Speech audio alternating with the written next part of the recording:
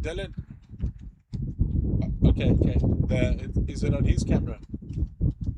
Okay. I just wanted to let you know about that. Okay, that's perfect.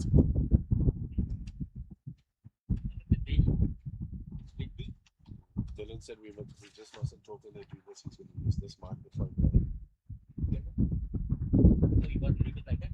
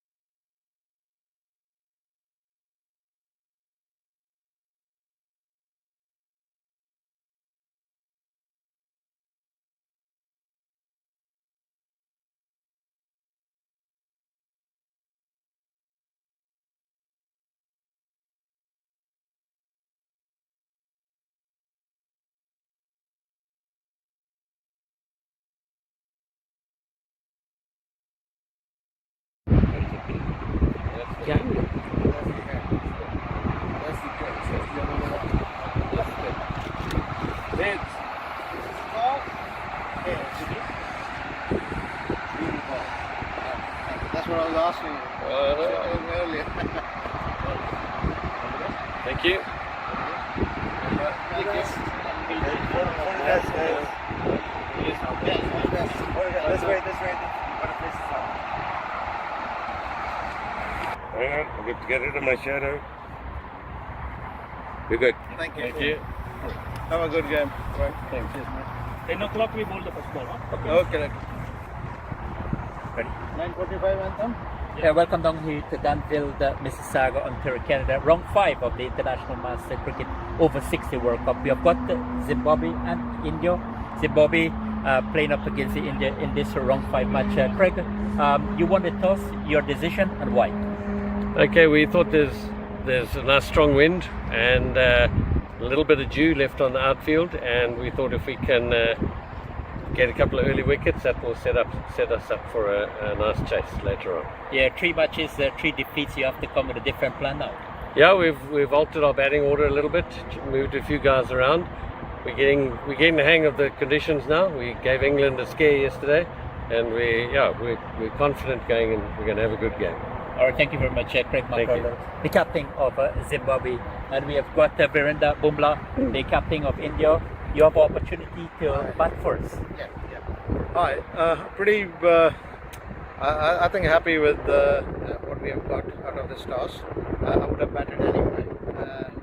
First, if I'd won the toss, because we believe, or I believe that the wicket will break further. It has been played on before, so I think it'll get worse as we progress through the day. Yeah, and final question before we go. I know that you guys have suffered defeats after defeat, but you're coming back with a win. 3 defeats now with the win. Different plan now. Yeah. I mean, the first 2 were pretty close, and the third one, obviously, we had Duckworth Lewis. So I wasn't disappointed, but a little bit. I think a few of the guys traveling abroad first time, and it's just a bit of time to get used to the wickets and stuff. All right, thank you very much. So the news from the middle: Zimbabwe won the toss, and they invited India to take first strike.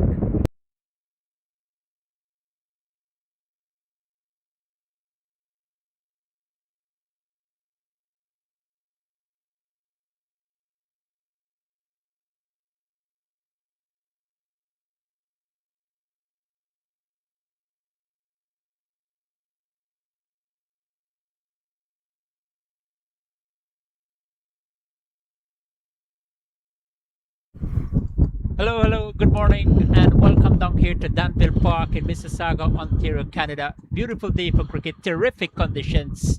Yes, round number 5 in this 2026 edition of the International Master Cricket Over 60 45 World Cup campaign. 14 teams in participation. Well, we'll get into the back end of the tournament. Exciting contest so far, exciting fixtures. Zimbabwe up against New Zealand. Zimbabwe winning the toss and inviting the opposition to take first strike. So India with 4 matches, 3 defeats, and just 1 win. No doubt they will want to continue with that winning momentum, looking to advance to the semi-final segment. Zimbabwe, well, big task ahead. 3 defeats from as many matches, hoping to turn things around here against the Indians. Promised to be a cracker, promised to be exciting affair between these 2 teams in this year IMC Over 60 World Cup. Alongside me, Nick Clegg from the South Africa. Happy to be here for sure, and he's no doubt will be calling play for Zimbabwe. He has done throughout the tournament since the start of proceedings last Sunday right here at Danville Park. Good morning to you, Nick. We can expect a good contest. Good morning to you, sir. And yes, we certainly can. Zimbabwe, hungry to get points on the logger and their first victory in this World Cup.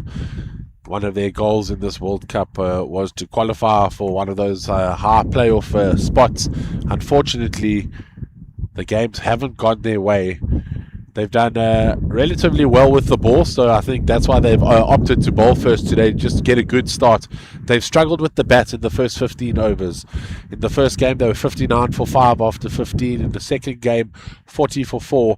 And yesterday against England, found themselves 30 for 5 in the first 15. So the top order really struggling at the moment. They've shuffled the top order every game as well, give the guys a different opportunity, but still that new ball just creating some problems. So today, fresh start, fresh minds, one or two new players back in the squad. The skipper, Gregor McDonald, sat out yesterday with a bout of flu, which has been running through our team.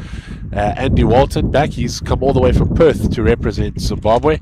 And as you say, a mouth-watering clash here between these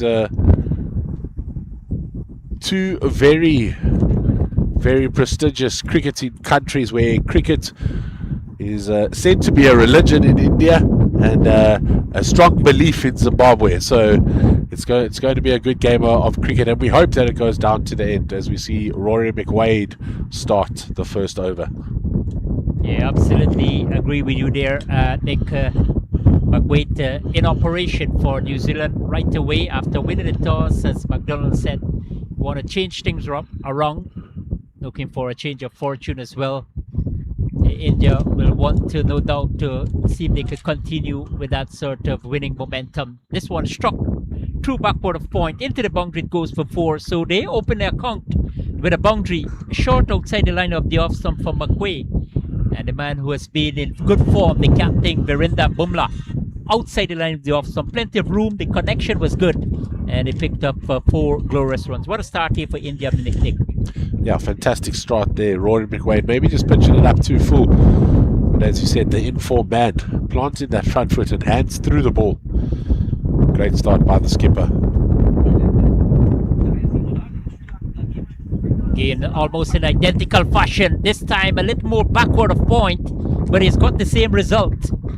So Bumrah, a really aggressive start here for him, being asked to take 4 strike at the invitation of Zimbabwe. McWade again, probably error in length, given the punishment there from the Indian captain. Fabulous start here for India after taking 4 strike against Zimbabwe. Round number 5 in the IMC over 60 World Cup. Well, what a way to start off here, Nick. Yeah, Rory just overcorrected there, dropping it a bit short and wide, and put away by the opening batsman. And there we go, that's much better from McWade, finding his line and length, and some due respect shown there by Bumrah on the front foot. Not the starter Zimbabwe would have wanted from their fast bowler. Yes, no doubt we like to justify that decision to bowl for us. Plenty of boys here on the track still. Windy condition here at Danville Park. Really gusty, absolutely contrasting from those previous days we were here. It was really, really humid, but this time pleasant breeze into our commentary box here. We're coming to you live here on Cricket 360. The action unfolding here in Canada. Over 60 campaign begun last week Sunday. Things will conclude on August 23rd. Over number 1 completed there. And a good start here for India with 2 boundaries, 8 for the loss of no wicket. Yeah, fantastic start for India. The 2 boundaries, as you say, 1 down the ground, 1 backward of point. McWade overcorrected from that fuller ball. McWade yesterday against England got their man of the match award. They handed it over to McWade for his bowling figures. Bowled really nicely, pitched the ball up on a difficult pitch, and the English batsman found it really difficult to get him away. Andy Walton, though, back into the side. Massive all-rounder, both Walton and McWade. Walton likes to bat 3 or 4, McWade 4 or 5, so they bowl in partnerships and they bat in partnerships, these two. Good Andy, unity from them. yeah, absolutely. Andy likes to swing the ball away, natural movement away from a right-handed batsman, so the left-hander, which is also going to cause problems for the captain early on, the left-right-hand combination. And every now and again he'll just look to dip one back into the right-hander, so I'm sure that will be the same for the lefty. Couple away maybe, and then just bring his usual ball back in. Yeah, good that he having that in his bowling armory, and he's bowling with plenty of wind behind his back. Hopefully that can help quite significantly for him. But let's see how he starts off Operation A, and he started off with a nice line, as Nick alluded to him, that he's such a fine bowler. And no doubt he will want to make a big impression here for Zimbabwe. Winning the toss and opted to bowl first. Pitch with some brown grass, laying flat there. I had a good look at it there. Nick, and I'm sure the bowlers will be encouraged. That's why Zimbabwe started off with 2 pacers. And a number of matches I've done here in this World Cup, and I see teams, starting things with spinners. Yes, so in the first game on the South Field, see a defensive shot there on the Max Ward South Field against Zimbabwe. Against New Zealand, Zimbabwe started with their spinner Raj Naik, slow left armour. He just, with the humidity that you mentioned, couldn't get grip on the ball and found it really difficult to just land the ball in the right place. It became quite expensive. So going back to 2 seamers. But I had a question for you as we see what worked off the pads there. With this breeze coming, do you think these 2 seamers were fighting with the skipper for which end they wanted to bowl with? Yes, I think you're coming from the highway side, which is the eastern side of the Scronghe. As I said, a strong breeze blowing across here. You have got a brand new ball in your hand. Yeah, I think both bowlers will want to utilize the opportunity to create an impact here. I mean, the man operating from the western side, he's going against the wind, and as I mentioned, very strong. So we'll have to be a little more consistent with his line and length. That can be challenging. But coming back to your question, yes, I think bowlers will want to operate from the highway side that we are seeing. Andrew Walton, this one is short, nicely pulled away, through back a deep mid wicket, into the boundary, it goes for 4, and he continues to be aggressive. The Indian captain, Virendra Bumla, he has been in sublime form as well. 95 his last match right here, so he's quite familiar with the track here, Nick. But this is a wonderful batting here from the Indian, 13 without loss. Yeah, looking at the way he's scoring, he would have been disappointed with that 95 and not to get that 100, I'm sure. Started off quickly, A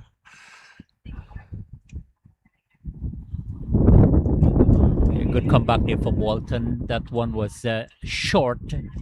He was punished by the captain. Dot ball 10 over number 2. India batting force against Zimbabwe, 13 without loss. And Nika, because of the downpour here on Wednesday afternoon, forcing that cancellation. Matches played yesterday.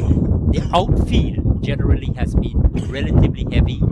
The grass very lush, but you really will have to hit the ball hard if you want to cross that ropes. No, that was my next question. We've struggled to see the ball go to the boundary. Lush outfields, but quite thick underfoot. But Bumla having no problem finding the boundary.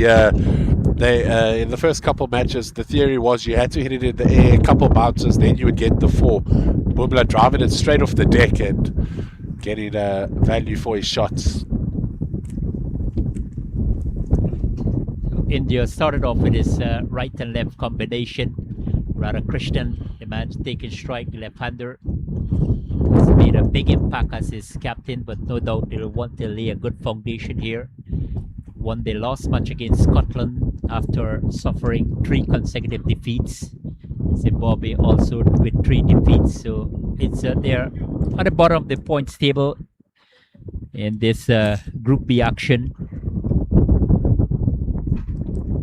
Of course, England leading with 6 points. New Zealand, West Indies tied with 4 points each at 1 and 2 respectively. USA with 2 points, India with 2, Scotland with 2, and Zimbabwe without 1.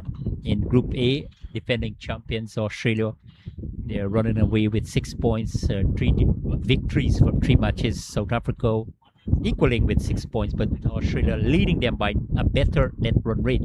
Pakistan with 4 points. Wales with 4 points, Sri Lanka 2, Canada 1, and IMC emerging 11. They have got 1 point from 4 matches, having lost 3 matches. So interesting points there. I guess, Nick, Australia, they're dominating Group A, and England, they also making a statement in Group B.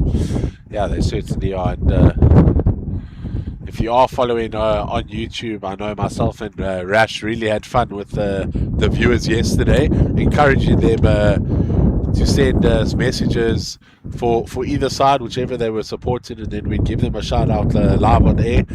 People always like to hear their name or their message to their friends and family, usually plain. So if you are watching this Zimbabwe versus India clash on YouTube, don't be afraid to drop a message of support for your team, and we'll be sure to read it out throughout the coverage of today. Myself and Ravindra very pleased to be commentating here.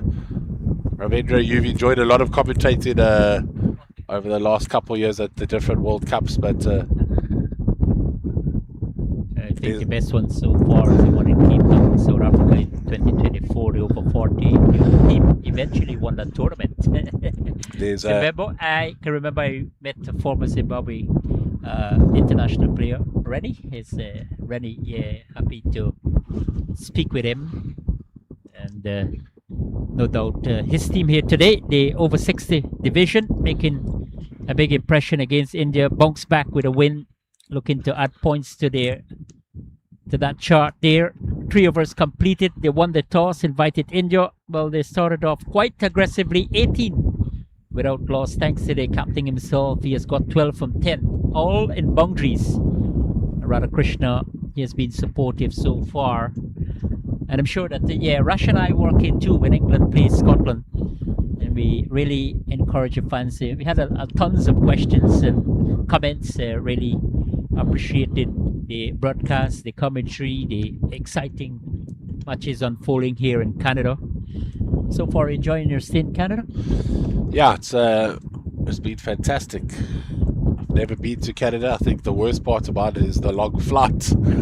Yeah, coming from South Africa. I really agree with you there. Looking in the skyline there to our left, we have seen the tourist destination, the iconic CN Tower in the heart of the famous city of Toronto. And to ours right, that's another popular city, Mississauga. Then if you go further along on the west, you have the iconic Niagara Falls as well. Hope you can able to make a trip today. That falls is going to be breathtaking. Yeah, it is on the agenda, I think, at the end of the second week.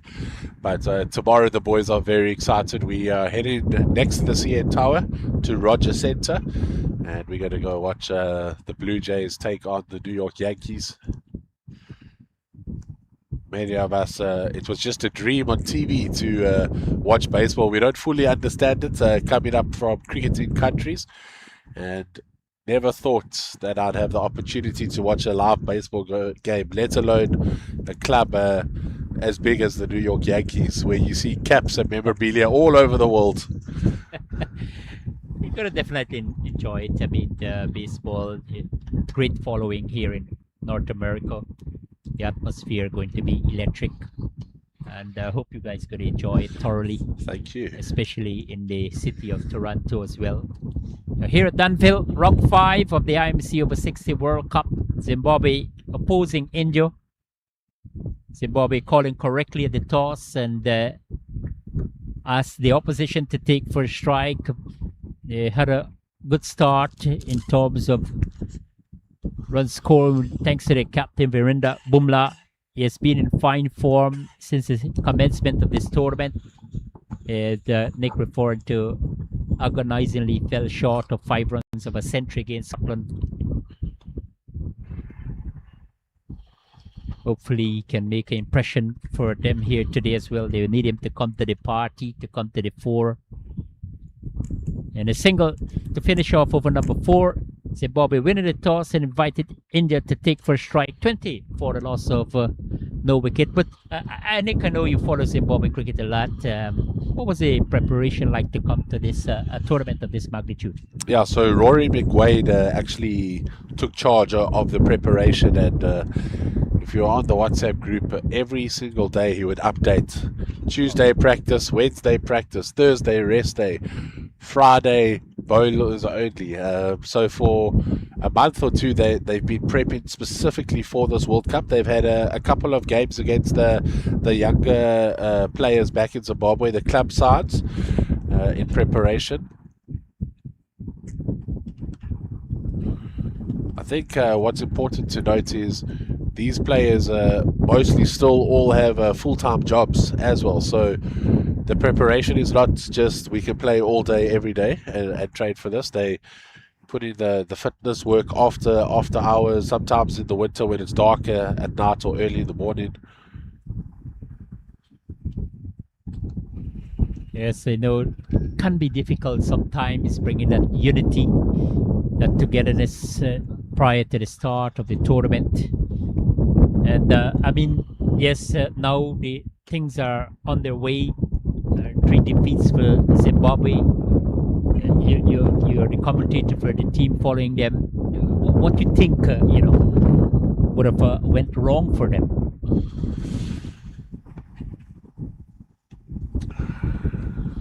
I think I know what went wrong for them, and it's the top order. They just haven't fired at the moment. Before the game, I was explaining to you our first game against New Zealand. We were 59 for 5 in the first 15. Our second game against Scotland, we were 40 for 4, and then yesterday against England we found ourselves 30 for 5 also in the first 15. So what happens is they start to build the innings, and then it's just a cluster of wickets before that first drinks break, and it really just puts pressure on the middle order, who have to consolidate in the middle overs, and then we're not able to explode in the last 15. Zimbabwe yet to bat their full 45 overs in any of their games, so India would have noted that and know that they can apply that pressure. Yes, and I asked Mario Pereira, who was alongside me yesterday, about Sri Lanka, the preparation, saying that the players weren't together, so that might be a major setback, was a setback for them. Haven't practiced together so they can able to fine tune anything, and then in the tournament itself they dropped too many catches, and the bowlers didn't really bowl to execute their plans well. So those are some of the things that he outlined that might have been the problem for the 2 defeats so far in the tournament. Sri Lanka in Group B, sitting at number 5 with 2 points after 3 outings, 2 defeats and a win. Canada, 3 matches, 2 defeats. They had a game abundant, so they share the points with IMC, who are languishing at the bottom with 1 point. Still in over number 5 here, bowled by Zimbabwe. After winning the toss and asked India to take first strike, they had an aggressive start, but started to be a little more relaxed, watchful. 20 for the loss of no wicket. So good comeback in the context of things here for Zimbabwe. Yeah, absolutely. Any question, any comments? Yes, so no questions, but a lovely comment from Amanda Jones. She says she's watching from Victoria Falls. So you mentioned Niagara Falls. Zimbabwe has got Vic Falls, and supporting her husband behind the stumps, Mel Jones. And Mel has come all the way from Perth to represent Zimbabwe. A lovely, lovely man. He's just recovered from a bout of flu, maybe just on the end of it. So to see him out there is fantastic. He had a beautiful stump in against Scotland down the leg side, and took the bails off before the batsman could turn around and place his bat. So not only a fantastic cricketer, but a wonderful human being, and I've loved spending time with him on this tour. So Amanda Jones, you've got a good one. Yeah, thank you very much, Amanda. Speaking of the broadcast there in Australia, good evening to the people there. Wonderful day for cricket. That's from Vish, and best wishes to India. Bring it home and make it Independence Day special. Yeah, they're definitely going to celebrate it. A victory here over Zimbabwe if they do get there, and India celebrate their independence anniversary. So congratulations to India, and good luck to the team here competing against Zimbabwe. This one, nice elegant shot out toward that cover point, finally got to perfection. Krishna Radhan, and into the boundary it goes for 4. 26 for the loss of no wicket. So India really capitalizing here on the early start. We're still in the power play.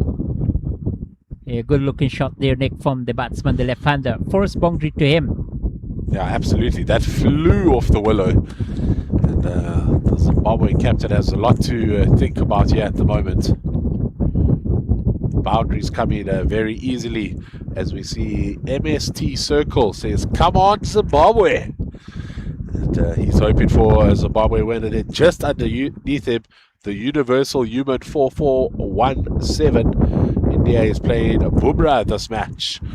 And I think Zimbabwe would have liked if they rested Bumrah this match, the way he started off. And after year, he scored 90 on the other day on this same wicket. It's going to be difficult out there for the boys from Africa. Yes, and Bumrah with 2 half centuries so far in the tournament, leading from the top in terms of the batting here for India. Shouldering that responsibility. Wickets fell around him against Scotland, but he really anchored that innings and was actually the last man to out. 95, probably thinking to get to that 100, thinking to get more runs on the board. It just fell apart there. So this is another perfect opportunity for him. Zimbabwe bowlers will want to see him back as early as possible. The dot ball to end over number 6, and the India batting force at the insertion of Zimbabwe, 26 without loss. Yeah, Rory McQuaid will come back. Yesterday bowled 9 on the trot, so really fit 62-year-old. Loves his family, his children, and his grandkids. They are his life and reason for continuing to play, so that they can see what Big Grandpa can do. Rory McQuaid, the ex-fielding coach of the Zimbabwe national cricket men's side in the early 2000s when the Flower brothers were there in Heath Streak. So he prides himself in the field and holds Zimbabwe to a very high standard.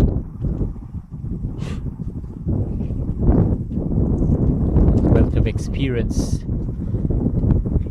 McQuaid, he started off nicely here. And I think once you can get that ball to up to the right-hander, especially because you have got to be a little more careful against Bumrah. He's hitting it very hard. Anything in this arc, anything loose, yeah, you're going to punch on it. Yeah, exactly what I'm talking about. This is excellent bowling here for McQuaid. Right on target, wicket to wicket. Good approach here, Nick. Yeah, absolutely. And it's not only on the YouTube channel that we get people messaging. We both get WhatsApps and other social media platforms where people are interacting with us. So we see one pulled away to the leg side, backward of square. Will that race away to the boundary? Looks like it might hold up just in front. That's what we saw a lot of on day 1 and 2. Not so much today with the clean striking as India push for another run. That is fantastic running by this batting pair. But as I was saying, on the different social media platforms we get messages, and this game so big and entertaining that my brother, a non-cricket lover, has even tuned in to watch Zimbabwe take on India. And he lives down in Cape Town, where you enjoyed your tournament, your favorite tournament, that over 40s win for South Africa a couple of years ago in 2024. So shout out to Matthew, his wife Lisa, and his daughter Morgan, and then our mother Laura, whose birthday it was yesterday, 61 years old, finally available for selection in the over 60s Veterans League. Happy birthday, belated birthday, Laura. Hope you had a fantastic time on your special day. Good morning to my good friend Barney in Cape Town, South Africa as well. Always, I have to send the link for him before we start the match.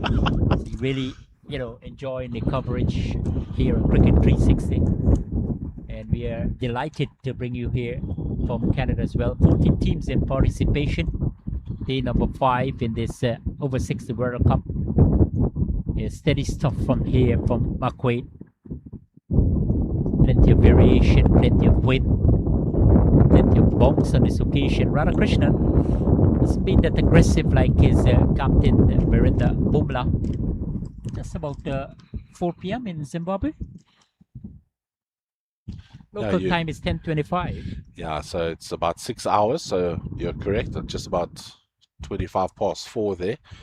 Obviously, I'm working next to a mathematician. That was so quick. I always have to just count on my fingers and make sure I get there. But another good over from McQuaid. Just that one delivery going for runs. A good comeback from McQuaid after he went for 8 in his first over. Now only 18 off 4, so 10 from his next 3. And Zimbabwe trying to get their first breakthrough. India 29 for the loss of no wicket after 7 overs. Yeah, excellent there from McQuaid, and I think the plan was well executed in his last 2 overs. Just a back of a length, especially to the right-hander, not given that generous room outside the line of the off stump. So I think intelligent stuff there from McQuaid operating against the wind. Andrew Walton, yeah, he too has been economical. Done for 11 from 3.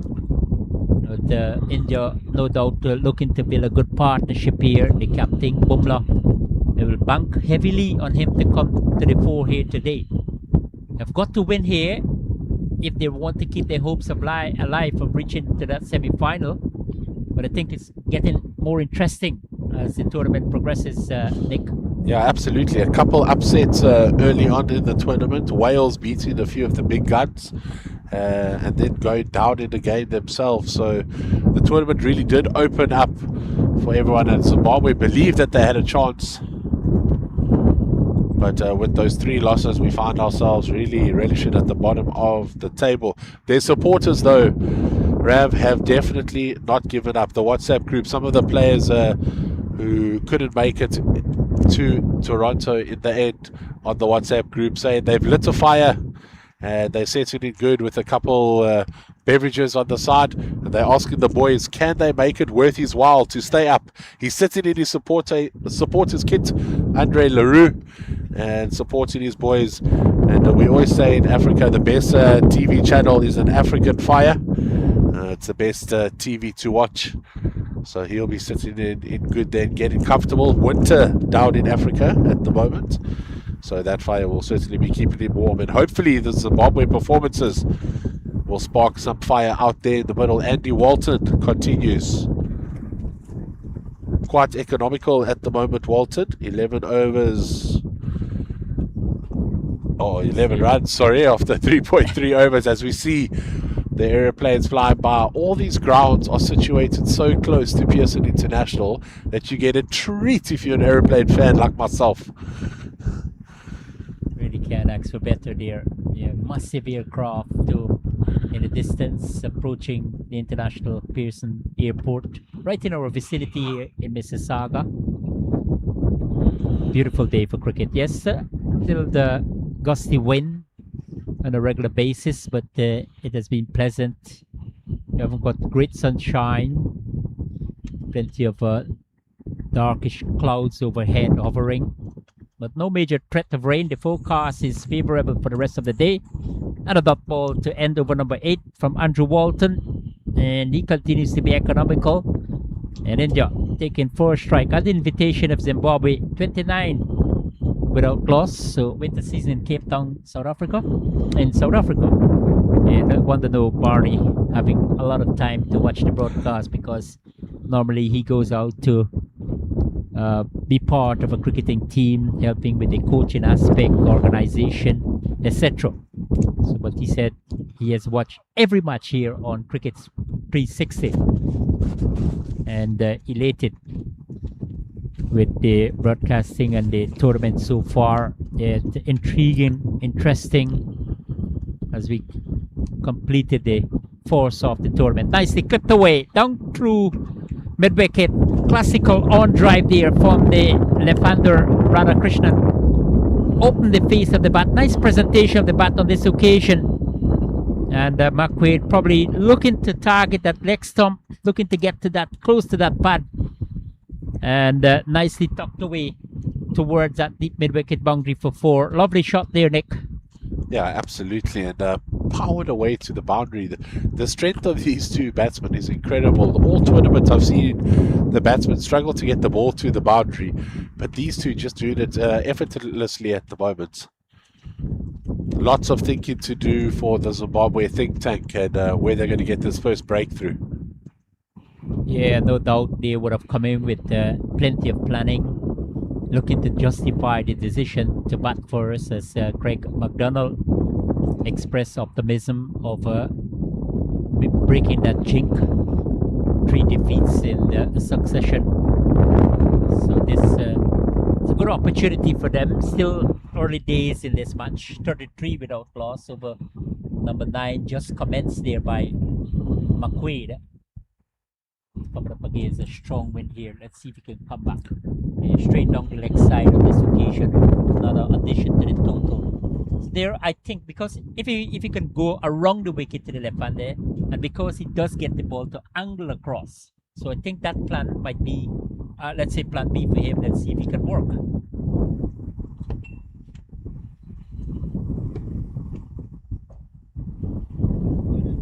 From the angle we saw there, looked to be...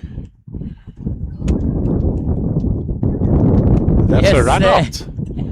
Wow. Rav, I thought that wasn't the best fielding effort from GG getting his first game in this tournament.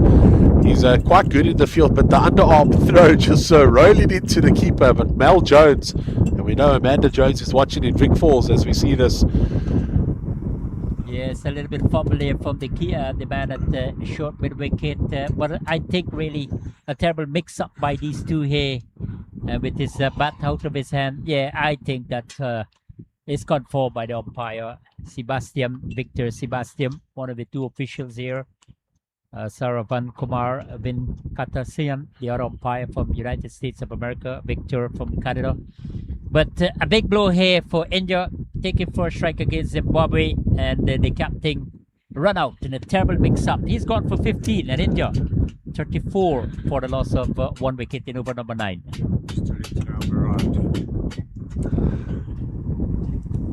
I think it's a massive blow here, Nick, for India. Yeah, but the Zimbabweans will be delighted. Yes, most definitely. At one stage, you would have thought, how else could we have got Bubla out? And the run maybe wasn't on, but there's one thing in cricket that they always say: never run off a misfield. And that ball hit in the left hand of Gary Griffiths. And maybe the batsman just thought, this is our time to scamper through for a single. There was no need. They're under no pressure at the moment with their run rates. And Griffiths with that quick softball underhand throw. And well collected at the base of the stumps from Mel Jones. Yeah, if you're going to take the risky single. And I think because of lack of communication at this time here from the Indian batsman, yes, no, not going to work. Jason Balasan, the new batsman here for India. Plenty of work for him.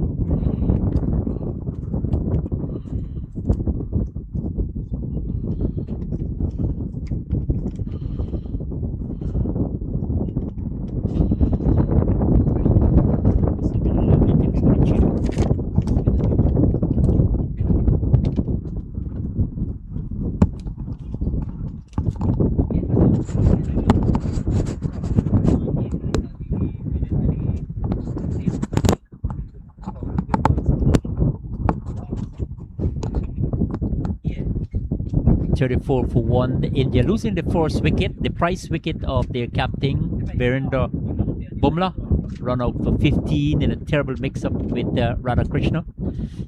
So no doubt they will have to do some rebuilding here, but Zimbabwe, they will be elated with the dismissal of Bumla. Has been in the ferocious form here for his team, no doubt to that. Like to make a big impression on this occasion. 2 half centuries as well. The dot ball to end over number 9. Zimbabwe putting India to take first strike. Round 5 of this International Master Cricket over 60 World Cup from Canada. 34 for 1 in the commentary box with us.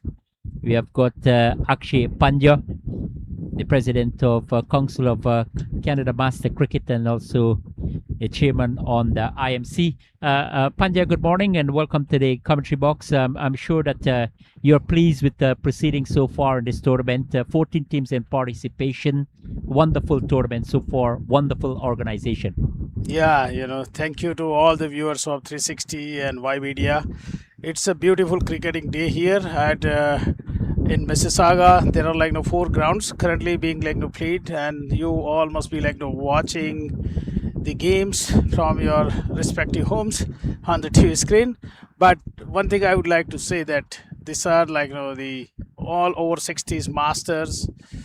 They are representing their country with pride, and all the games are kind of very, very competitive games being played here.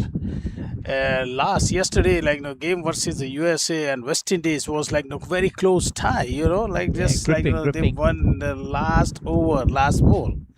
So the competition level is increasing day by day, and when you see the senior cricketers, they are playing with full intent. That shows that how we are continue to promote the healthy aging. When you see on the screen the facilities that we have built, the temporary facilities that we have built, and each and every grounds that you have mobile change rooms, you have the mobile washrooms, you have all the flag poles, your flags are flying high and high everywhere. The spectator stands, views, they're the viewer stands there. You can always have the all food arrangement has been done, tea, coffee. See whatever at the international standard, the arrangement has to be done, that we have organized here. And then we have almost hundreds of volunteers. They are working tirelessly, ground managers, hospitality managers, everyone putting their efforts to deliver the expectations for this World Cup in terms of the logistics support, in terms of the ground support, in terms of the outfield support. Potentially, you must have noticed, Ravindra, that the game was rained out day before. Yep. And in 3 hours time frame, all our the city team from Borough, Brampton, Mississauga, they stepped up and they say, oh, okay, you guys can have the game the very next day, the reserve day, and we moved all those 6 games on the next day. So this is how we have support from all around. The city staff, ground staff, city management, the public leaders, they are all supporting this event, because this is for the first time, as I mentioned in my opening ceremony, that in Canadian cricket history, the two first time that in this type of tournament of the 14 international teams, including Canada, they are competing for the prestigious IMC over 60s World Cup on Canadian soil. So this is very, very historical moment, that the journey that we are building. And I'm sure that all the viewers watching from their TV screens or on YouTube channel or through the cable network in Caribbean countries, I think 32 Caribbean countries, they have the cable network live relay there, and Y Media is live broadcasting on 4 different channels of that Y Media. So it's the size and scale of the event is great, and all the international visitors and tourist team, they are so happy playing here. Look at the quality of the ground, and then quality of the support is provided. I think this is going to be the incredible tournament as we are moving into the next stage of the competition.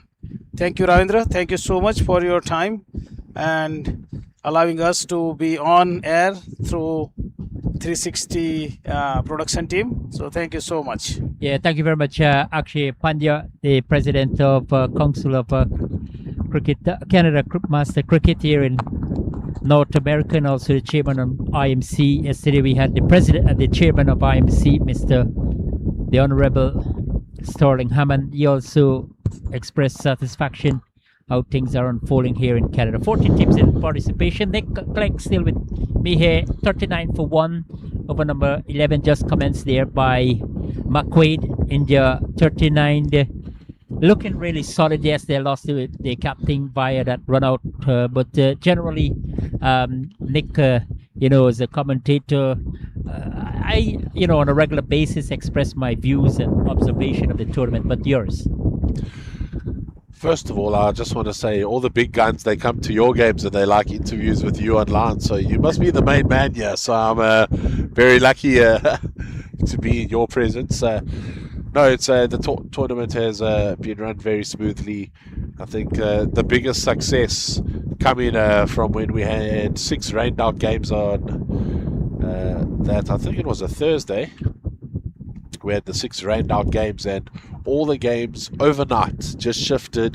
They had 2 meetings, one on Thursday night and one on Friday morning. Then they said the grounds are open and available to play. The city of Mississauga were very pleasant in moving the games for us. And obviously they have their own cricket going on at the moment. I know yesterday at the Paul Coffee Park ground where we played England, Zimbabwe taking on England, that was yesterday. There was actually a game directly after our game, and they shifted that game so that we could play this international fixture. So that was absolutely fantastic. Then the opening ceremony, traditional food from this area, and the dancing, the entertainment was fantastic.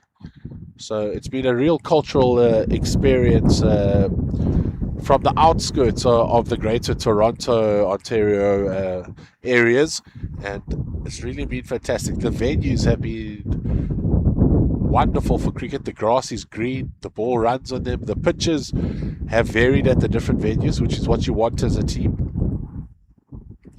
Good that it very competitive tournament as well, and Pandya did say that in terms of the organizational aspect, brilliant and good that we all satisfy how things are progressing so far, especially when you had that challenge of weather interruption, and next day you were able to get that scheduled 6 matches on tournament. Yes, tomorrow the players will be off, a rest day which now can be used as a reserve day, so in the event of a rain, we can use that as well. So 11 overs completed. India batting for us against Zimbabwe, 41 for 1. I mean, this period of play, Nick, it's been a touch and go. Yeah, India started off with some fire. Zimbabwe pulled things back. Displaying quality, feeling. This is the kind of cricket you want to see, and you guys spoke about it constantly, that competitive cricket. And I had a good question with my fellow commentator yesterday, Mario Pereira from Sri Lanka. You have over 60, you have over 40, you have over 50, you have over 70. Now they're ready to introduce over 65. This is a demonstration of the growth of Masters cricket. Yeah, and I think it's a movement that really needs to happen, as we see Gary Griffiths, the man in charge of taking that first wicket, the fielder who got the run out, just taking a couple of overs off.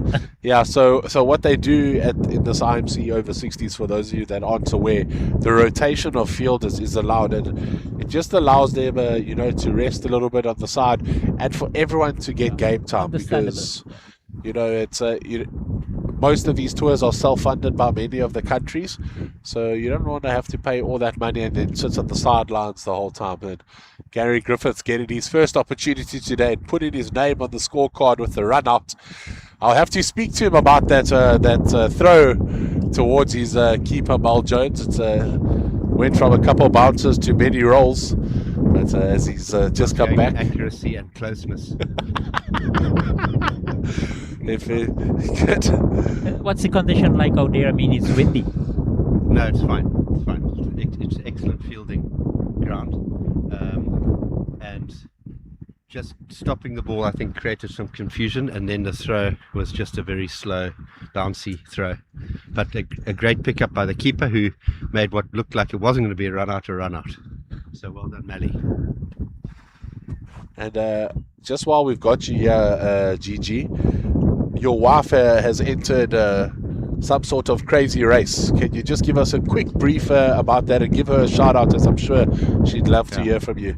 So my wife is, there's 4 over 60s, 2 ladies, 2 men, and they're riding their mountain bikes from the source of the Shasha River on the border of Botswana, South Africa and Zimbabwe, along the Limpopo River, which borders Zimbabwe and South Africa, all the way to the Indian Ocean through Mozambique.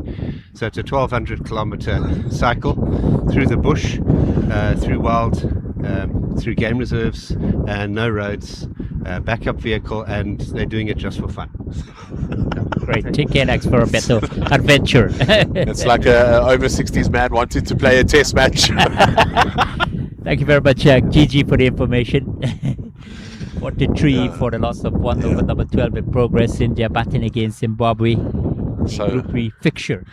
Yeah, you're not sure who's fit. A Gigi who fields for 45 overs, or his wife who's doing a long trip in the bush. As we see one just slide down the leg side. Umpire happy with that one. Nope, there he turns to signal the wide.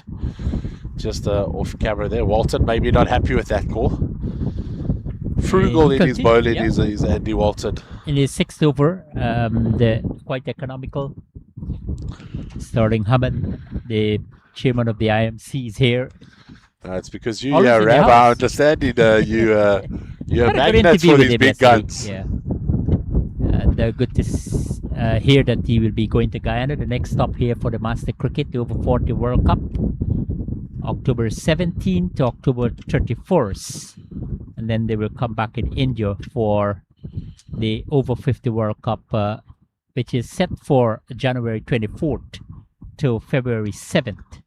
A lot of cricket coming up for Master Cricket. And we spoke about the growth, the popularity now. Massive. And this is another tournament. This is another spectacle when it comes to Master Cricket. Yes, the veterans in action, the stalwarts of the game, really displaying love and unity. Massive occasion here. World Cup campaign, 14 teams participating. And Andrew McQuaid continues here for Rory McQuaid, not Andrew. Andrew Walton is the other bowler, but I think Greg McDonald, the captain of South Zimbabwe, relying heavily on these two pacers to, they have been tidy. The containment aspect has been good, conceding 44 runs, picked up a wicket in over number 13. Excellent. Yeah, it's certainly been fantastic. And at one stage, I was hinting that he might have to make a bowling change, but they've just tidied up their bowling actions, and it's really come right for them. To see one driven straight down the ground to the fielder. And I'll just show you off air. This is a picture of Andre Leroux in his kit, the bright yellow Zimbabwe kit, and his fire swimming pool in the background. He's now said that his wife has joined him, and they've brought out the iPad. And how wonderful is technology. At one stage in our lives, we were all against technology, as we didn't grow up with it, but now utilizing it to see our friends and family members playing and representing their countries all over the world in this fantastic IMC tournament. But back to your question before we had the run-out champion of the world today for interviewing Gary Griffiths. See one driven to an onside. That goes all the way for 6. A fantastic shot, an on drive, the most difficult shot in the textbook, and he does it with ease. Just whoops it. The timing and execution there, fantastic from the opener. But you mentioned, sorry Rav, before I interrupt you again, Go you ahead. mentioned the invitation now dropping to a 65. I think that's so crucial because the gap between 61 years old and 69 years old is massive. So if you can have from 60 to 65 or 64, and then from 65 to 69, I feel like the game will be a lot more competitive. Although we're getting competitive fixtures now, imagine if everyone was only 3 or 4 years apart. Today Zimbabwe have got a 72-year-old John Jamison in their squad. He's a keeper, wicket-keeper batsman, getting a rest today. He's played all the other games. Used to open the batting and the keeping. So imagine for 90 overs, he'd have a pair of pads and gloves on. And that just shows his fitness. But if there was a 60 and a 65, it can give more people the opportunity to represent their country, which is so awesome. I agree with you there. 72 and still playing the game. You really love it. You can play it because they have the IMC. They're having over 70 World Cup as well. Yeah, over 65. And I think these guys implement it because more people want to play cricket. More veterans want to play the game. And nothing strange about it.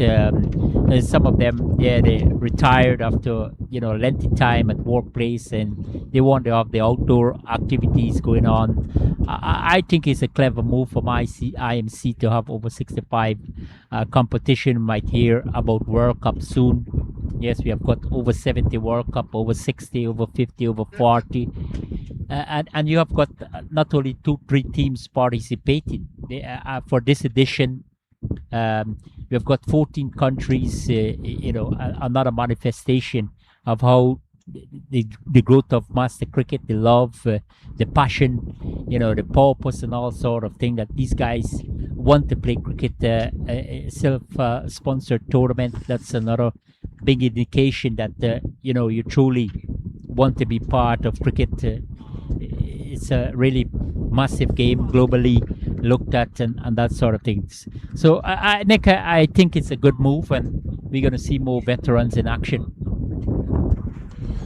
Yeah, we definitely going to, as we see a change in bowler.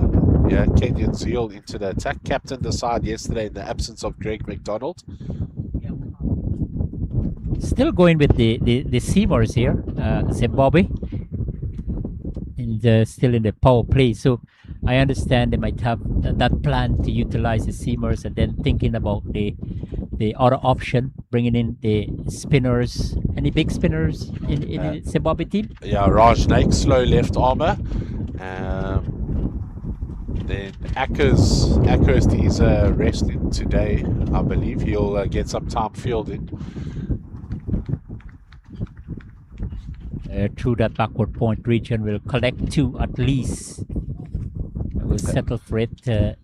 Jason and you are Radhakrishnan, looking to bring back that sort of stability to the innings after the loss of their captain, Virinder Bumla. Quite unnecessary single, and he's a casualty now for India.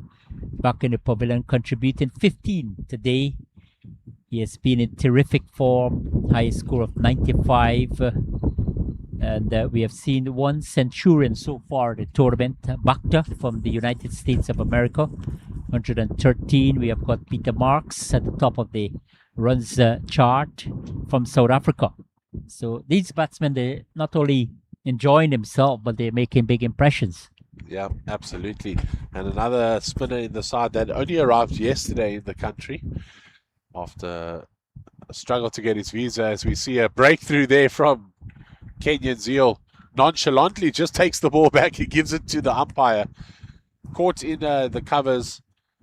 That cut shot not finding the gap, and fortunately for Jason Manjila, he will find himself back in the shed. Drop short, should have been put away. Straight to the cover fielder. Yeah, another breakthrough here for Zimbabwe. The change has worked for them. Kenyan Zeal immediately making an impact in his very first over, picking up the wicket of Jason, as Nick described, that he's looking to go towards that extra cover region and able to pop it up straight to the man. Simple catch, easy one, and no doubt Zimbabwe will be happy. You have got 2 now back in the pavilion in over number 14. So the trick has worked here for them. They won the toss, and they're having India 55 for 2. Round 5 of this IMC over 60 World Cup, and the action here at Danville Park in Mississauga, Ontario, Canada, right in the neighborhood of the famous city of Canada, Toronto. Well, we are just about 6 hours away from the capital city of Ottawa. I'm sure you could have a trip there as well. If I speak to the captain and the management team nicely, maybe. But we're just very grateful and appreciative to be here.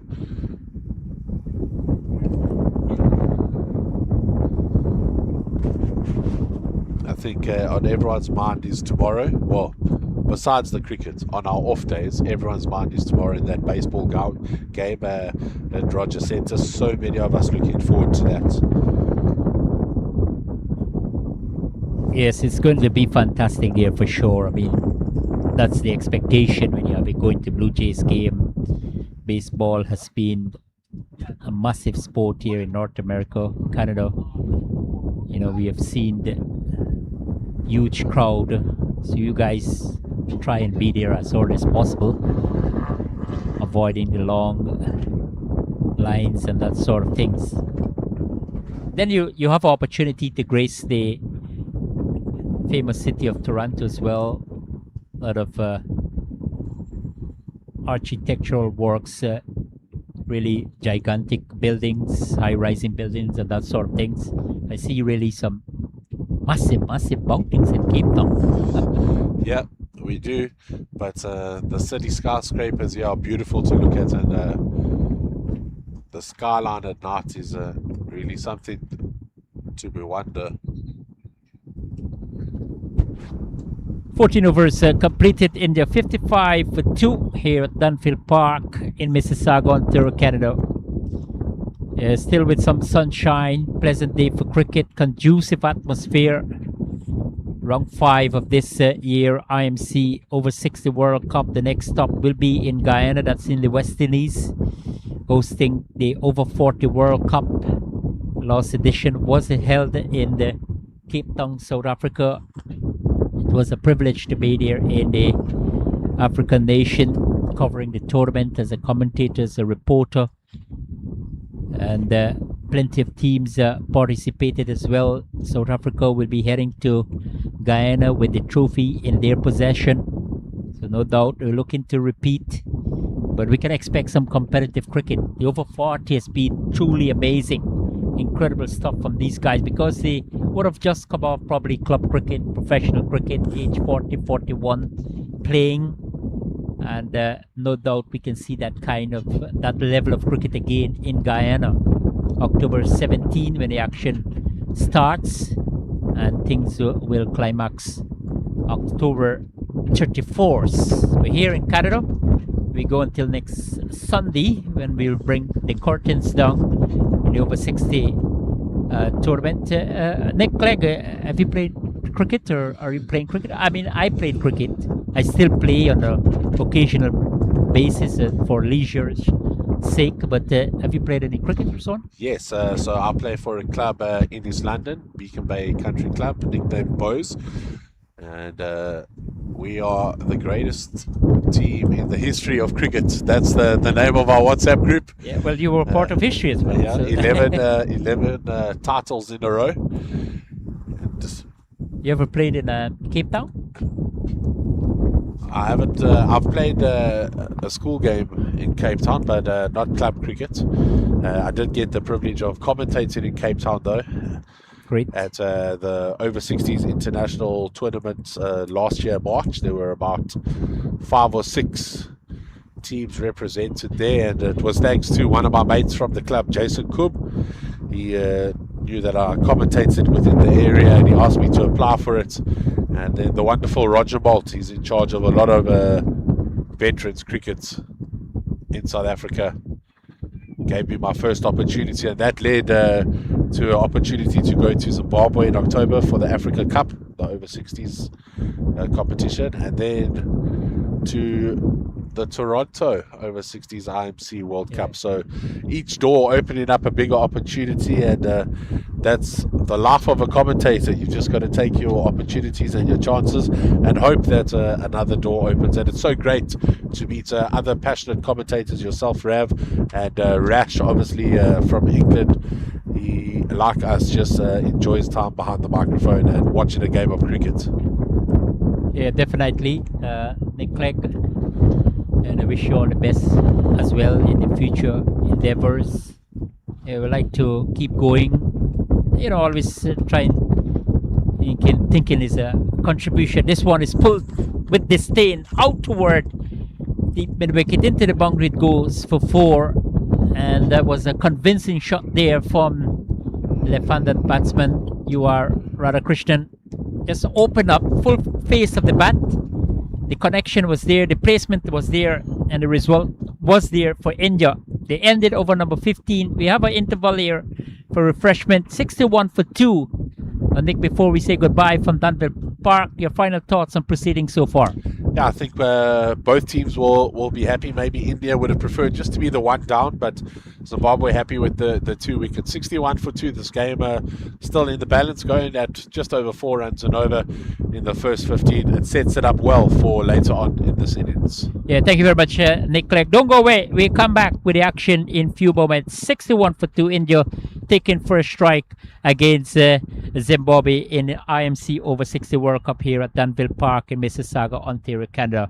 On behalf of my co-commentator Nick Clegg, our technician Mr. Rampal, I am Ravindra Mandalal saying goodbye for now.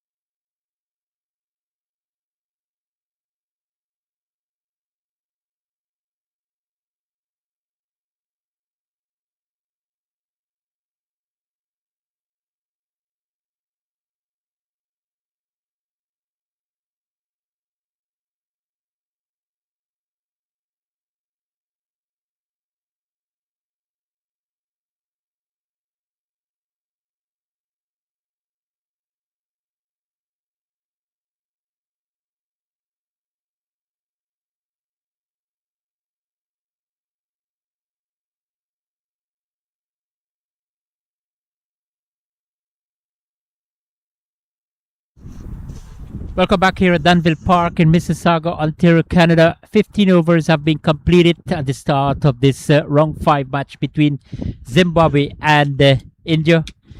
India batting first after Zimbabwe winning the toss and elected to bowl, and they have progressed to 61 for 2. No doubt they will start to think about the acceleration after 3 defeats from 4 matches and just 1 win, so they're still at the bottom of the points table. Zimbabwe as well having a really inauspicious tournament so far with 3 defeats, looking to end that losing streak after winning the toss and put India to bat.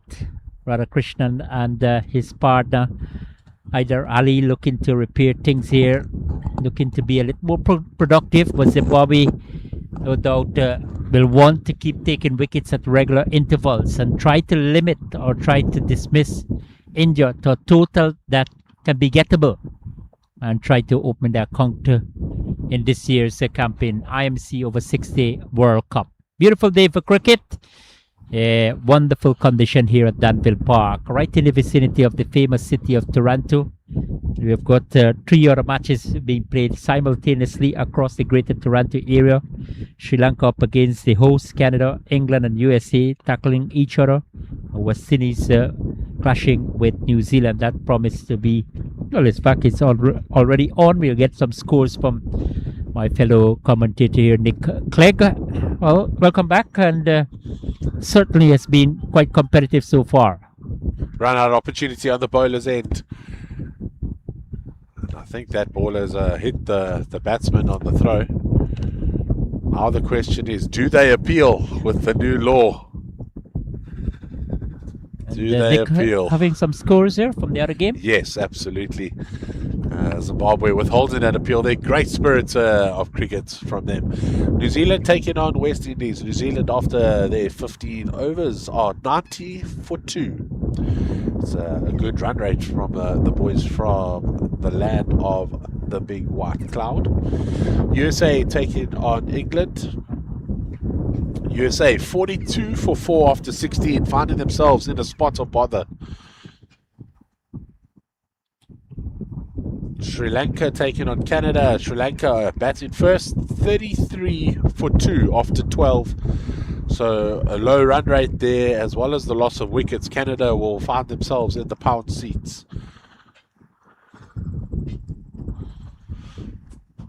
Yes, Nick, thanks for those stats. Interesting matches being played here in the Greater Toronto area, but here at Danville Park in Mississauga, very, very competitive fixture so far. Both teams looking for points here. Both teams hunting for more points in this year's IMC over 60 World Cup. And then Zeal continues for Zimbabwe. Deep mid wicket, backward square, short mid wicket. Long on, mid on, in fact, relatively deep, a mid off, extra cover, backward point, and a short torment, all in catching positions.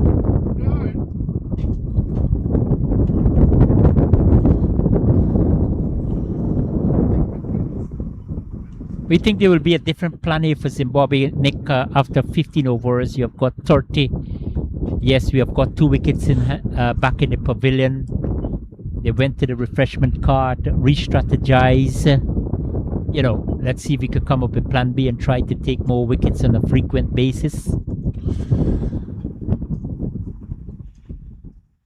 So what they've struggled with in 2 of their 3 games is taking continuous wickets to stop the flow of runs from the opposing batting unit.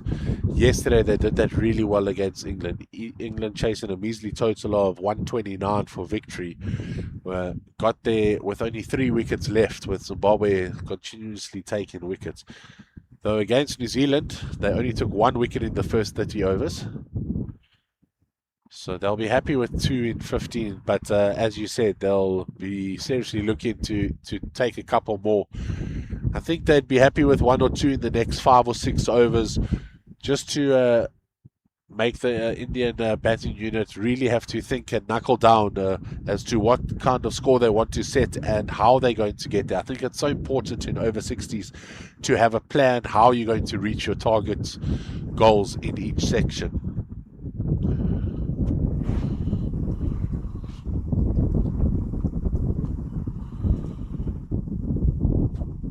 Nicely played out toward deep mid wicket protection in that area now. Power play is over, so both fielders is allowed outside of that 30-yard circle. Still with some catching position there for the African team. We have got glorious sunshine now here at Danville Park. Yes, we started off with things bright and sunny. It continues to be absolutely fantastic, terrific conditions. Lovely breeze blowing into our commentary box here.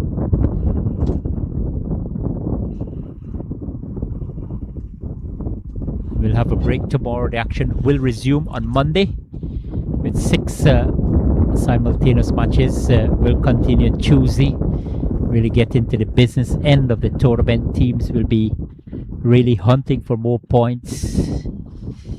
Australia, the reigning champion, they're sitting at number 1 in Group A. Tournament divided into 2 groups, A and B, 7 teams in each group.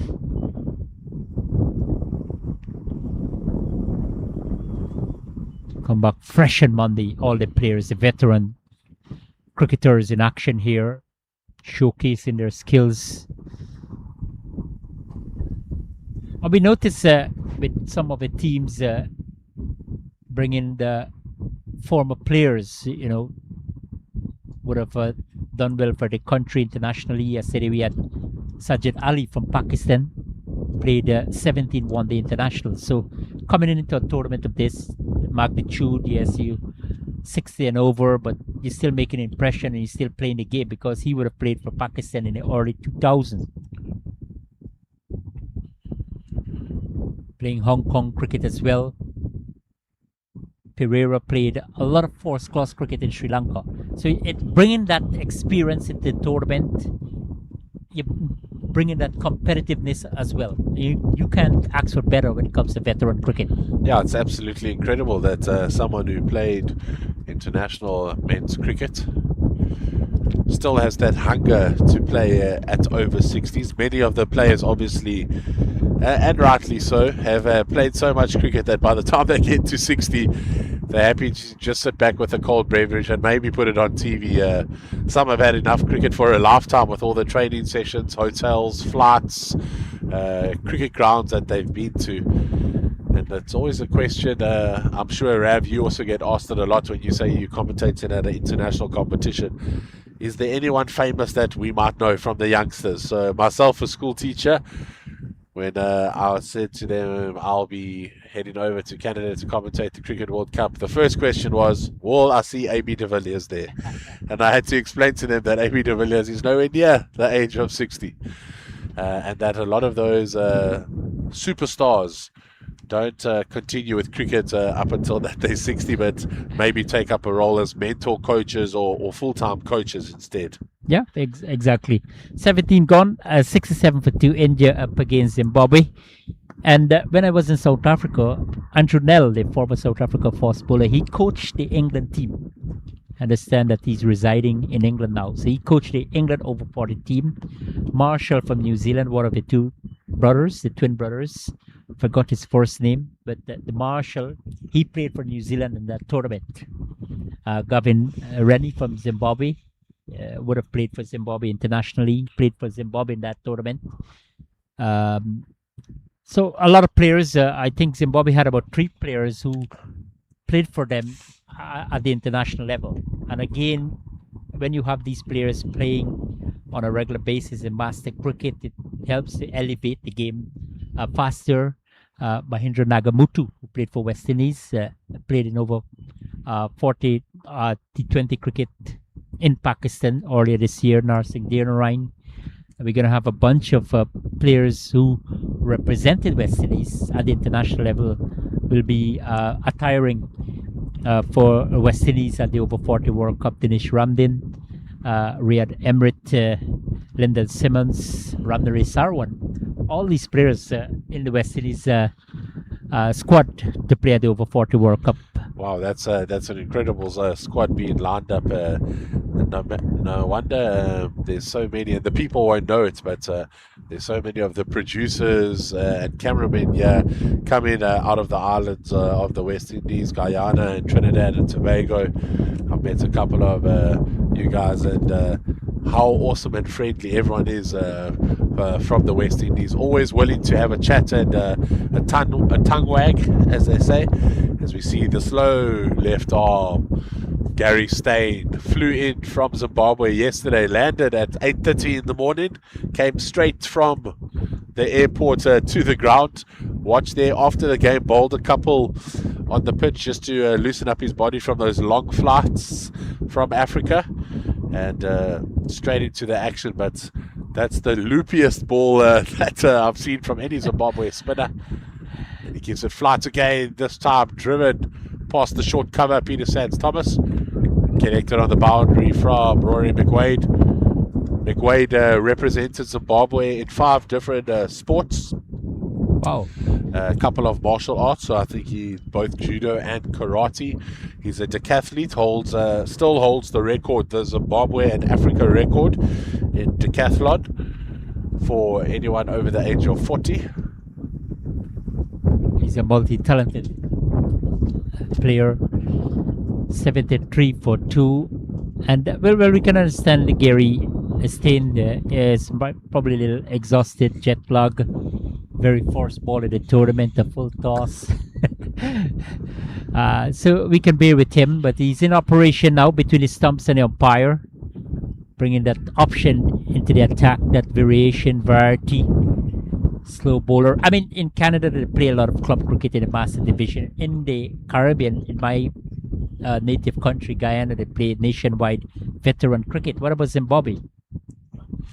So a lot of the guys still play for their clubs. There is a small vets league, but there's not enough numbers in Zimbabwe at the moment, so they intertwine themselves with the youngsters, but they still make it very competitive. When they want to train as a over 40s or vets league, they come together and they play as one, and they'll play against those different clubs, against the youngsters, and they test themselves. So what they really like about it is because the youngsters are so quick and eager in the field, it tests them. Can they make that quick single, or can they turn a 1 into a 2, which becomes very important here in the over 60s. Yeah, well, good to know that at least that bring in a great amount of competitiveness.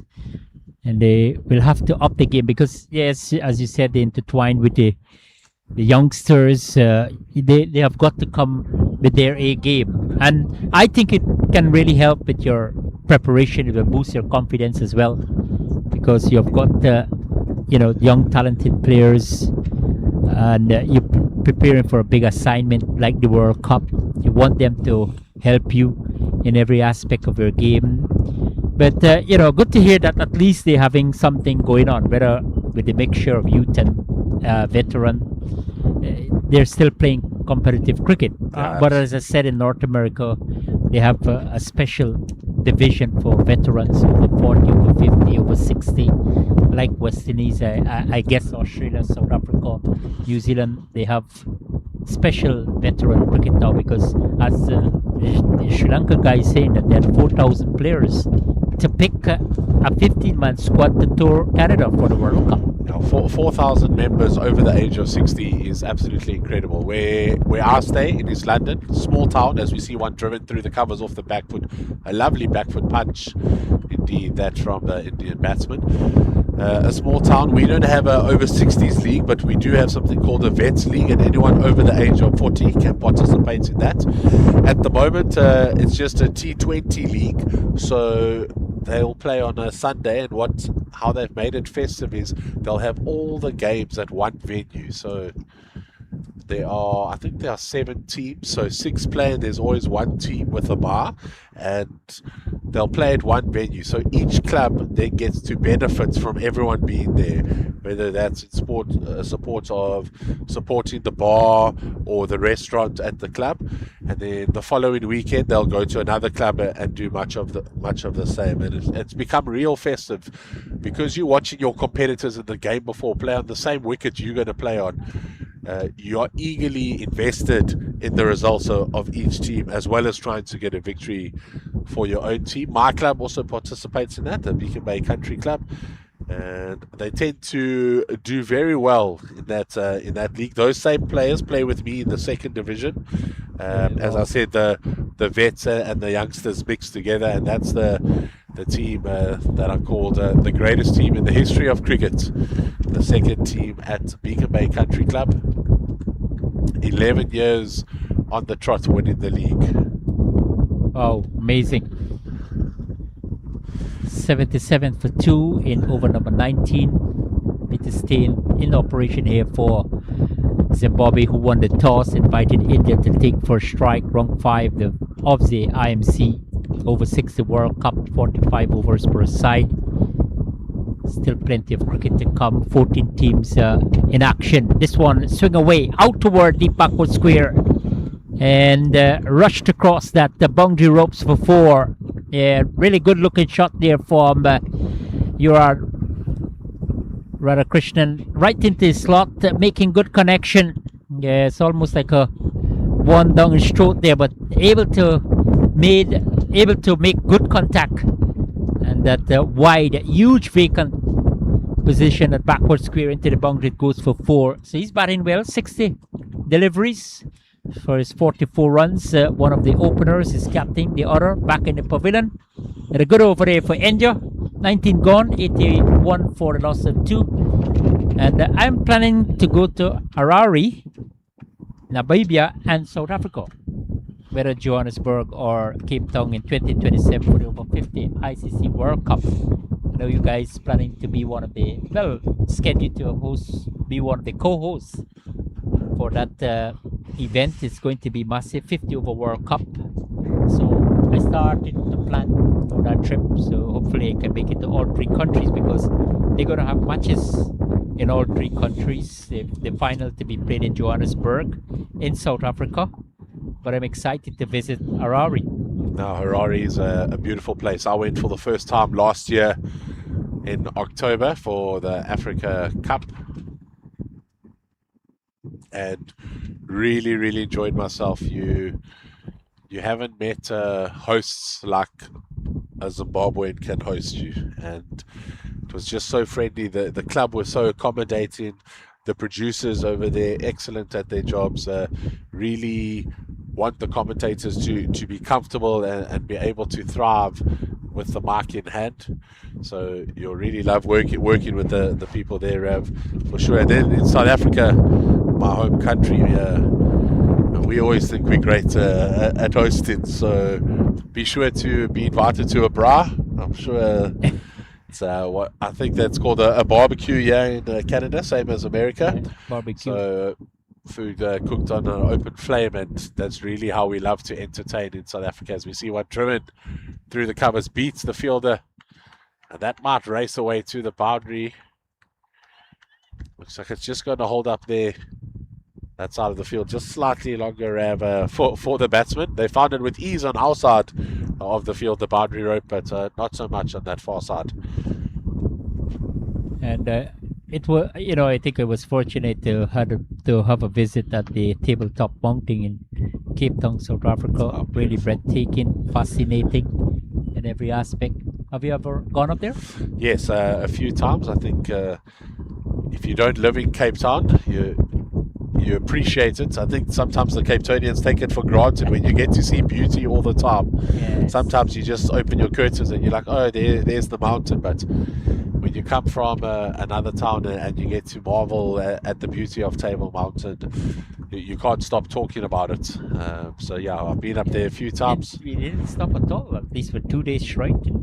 When we were in Cape Town, Canada team had a trip there. I was a liaison officer with them / commentator on the tour. And yes, I was a little bit nervous initially looking at the cable car and say, okay, we're going up there. Interesting, but with all the noise about it, that this is going to be breathtaking. And I can tell you the cable cars are a lot safer now. Okay, They great. used to be rectangular boxes that were opened on the side where windows should have been, but they weren't. So you used to have to sit really still, and if it was windy, like it can be in Cape Town, that cart would sway left and right as it was going up, but it made it exciting. And now obviously they've got very modern with the rotating cart all the way up. So Great. And I'm sure when you're up there, you will be glad that you able to make that trip up there. Very historical for the team. if you're brave for that enough visit. to walk to the end and have a look over the side, there's some magnificent views. Took some amazing pictures. People really can't believe what they are seeing. But I think once I'm in Cape Town again, hopefully for any cricketing assignment, I will definitely visit there. I will be more confident now. as you said, cable car. Nothing to, I wasn't too concerned about safety. No, I know it's, everything will be assured. absolutely. But, just to say, okay, he's looking really high, a little bit scared of height. But nevertheless, it's still memorable. It's going to be memorable for the rest of my life as well. So we're coming up to the end of over number 20. Zimbabwe winning the toss, invited Canada to take first strike in Group B action here at Danville Park in Mississauga, Ontario, Canada. 87 for 2, 46 to UR Radhakrishnan. Hyder Ali has been very watchful since the start of his innings, patient, and again coming forward. Love his commitment on the front foot. A steady stuffy from Gary Stain, quite economical, none for 10. And after 20, India 87 for 2.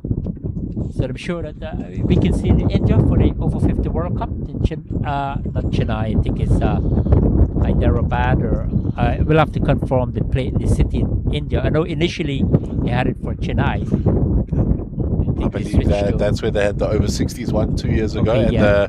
the Zimbabwe players have told me that was one of their greatest tours. So they really, really enjoyed the culture and how everything worked, and getting to represent their country for many of them in their first World Cup. So that was an awesome moment and experience for them. As we see a change in bowling here, Wayne Jones, born in Zimbabwe, lives in the UK. Sure, UK, they played a lot of veteran cricket Absolutely. as well. There's massive numbers similar to Sri Lanka. We were speaking to some of the English guys yesterday, and they were saying they have over 4,000 over 60s cricketers to select from. Wow. So they have they picked 2 over 60 sides. They picked the English side, and then they call the so-called B team the English Lions. So it's the No numbers doubt there they're are so massive. competitive. Yeah. Probably they would have worked vigorously on their preparation to come to this campaign. They started off a victory. They are leading Group B with 6 points ahead of New Zealand, who have got 4. England 300 trot. New Zealand played 2. They are up against West Indies today. In their third match, West Indies playing their 4th. West Indies coming out victorious. They were able to leapfrog New Zealand in terms of the points on the standing. If New Zealand win and win by a big margin, they can get past England. Interesting. England can beat USA, they will continue to stay at top. Interesting run there so far in this IMC over 60 World Cup here in Canada. Zakshir Pandya, president of the Council of Canada Master Cricket, said that you guys must enjoy the hospitality of Canada. We have got some scores from the other matches there from Cricclubs. Yeah, New Zealand 121 for 2 in 19 overs, and that will just show you how quick New Zealand bats. India going really well. You had just 4.5 and over, 91 for 2. New Zealand at the same time 121 for 2, so really accelerated well there against the West Indies. USA still struggling, 56 for 4 in 23 versus England. Sri Lanka taking on Canada. Sri Lanka 49 for 4 in 16 overs. So Canada will be really ecstatic about that bowling performance in that match. West Indies against West Indies playing New Zealand today. 121 for 2 against West Indies. New Zealand coming up to the halfway stage in the 45 overs tournament. So that means South Africa and Wales must have off days today. Wales started off brilliantly with 3 victories in succession, and they suffer a defeat. But they're really making a big impression. I think that Wales too, they would have prepared really well for this tournament. Nick, coming out and dominating proceedings from the start of things. 3 wins. You have got to really be in good shape, in top shape, prepare both physically and mentally. And into the campaign, they, started off well.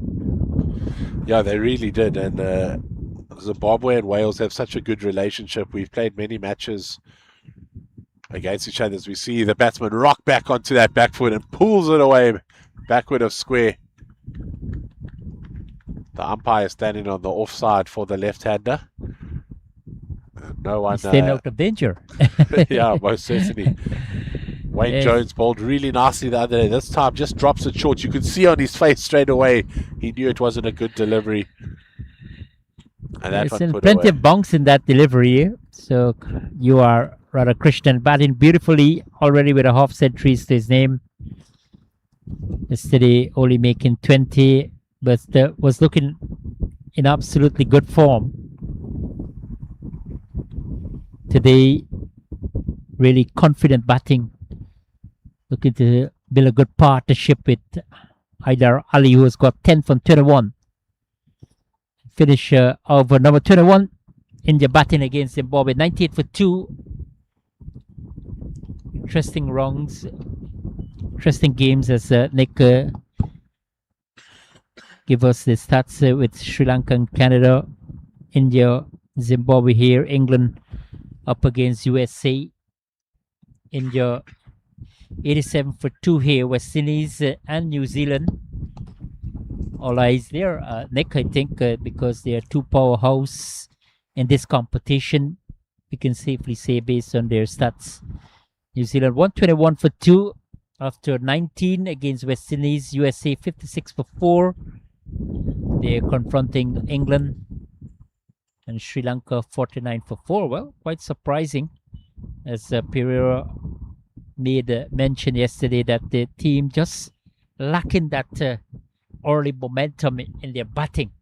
One or two batters able to create an early impact, but the conversion has been the problem. They settle in, they're looking compact, they're really elegant in the crease, but then all of a sudden they're collapsing.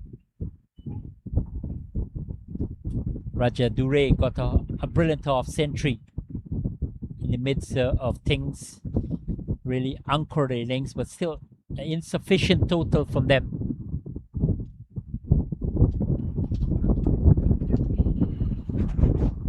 This batter pair trotting along nicely for India at the moment.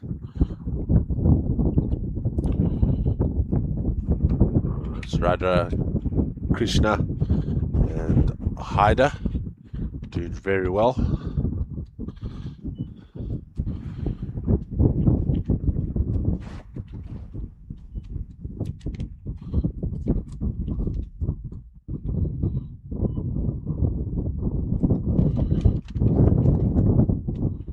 A more generous flight there from Gary. Tossed up on this occasion. Radhakrishna, because he has been in good nick, thought he might have he would have come down the track. Not reluctant to use his feet. That's a good thing about him, but just able to advance, making that connection. Well, he's got one. A juicy full toss. And definitely, delightfully struck through extra cover for 4. Yeah, he really can't do that to a batsman who has already registered a half century. Yeah, really tossed up there from Stain and given the full treatment. Excellent batting here from the Indians now. 100 is up in over number 22, but he continues to be positive at the crease there, Nick. Yeah, fantastic innings so far from Radhakrishna, and Zimbabwe will know he's the key man to get out. This time goes on the sweep, well collected by Bell Jones. Dot ball to finish off there. So the man from Chennai, Radhakrishnan, off century 59 from 73, but really holding up things nicely, stabilize things here for India. At one time we thought they might have lost a couple of more wickets, a couple of good shouts from the Zimbabwe bowlers. Have been steady in the context of things, approaching halfway stage. 22 gone, 103 for 2. India batting force against Zimbabwe. won the toss and elected to field what you think might have inspired Captain Greg McDonald to bowl for, say, preparation, moisture on the pitch, windy condition, sun in all its glory. I think it's a little touch and go decision because you've got to put runs in the board and try to defend it. But he definitely had different plans, different ideas. And say, India, you have it first. Of the first taste of the pitch. Yeah, so he looked at the conditions, the heavy rain that we've had. He thought about the wind as well, that might dry out the wicket. And it might have just been a softer undertouch in the beginning. But after 45 overs in the sun, believes it will be easier to bat on. And it looks like that might be a drop catch. You don't want to put on, you don't want to really lapse on those catches. Catches, they say, when matches like Sri Lanka yesterday floored 5 catches in defense of their 189. Gary Griffiths after the ball, yeah, it's third man area.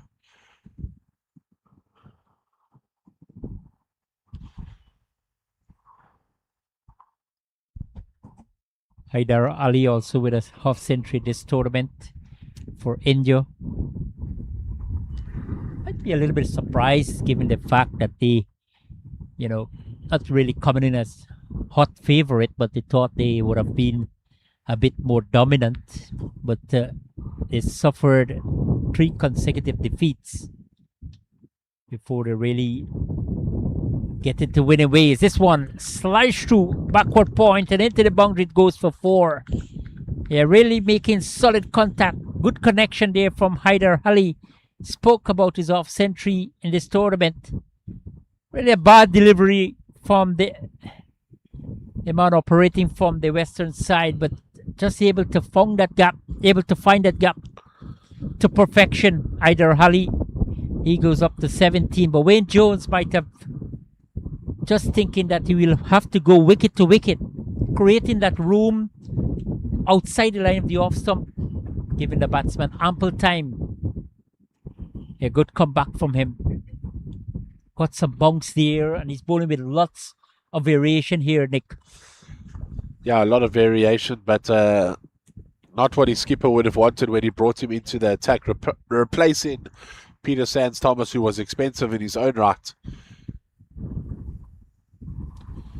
Wayne Jones sliding one down the leg side, so to go with that boundary. Now a wide being signalled by the umpire.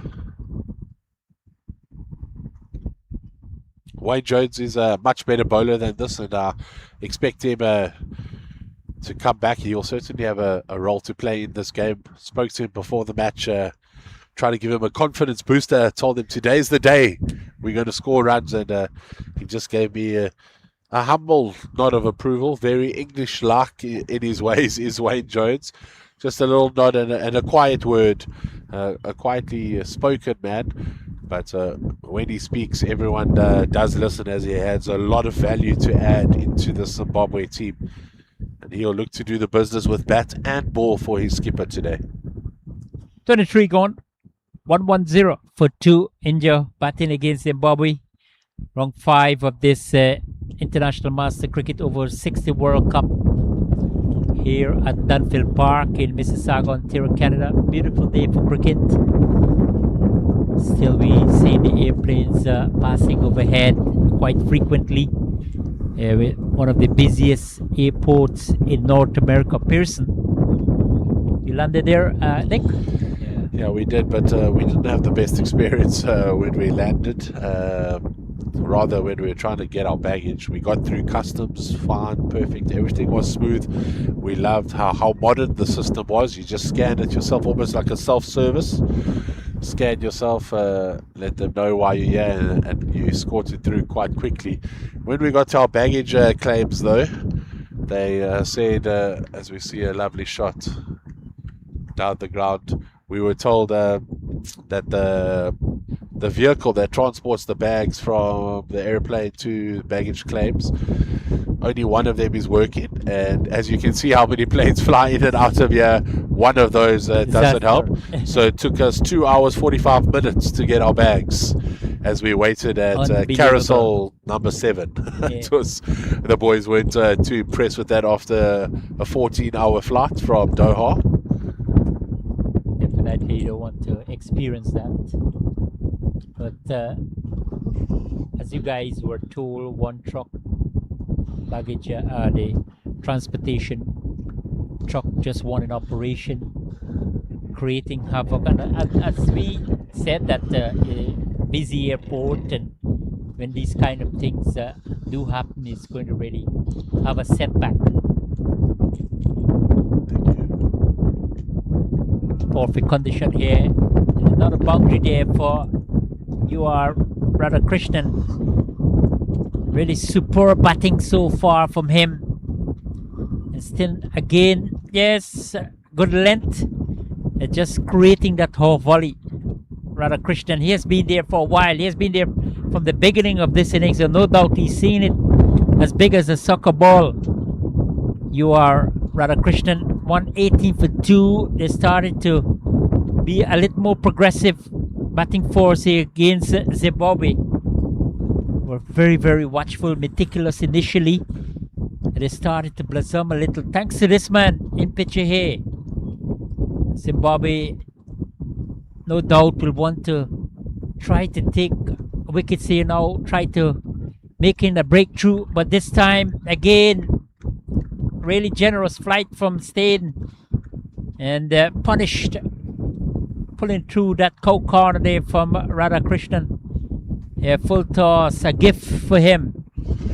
Really, really can't do that. No, the skipper won't be happy. His 2 bowling changes have become rather expensive after he quickly pulled his fast bowler Peter Sands Thomas out the attack, bringing in Wayne Jones and Gary Steyn. But both of them being ripped apart by this prodigious batting pair, especially off the willow of Radha Krishna. A good comeback. I think that's in line and length. It's just a matter of consistency for Gary Steyn. Still can't excuse him now. He just arrived yesterday in Canada, coming all the way from UK, we said? From Harare. From Wayne Zimbabwe. Jones. Wayne Jones, yeah. A from long the UK. journey there. And this man from Chennai in India has been very, very much positive, giving his team the assurance that they can get to a big total, probably somewhere in the vicinity of 220, 200 can be respectable. A single to end over number 24, and India taking first strike at the invitation of Zimbabwe, 123 for 2. There's plenty of sunshine here, plenty of breeze here at Danville Park. Really windy condition. Forecast is good for the rest of the day. Yesterday, just about 30 degrees Celsius. Today, totally different. Just around 10:15. So good afternoon to you. We are approaching midday. Well, good morning to you in Canada. And certainly good afternoon to you in Cape Town, South Africa. Different time zones in Johannesburg as well. Yes, so Johannesburg and Harare, 6 hours ahead of us at the moment. So they'll be heading to dinner or supper time shortly. So from Cape Town to Harare, in terms of the flight duration, is different from Johannesburg to Harare. Is that correct? Yes. Cape Town's about a 2-hour flight to Johannesburg. And then from Johannesburg to Harare, I think it's just over 2 hours, maybe closer to 2.5. But a pleasant flight compared to the 14 hours from Doha to Pearson International. But a flight worth taking, as we all were so excited to arrive here for this IMC over 60s World Cup. It was quite a trip for the Zimbabwe side. I met them, so they flew from Harare to Doha, and I flew from Johannesburg, OR Tambo, to Doha, and we met each other there. Then we climbed on the same flight, and as we were lining up for the flight, they told us there's going to be a delay, and it turned out to be a 5-hour delay, which means instead of arriving in Toronto at 3 o'clock in the afternoon, we arrived here at 8:30 in the evening, and then had to wait 2.5 hours for our bags. So we got to the hotel close to midnight, which really made our boys pleasant, let's say, on the bus ride. From, you don't want to experience all these delays and hiccups at the airport. Yeah, and that's why it's a rule: never arrive the day before the tournament. Always give yourself an extra day just in case something goes wrong. Some of the cricketers they arrive a week before. I think one team was going to India and they set to arrive 4 days before. I think they arrived 4 hours before the tournament because delays and interruption and that sort of things, all kind of problems. Sometimes you do encounter, and you will have a direct flight back to Durham.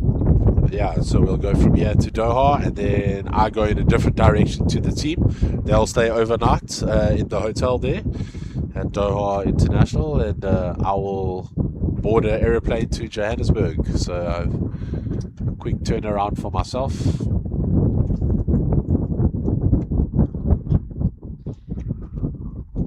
Well, I wasn't too aware of that you can have a direct flight from Pearson to Durham, because when I went to South Africa, I had to go to UK, spend a day there, and then head to Cape Town. Sure, that's so long.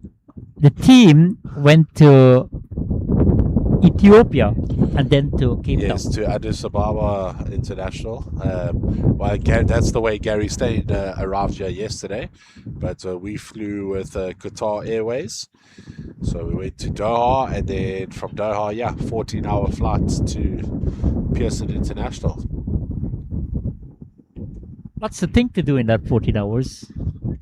And a journey sometimes can be... Lots of thinking, that's all you can really do. What about lots of sleeping? No, it's none of us. Look at the size of me, Rav, let's be honest. How much leg room do you think I have in a plane?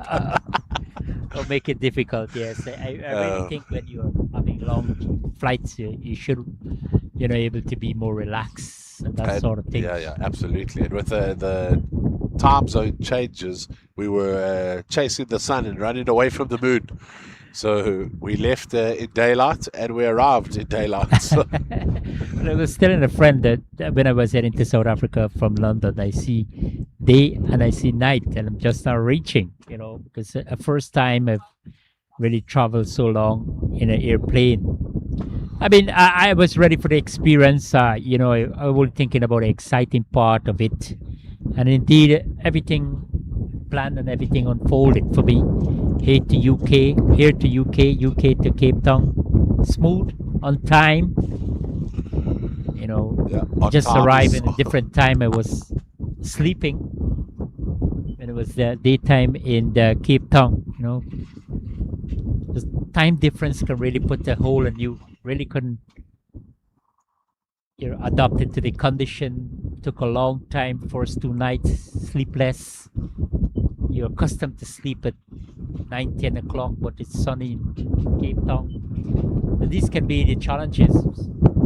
But as I said, once you feel that energy and excitement, you're going to make yourself comfortable. You're going to do something that you love. You're going to experience a new environment. These are some of the things will, give you that energy and make things more enthusiastic. Zimbabwe looking for a breakthrough here. 127 for 2. India, well, they continue to be positive at the crease. Batting force, halfway stage in this innings. You are Christian Radhan. Nick is still there. He has got Hyder Ali, good companion so far. These two engage in a partnership of over 50 for the third wicket. Brilliant, fascinating so far. Zimbabwe, they will have to come up with a different strategy. We'll have a break in another 4 overs time. Hopefully they can come back with be a little more tactical and try to be more successful, try to separate these two. All sort of things, come into play. You can't take it away from your Radhakrishnan batting beautifully, 76 from 85, still plenty of time, probably can get to that 3-figure mark. But really, really hard work here for Zimbabwe. Yes, they've got 2 early wickets. And since then, things haven't been that successful for them.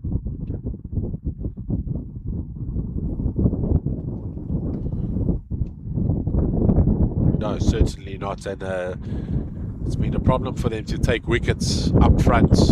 At the moment, just the 2. And Radhakrishna, as you said, has batted so beautifully, deserving of that triple figure. It seems that he might be the only way to get him out is if he becomes his own worst enemy with a stump hit down the leg side or possibly a run out for Zimbabwe. But he's looked so comfortable at the crease. Sans Thomas for the first time rushing the batsman. A well bowled there from Peter Steyn. Right on target, almost looking for that Yorker. That could be a wicket-taking ball. We're bowling to a man who has been in good form, Radhakrishnan, 76 from 87. But yeah, some encouragement there for the bowlers. Yorker, the pitch has dried out quite significantly, windy, so no doubt he has become a bit more responsive. So that can be a good sign there for the fast bowler. They want to bowl on it. They're just able to get that wicket-taking delivery. Zimbabwe, match number 4 for them. Really hasn't been in that winning column. 3 defeats, India, 3 defeats as well. They got a win because they would have played 4 matches before this fixture. So they've got some momentum in terms of the winning aspect.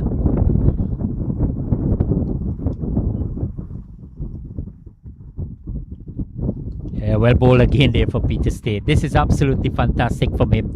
Dot ball, excellent delivery. 26 gone, 131 for 2 India.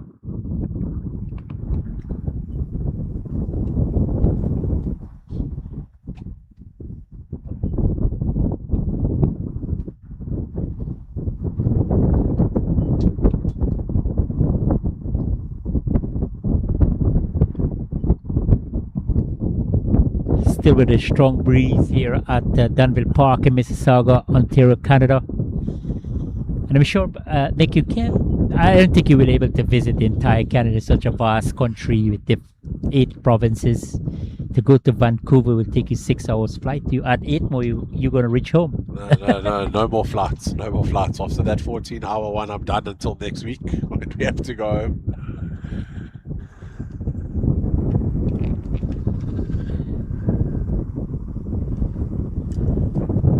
Wayne Jones, though, needs to just tighten it up here for his skipper.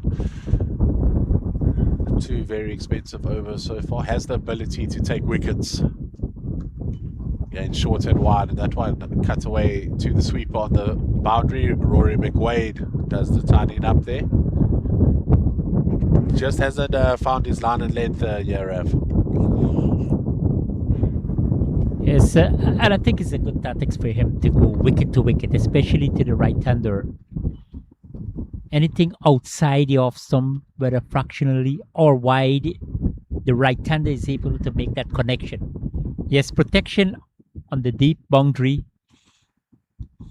Understand his plan here, but consistency, as he said, that he's such a clever bowler, intelligent bowler.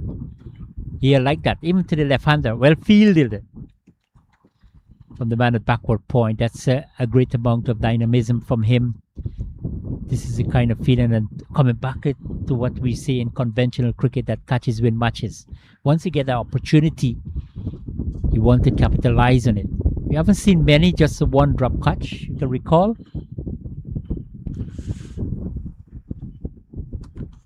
knocks back and pumps that off the back foot through the covers. McWade again with the tidying up. The skipper won't mind that. Wayne Jones now bowling to his field. Maybe just erring a bit short with that vacant leg side boundary. The left-right hand combination causing a nightmare for the fielders out there, having to switch every time. They have to make sure that they are alert.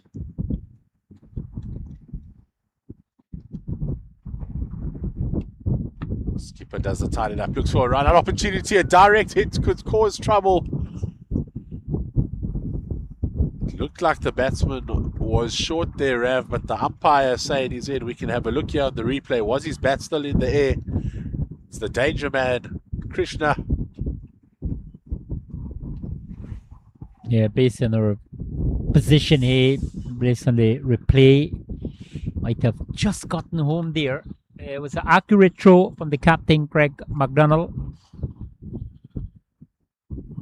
Frame by frame would have been awesome to see there. Seemed like it was between two frames. At that time, taken in the covers out of nowhere. Andy Walton snatches one. It's the breakthrough that they've been looking for. Haider Ali finds the fielder, Walton. I mentioned that Wayne Jones can take wickets for his captain, and there he's just got one for loose delivery, and again the Indian batsman finding the fielder in the covers. Yes, we talk about it, Nick, that catches win matches. That was a superb catch there, Andrew Walton, but a clever piece of bowling there from Wayne Jones. Said outside the off stump, on the line of the off stump, a bit movement from him.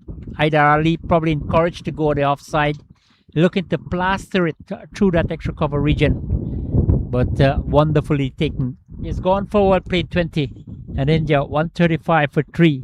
Success finally there for New Zealand in over number 27. No doubt they will be looking for more. Kishore K, the new batter for India, in a relatively good position. They have lost 3 wickets. Zimbabwe will want to keep taking wickets, want to pull back things now as we approach the back end of this innings. They will have a break after another 3 overs. Wayne Jones with a wicket, bowling now with more confidence, and a dot ball from this 27th over, a successful one for Zimbabwe. They won the toss, inserted India to take first strike, 135 for 3. Yeah, fantastic comeback over there from Wayne Jones. Just the 4 runs and the wicket. 22 of his first 3 overs, so did really nicely there. 4 for 1 in that last one. You'd feel the skipper will probably bowl him until the drinks break, and then rightly so. Look to go to some other changes. And he's been economical as well. 26 runs from 4 overs. Certainly, as Nick referred to him, he's an asset in this team. Bowling ability. So the Thomas back in operation here for Zimbabwe. A little bit more motivated now because they're able to break that partnership of 60 for the 3rd wicket between the UR Radhakrishnan and Haider Ali. Krishnan has got 80 from 91 balls. And played uppishly out toward extra cover. Not a chance here. Yes, he's taking it the deep extra cover boundary. So yes, they're jubilant. Zimbabwe, they've got 2 quick wickets. They're pulling things back here at the start of over number 28. And Peter Steyn. Yeah, Peter Steyn. Yes, bounding, tossed up, driven uppishly. And after a well set batsman, UR Radhakrishnan looking to go over the top. Some elevation, not enough connection, and he perished. He has gone for a brilliant 80. And India all of a sudden losing 2 quick wickets. They've gone 135 for 4 in over number 28, Nick. Yeah, fantastic change of bowling there from the skipper. Oh, Peter Sands Thomas back into the attack. He bowled a bit earlier, then took a break. Doing what the skipper has asked him, Rav. Come back into the attack in your second spell. Keep it tidy, and if we can take some wickets before the drinks break, that will be a bonus. And the double strike from Zimbabwe, they get the danger man, Radhakrishna.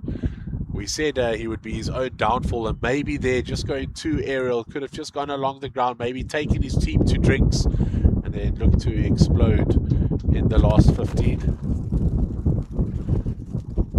Fantastic catch in the outfield there by McWade. We have seen two superb catches now by the Zimbabweans. Want to display that, want to exhibit that ability to take catches. But Zimbabwe certainly will be delighted. Peter Thomas has been on target. He has been in the wicket column as well now for his team. Plenty of pressure now on India. They've got two new batsmen at the crease. Subramanian, new batter, joining Kishore, who's yet off the mark. Both batsmen on zero. Yeah, this is the opportunity, Nick, for Zimbabwe to claw their way back into this contest and take wickets on a more regular basis and try to limit or even try to dismiss the Indians to a low total that they can be able to achieve when they bat it. Absolutely, greedily. I would just love another one before the drinks break. I think India was starting to get away there with the bat, but we brought it back nicely now with 2 late wickets in this second power play. Rightly so, bringing in a slip. Yeah, a couple of men in that catching position. This is good tactics from him. Good planning, just a matter of execution again from Thomas.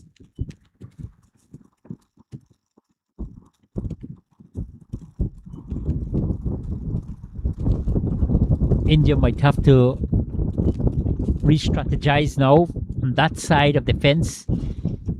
Yes, they have that stability, that potency from Radhakrishnan. Approaching the 30th over where there will be a break, and then we'll head towards possibly the last 15 overs. Zimbabwe will want to wrap up things as quickly as possible. Well bowled, well kept there again from Jones. Dot ball to end over number 28. A good one there for Peter Thomas, a successful one. 136 for 4, India. Fantastic over there by Peter Sands Thomas, just a solitary run coming from the leg bar. At the moment of stats of 21 for 1, it is 5. Really doing a job here for his captain. As Wayne Jones handed the ball again, maybe that wicket in the previous over, allowing him to get an extra delivery or extra over. Sometimes if you can get that wicket in the last over of your spell, the captain says, okay, you can have one more. Yes, and any bowler, I think, what level of cricket you play, once you get a wicket, you will be more confident and you think you can able to, nab another one or so on. So I think it's, why not give it Peter Thomas, just sent up 5 overs, still got 4 more, conceded 26 runs, he got a wicket immediately after the fall of the big batter, Radhakrishnan, for an impressive 80. Wayne Jones continues here for Zimbabwe. Raju and Kishore under pressure now. They will have to, restarting the innings here for Zimbabwe, for India, make them sure under tremendous pressure how well Zimbabwe can capitalize. Here's a man in front of the bat. It's a good move from the captain. I think he should bring in a slip here for Wayne Jones because it does get the ball to move away from the right-hander. With breeze, maybe might be a little more deceptive.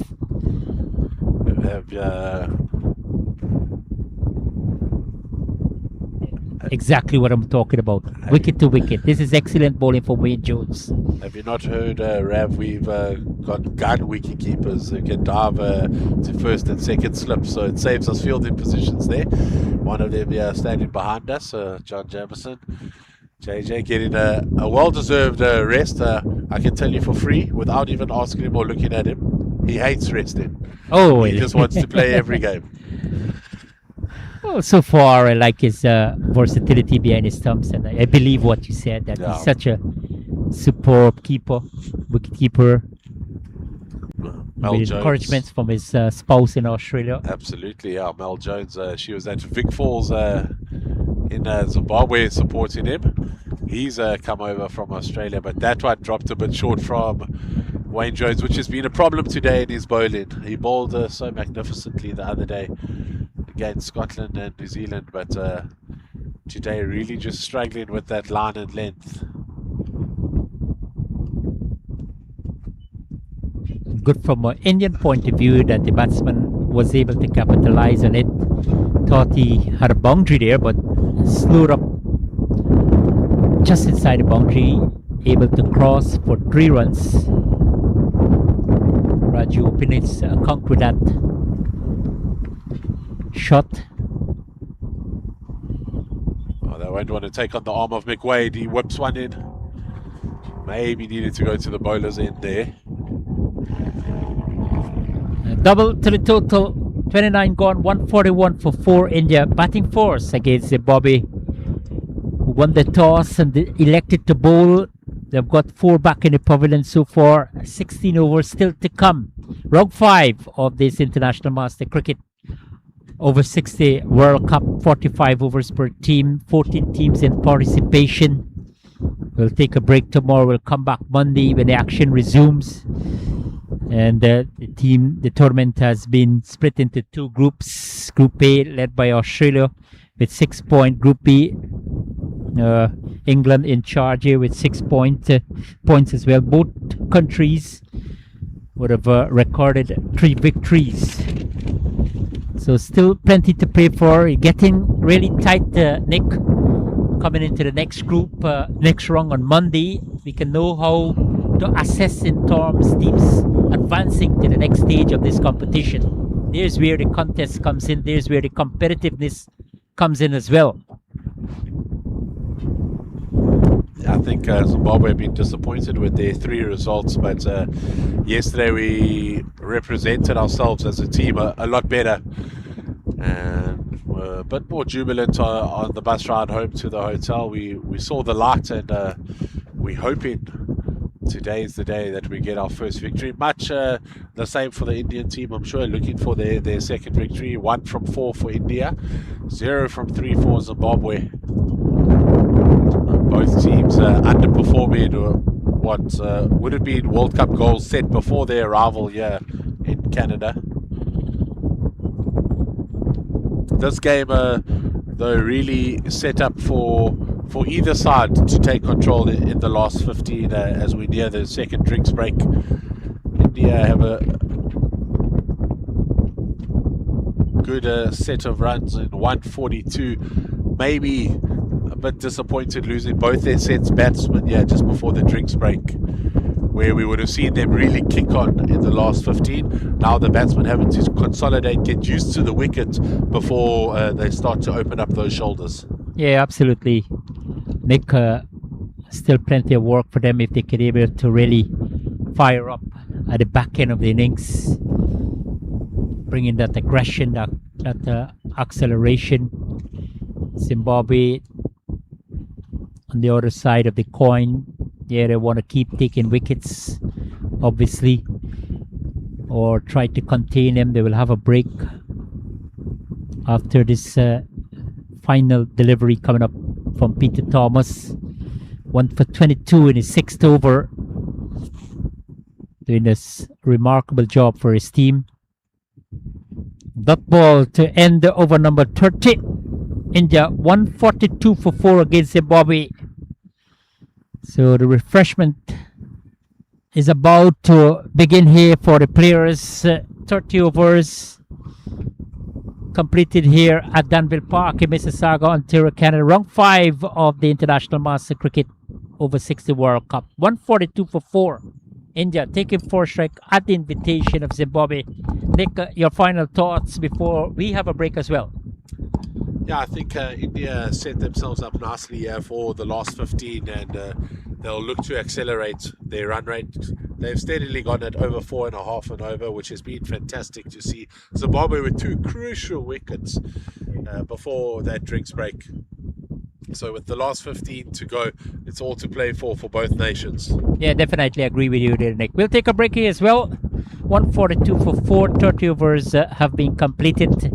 It's a 45 overs per side encounter. Round 5 of this IMC Over 60 World Cup. On behalf of my co-commentator Nick Clay, our technician Mr. Rock Paul, Ravindra Mandalal saying goodbye for now.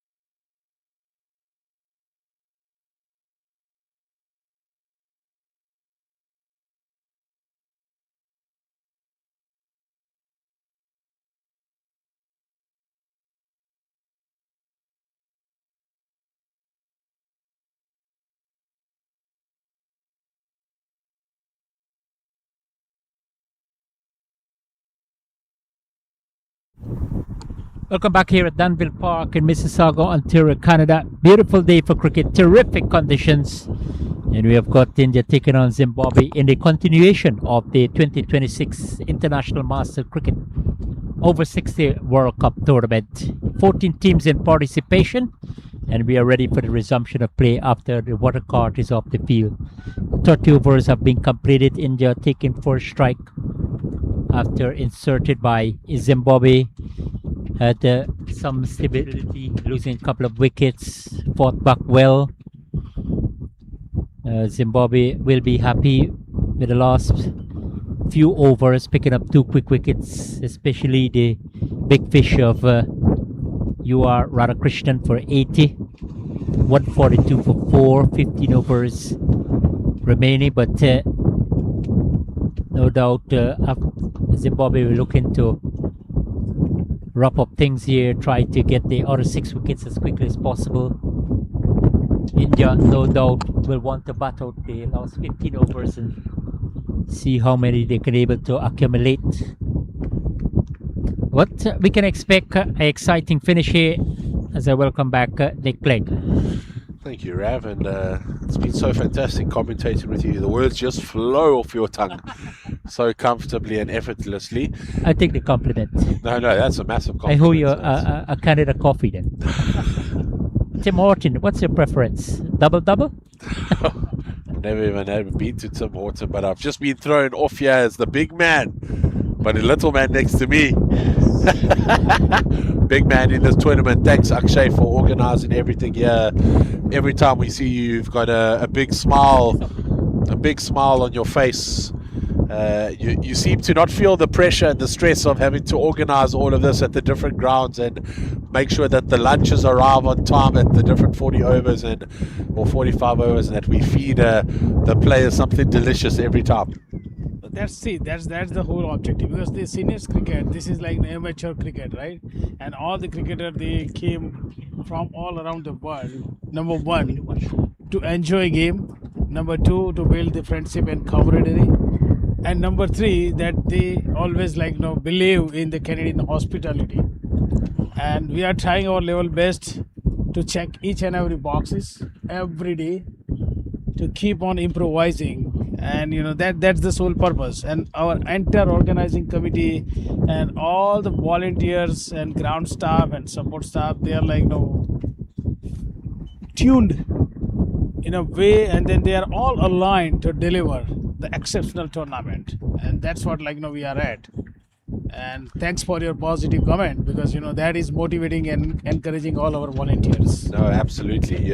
We have been so happy at all of our venues. The venues are so wonderful. Coming from South Africa, a cricket-hungry country, Zimbabwe itself as well.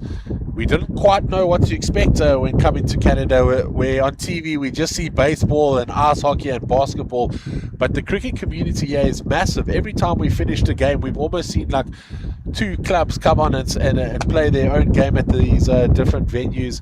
And even yesterday, with the postponing of the games from from Thursday to Friday, the clubs, as you mentioned in your earlier interview here, were just so forthcoming and said, there we go, have your international IMC matches and we can jump on afterwards. So obviously you held with very high esteem within the cricket community, and just trying to grow the game, as you've mentioned, at the 2 ceremonies that we've had together. Yes, exactly. See, basically Canada is the immigrant country, and then all immigrants from the cricket playing nations, they are here. So they continue to embrace the game they love. And now all the level of governments, they realize that there is no only one particular game. They are giving full weightage to each and every games that the people at the community level would like to play. Now when you look at the city of Mississauga and then city of Brampton, both are the cities that kind of a twin city, falls within the Peel region, and they have the outstanding cricketing facilities. I don't say that people say that it's a world class test the ground that you have in Harare, that you guys are playing test cricket, but our grounds are not less than those level of the ground. The outfield is beautiful, that your viewers can see currently, very fast field. But these are the community grounds, so it's all the shared user facilities. And you can see how each and every club cricket, all the way to the organized cricket and the national and international cricket, they show the spirit of cricket here, and how collaboratively they work around and then playing these games. This is something really touching, and then this is resonating well with the seniors cricket, because seniors cricket, as we discussed earlier as well, that it's amateur cricket. They are setting the example for the youth, that any youth, they come here on the ground and they're watching the player of 60 plus, they will be really amazed to see that grandfather level Absolutely. individual player they are playing. That is inspiring them, that hey, if they can play, we can play. Yeah, we get a lot of comments Yes. on the Zim group from not just the players' children or wives and girlfriends, but also their grandchildren. Yes. And how they love to see their grandfather taking wickets for his country, as we see one driven Yes. through the covers, a diving stop there from Wayne Parham, a grandfather in his own right, Wayne Parham, a blueberry farmer Yes. back in Zimbabwe. Akshay, tell me, with your passion for growing cricket in the communities here in Canada, you yourself, do you play some cricket? Do you Yes. play for a local club? And Do you play vets cricket, or you're not even the age to be a veteran yet? You look very, very young for the viewers that can't see you. Yeah, thank you for the compliment that yes, I am young by heart and young by mind. But yes, I am 50 plus. I am playing over 50 plus? Yes, No I'm playing chance. over 50s cricket. Wow. And I'm involved in this seniors cricket development journey in Canada since 2019. So in like 6-7 years of the time frame, we have really grown seniors cricket from coast to coast. So when in Canadian term, coast to coast, that means across Canada. And Canada is Yes, massive. I yeah. found that when we were flying in, I was looking on the map on the airplane and we were over Canada. I was like, yes, we're nearly there. And it still said 5 hours to go Yes. to Pearson International. Exactly, yeah. So, cricket I played during my childhood, and then I played the university level cricket when I was back home in India during my graduation and masters. I had an opportunity to play for kind of the representative cricket with the college level representative as well as the college level and university level representative when I was in master few games. So, and then after that I played at some corporate cricket when I was in the corporate world, and then came to Canada, and then since then I'm continuously playing at a club level cricket. Okay, and any chance of you representing the country at the over 50s next year, hosted in South Africa, Namibia, and Zimbabwe? So I always go. We have a very robust process of the selection. So all the provincial leaders, because we have a provincial body and we have a national body, and we have autonomous independent national selection committee. So they are running the show when it comes to the national trials. And so provincial leaders, they nominate the players for the national trials, and then we have 3 days intense national trial happening in Toronto. They are coming from all across Canada, around 70-80 players, or any trial minimum 70 to 80 players. They come and then they try out, and after that we announce the high performance players pool. We shortlist them, and then from there we pick the best team to represent Canada. So coming to your question, did I have an opportunity? Yes, I undergone trial. I was a part of a kind of a reserve pool. So the selectors, they think that I'm in reserve pool. Yes, So that's how But then I had an opportunity to play for one of the international tournaments here at home. That is a bilateral series versus Canada and Australia that I played, and then I also played in Mildura, Australia last year when there was a Spirit of Cricket tournament. That's how I keep playing, but my major focus is how to promote and grow and develop the seniors cricket and create more and more opportunities for our seniors, because as you know, the healthcare is a key thing worldwide, and it is the costliest thing when it comes to healthcare. So this is one small step that we are walking as a seniors cricket development journey, that if we can inspire someone to continue to engage in the game of cricket, indirectly we are promoting healthy aging. Absolutely, and I think the inspiration to play for your country and represent your nation, which many of these cricketers wouldn't have had the opportunity to do at a higher level when they were younger, to represent their men's sides and then maybe even the over 40s. But as you get into the higher age groups, less and less people are willing to stand out there in the sun for 90 overs and bowl and bat. But it really shows the love and passion that these men have at this tournament in the over 60s to represent their countries. Yes, exactly, yeah. So tell me something about you, you still play, or you just doing the commentary on? So commentary is what I love to do, but I do play back at home for in a small town for a big club. Where our WhatsApp group's name is the greatest team in the history of cricket. Our second team has won the league 11 years in a row. I was actually just bragging to Rav about that earlier. So yes, I still play competitive cricket. Our league is not as strong in our town anymore because a lot of people have stopped over time. We don't have an over 60s division in my town, but there is a veterans cricket. So if you are over the age of 40, there's a T20 league that the guys can join. So a lot of them play the normal 40 overs on a Saturday in their first division or second division, and then on a Sunday they'll play the T20 cricket here. As we just see the score, 155 for 4. India starting to settle in nicely, Akshay, and they'll be hoping to post a big total in this first innings against Zimbabwe. Yes, I think looking to the current run rate, they are has 4.63. It seems they might be scoring at least 220 something at this pace if they are going continuously batting. And this is one of the spectacular shot by Subramaniam, but great fielding.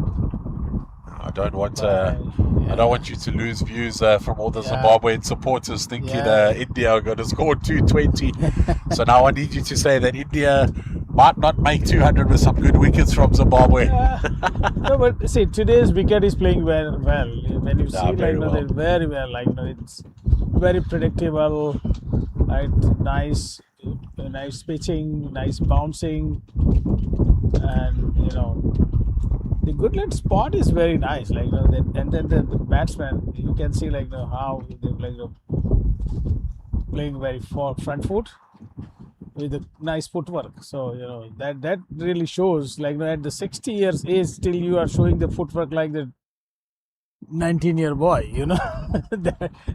That nice to watch them. Yeah, lovely. And what's so awesome about veterans cricket at this IMC over 60s World Cup is the live interaction chats on the YouTube channels, and we've been encouraging the listeners just to either ask us some questions or to send in some hopes and wishes for the players.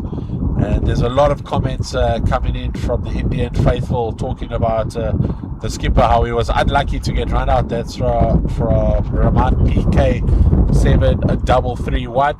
And then the same man was talking about the opening batter, the Radha Krishna, URR in fluent form, copybook shots, and he really was playing a fantastic innings. 80 of 93 deliveries, was in full flow, and was just caught on the boundary trying to go for an extravagant drive over extra cover. He really does have a fan club, Radha Krishna, and it's led by Raman PK 7331. He mentioned when he got 50 and he said, let's keep on going, sighting the ball and connected it nicely. So, but look at the beauty, beauty of this, the IT, the evolution of this technology, that even we are sitting in the corner of the ground here, and then we can still connect, very well connected with the international viewers. Yeah, absolutely. And it really brings a different aspect to the game. I've also been getting WhatsApps and messages on social media from the Zimbabwe players' children and parents just messaging, say, give my boy a shout out, or tell my dad he's playing well, or my husband who's the wicketkeeper behind the stumps. So people watching from all over the world. And I think it will only start to grow. So when this first started and we started live streaming, the numbers were quite small and the interaction wasn't as involved, but it's really starting to grow now as more people realize that we can interact nicely with those watching at home in the comfort of the couch. Yes, exactly. Yes, nice meeting you, gentlemen. And then now over to Ravindra, the commentator in box. Thank you so much for the opportunity. We'll keep on chatting, and I hope that you guys also are enjoying in the commentator box. Right. So over to Ravindra. Thank you. And Akshay has to go because he's getting an important phone call. Probably someone looking for their lunch, Akshay. No, his lunch is already here. Lunch, bananas, Gatorade. But Akshay, we really appreciate you coming to the commentary box twice on such a busy day, and we look forward to seeing you next week in the other games. Thank you for everything you've done from Team Zimbabwe. We are very appreciative of that. Rav, you had a nice break there, but you've been itching to get the mic back in your hands. India set nicely now, 160 for 4 after 35 overs, 10 overs to go. What do you think the game plan is from the Indian batting unit? No, well, I think they're executing their plans here. India, just not trying to be too extravagant, not trying to be too experimental. Bringing back that stability to the innings, that should be the force order. Yes, a partnership is developing nicely between Kishore and Raju for the 5th wicket. And then, probably another 3-4 overs start to think about the acceleration. Zimbabwe on the other side, yeah, they are 2 quick wickets. They got the big wicket of Radha Krishna back in the pavilion. He gone for 80, was a fine knock. But you just have got to press the gas on here now and try to take more wickets and try to get to the tail as early as possible, so you could avoid that aggression from them. I know India gonna want to come hard and put that final touches on the innings neck, with boundaries and that sort of thing. And if you got 2 settled batsmen at the crease, it can happen. With Zimbabwe, yes, you're thinking about the containment now, not trying to yield too many runs in the next 4-5 overs, but you have got to take wickets and stop the flow of runs here from the Indian batsmen, because they may be thinking, yes, if we could get to 180, the other runs coming, it can be bonus for us. 161 for 4, then in a good position to get to that. But I still anticipating a competitive end. I think a couple of wickets here will really just open it up for Zimbabwe.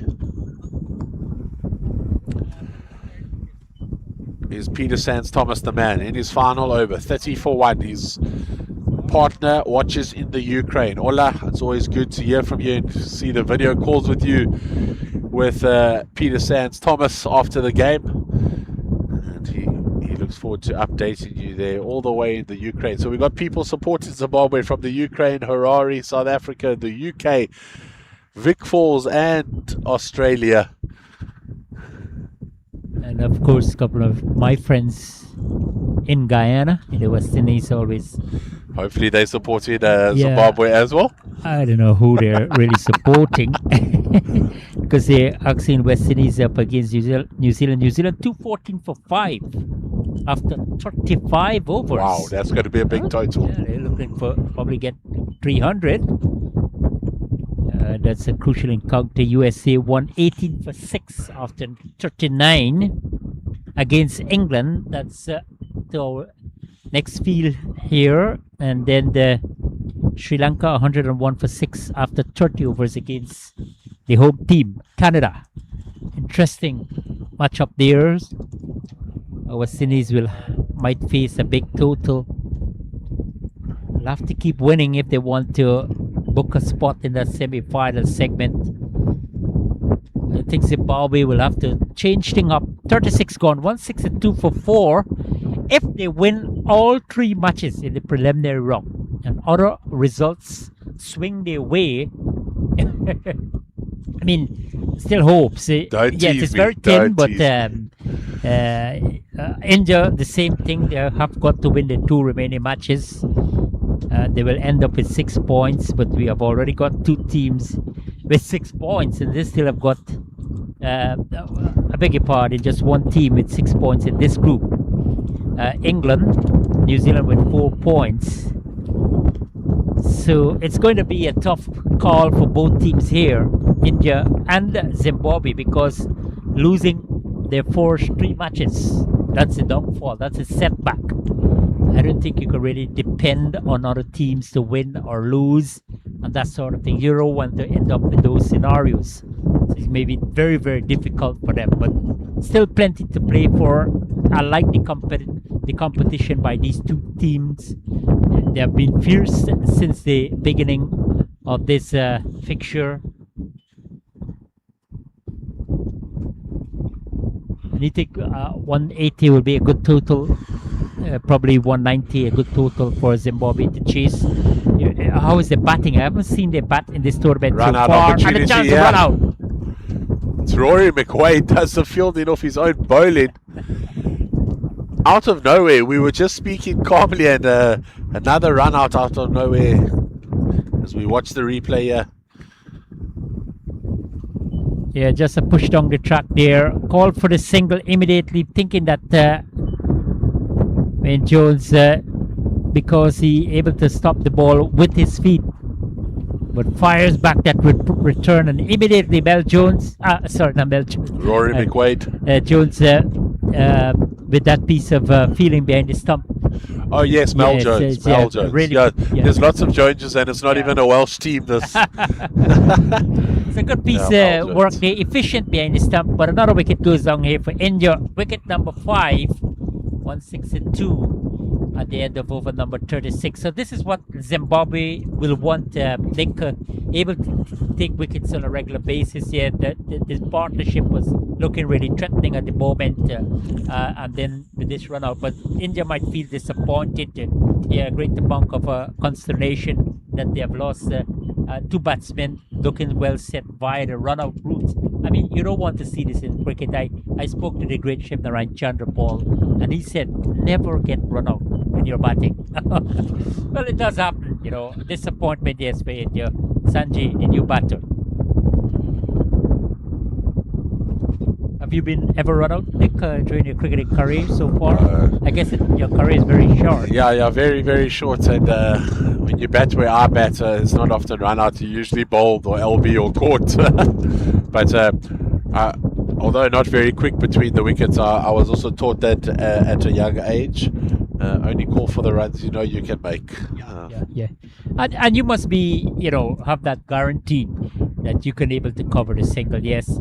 And I think because of lack of communication, you know, you have that yes and no. You make a late decision. These are sort of things that contributing to a batsman run out, you know. You have got to be more effective in those aspects of things. But Zimbabwe will be delighted. This one pulled towards deep mid wicket. Yes, over that cow corner region, and it's gone for a mighty 6. Sanjay opened his account with effortless. Yeah, absolutely right into his arc, right into his slot. This time, plenty of elevation, plenty of connection, and they've got the maximum result here. India, at least no. This is the kind of thing you would have anticipated that the batsmen would like to come out because they have a good foundation. They could able to take the risks. They could able to accelerate. They could able to bring that aggression as we head towards the back end of the innings. But Zimbabwe, yes, I think the pitch has dried out quite significantly now, and the pacers in operation with plenty of wind. Yeah, you need to utilize it a bit more now. Maybe this playing into the hands of skipper Greg McDonald, and the reason he wanted to bat second, just let the pitch dry out a bit more with this heat and wind, and then it really becomes a wonderful batting surface later on in the afternoon. The skipper Greg McDonald will be super excited. One of his 4 children are arriving here on the 17th, so I think that's on Monday. Soph, and we are excited to have Soph McDonald around the cricket field. A passionate young lady, loves to support her dad, and you'll definitely hear if you commentate any more games with Zimbabwe. That one driven into the covers, well fielded though. That is the end of the 37th over. 168 for 5. This game poised nicely. So we have 8 They overs poised remaining. nicely to get a strong finish, you know. But I think Zimbabwe, as you said, you know, they're really looking to win a game here after 3 defeats, looking to justify their decision to bowl 4. So if they can restrict India probably 180, 190, they can come out victorious here today. As you said, it's going to be superb, not only for the team, but the ardent supporters, family, children, all will be happy. They will be aware that it's going to be a Herculean task to get to the semi-final, but at least something to shout about. Still a long way to go. We're still at over number 38, about to commence. Andrew Walton is back in operation. Before this, conceded 18 runs from his 6 overs. Quite an impressive economy rate, 3 runs per over. Let's see if he can continue with that sort of impetus. And he started off with the dot ball. And I think this is intelligent from the captain, Craig McDonald, to have the pacers, especially for the last 6 overs or so. Yeah, very, very smart, just to bring Walton back in, let him finish off his remaining 3. What he will be hoping for, that he stays this economical at the end of innings, going at 3 runs and over. That's less than the average score this innings. Walton, though, he'll want a strike. He'll want a couple of wickets to his name in this game. Is this the delivery? The batsman says no with a big forward defence, Rav. Very compact. I think he's just trying to get used to the condition here, the way he's approaching his innings. Nick, as you said, you played a lot of club cricket. Who's your favorite cricketer? I don't want to hear a South African or a heat shrieker, Andy Flower. Somebody outside of the box. But I mean, I like my fellow West Indian. I think my favorite cricketer, Brian Lara. Yeah, of course, he retired. Yours? Must have one. I'll give you an over or 2 to think about it. I have a couple South Africans lined up, but there's always players you don't want to play against, the likes of Matthew Hayden or Ricky Ponting. They could just change the game. Okay. Really enjoyed Mitchell Stark as a bowler as well. Nathan Lyon, beautiful offies. The fact that he's taken so many wickets. I used to really admire Sean Pollock. Oh, yeah. South African fast bowler. Absolutely. Love how the way he used to operate. Really had a nice athletic approach to the crease and bowl and deliver with that pace and bounce. And he came from a rich cricketing family. Yeah, absolutely. I think maybe if I had to pick one man that I've watched constantly over the years and I've really enjoyed from New Zealand, Ross Taylor. I always enjoyed watching Ross Taylor bat. It just seemed so effortless for him at the crease when he was playing well. So yeah, he's one man that I didn't mind scoring runs against South Africa. As long as we still won the game, then I was happy with it. Yeah, 38 got 169 for 5 India against Zimbabwe. Round 5 of the International Master Cricket over 60 World Cup here. 45 overs per team, 40 nations competing for that IMC trophy. The curtains will come down August 23rd. Before that, we have the semi-finals. But I think Ross still, yes, he was a multi-format player for New Zealand. With his used to be cool, calm, and collective. I really like Quinton de Kock from South Africa as well.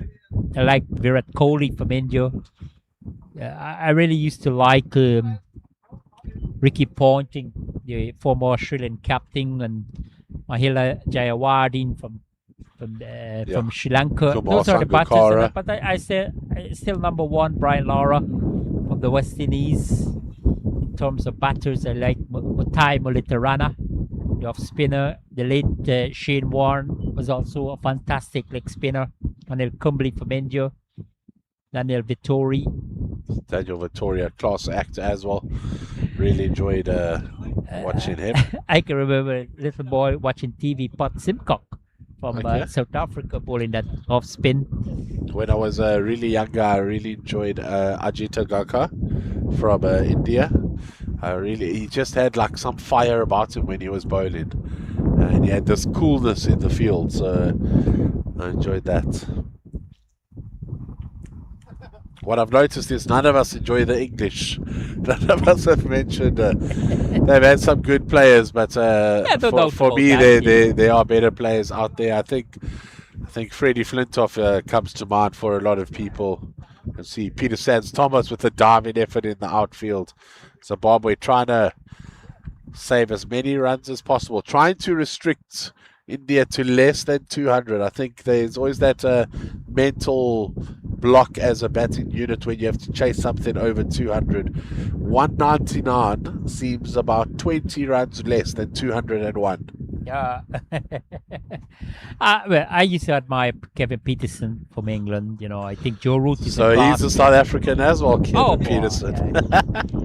Yeah. You just love South Africans. No wonder you got so many friends there.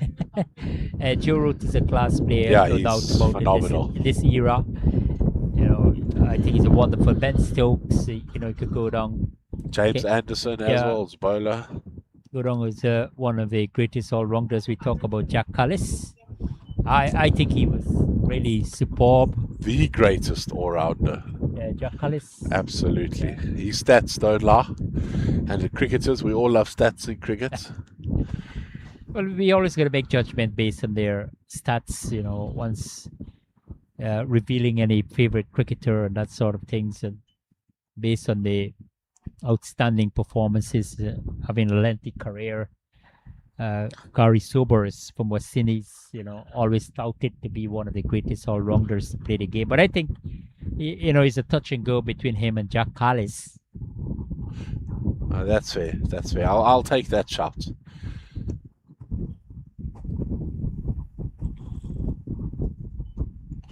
$17 from 35 for Raju, 6 from Sanjay from 6, just arrive at the crease. So Zimbabwe bowling force against India, round 5 of this IMC over 60 World Cup. 14 teams participating, 14 countries. The next stop in Guyana, that's in the West Indies, October 17 to October 31st. I was asking the starting Hammond for the fixture of that tournament and the teams that will be heading to South America. Said that will come out at the conclusion of the over 60 World Cup, taken one at a time. Raj Singh from West Indies is one of the organizers from Cricket West Indies. But they've put things in place on the list as a commentator for that tournament. So no doubt look at heading you. there to Guyana. I recently came back from there. Okay, Yeah, have a good time. Yeah, having a good time. You know, always nice to spend time with the family. My mom is still there. She's a lover of cricket as well. Is cricket quite a culture in the West Indian it's, Islands? I think it's more crazy than India. Wow, no, that's a big statement. I've never been to India. I but think the entire West Indies, you know, a lot of people, many people follow cricket. You know, I think in our country, they are passionate. You know, we have a lot of T20 cricket. They're being played there on a regular basis. We produce some really iconic, legendary cricketers: Shivnarine Chandrapal, Sir Clive Lloyd, Lance Gibbs. You know, all these guys, Carl Hooper, Ramnari Sarwan. Cole Hooper was a class act. I remember. Really like him. I enjoyed Cole I Hooper. supposed to mention his name, saying that, you know, he's a one that too I admire a lot too. Yeah. He was a class because Jeffrey Boycott said that if batting was a beauty, he would have been Miss Petri. No, Agree with that? Yeah, well, yeah, I would. No, he's Cole Hooper. He was a class act. 174 for 5, 6 to go. Going at 4.46, quite impressive here. Andrew Walton, who started the bowling for Zimbabwe, will continue. Breezy condition here at Danville Park in Mississauga, Ontario, Canada. Beautiful day for cricket, terrific conditions. Lovely breeze, lovely sunshine. Zimbabwe deck in red, the Indians in their traditional colors, blue. Good afternoon to all the umpires in this tournament. We have got Victor Sebastian here, along with Sarava Kumar Venkatisan, coming all the way from United States of America. Have a cover cricket in the Great America. No, our neighboring country there. yeah, so I've covered cricket in South Africa, Zimbabwe, and now Canada. So I'm hoping to grow my world map with cricket commentating, much like I'm sure you are hoping to add to yours, although yours is quite vast already. Hoping to keep I will have to adding. slow down if I change my decision not to go to Guyana. Over 40 World Cup. And over 50 World Cup in South Africa, Namibia, and Zimbabwe. You could tick off 3 countries there. So, see a big heave across the leg side, but not able to get the astute Andy Walton away. We did see a bowling change at the end of the last over. Wayne Parham getting his opportunity. A tough job for the bowler to come in the death overs and maybe just bowl 2 or 3 at the end of an innings. Our producer Dylan has asked me to explain why is there a teddy bear on the side of the field. It's a buffalo, and he is the team mascot. He is the teddy bear of the skipper's son, Luke. Luke is no longer a young boy, although compared to these over 60s, as we see one go over the top, one bounce to Rory on the boundary, does the work, tidying up nicely. Luke works in wildlife and conservation now in his 20s, and they found this buffalo teddy bear in the attic, and they thought this will be perfect as the team mascot. He's got his own shirt and his name on the back, nicknamed Dagga Boy, a Zimbabwean saying. And just something to bring a sense of family and unity, community to the team, rallying around the mascot. Amazing. 40 gone, 177 for 5. India taking first strike against Zimbabwe. Round 5 of this IMC over 60 World Cup. Plenty win here. Plenty sunshine. Plenty action in the middle as well. Very competitive by these two teams. Yes, haven't been that impressive in terms of winning. Zimbabwe without a victory after 3 matches. India 1 win after 4 games. So no doubt they will be looking to add something and keep their slip hopes alive of making to that semi-final. Long road ahead, still plenty of cricket. At Australia, the reigning champion in Group A, dominating. South Africa following. Pakistan showing sign of getting back their wheels.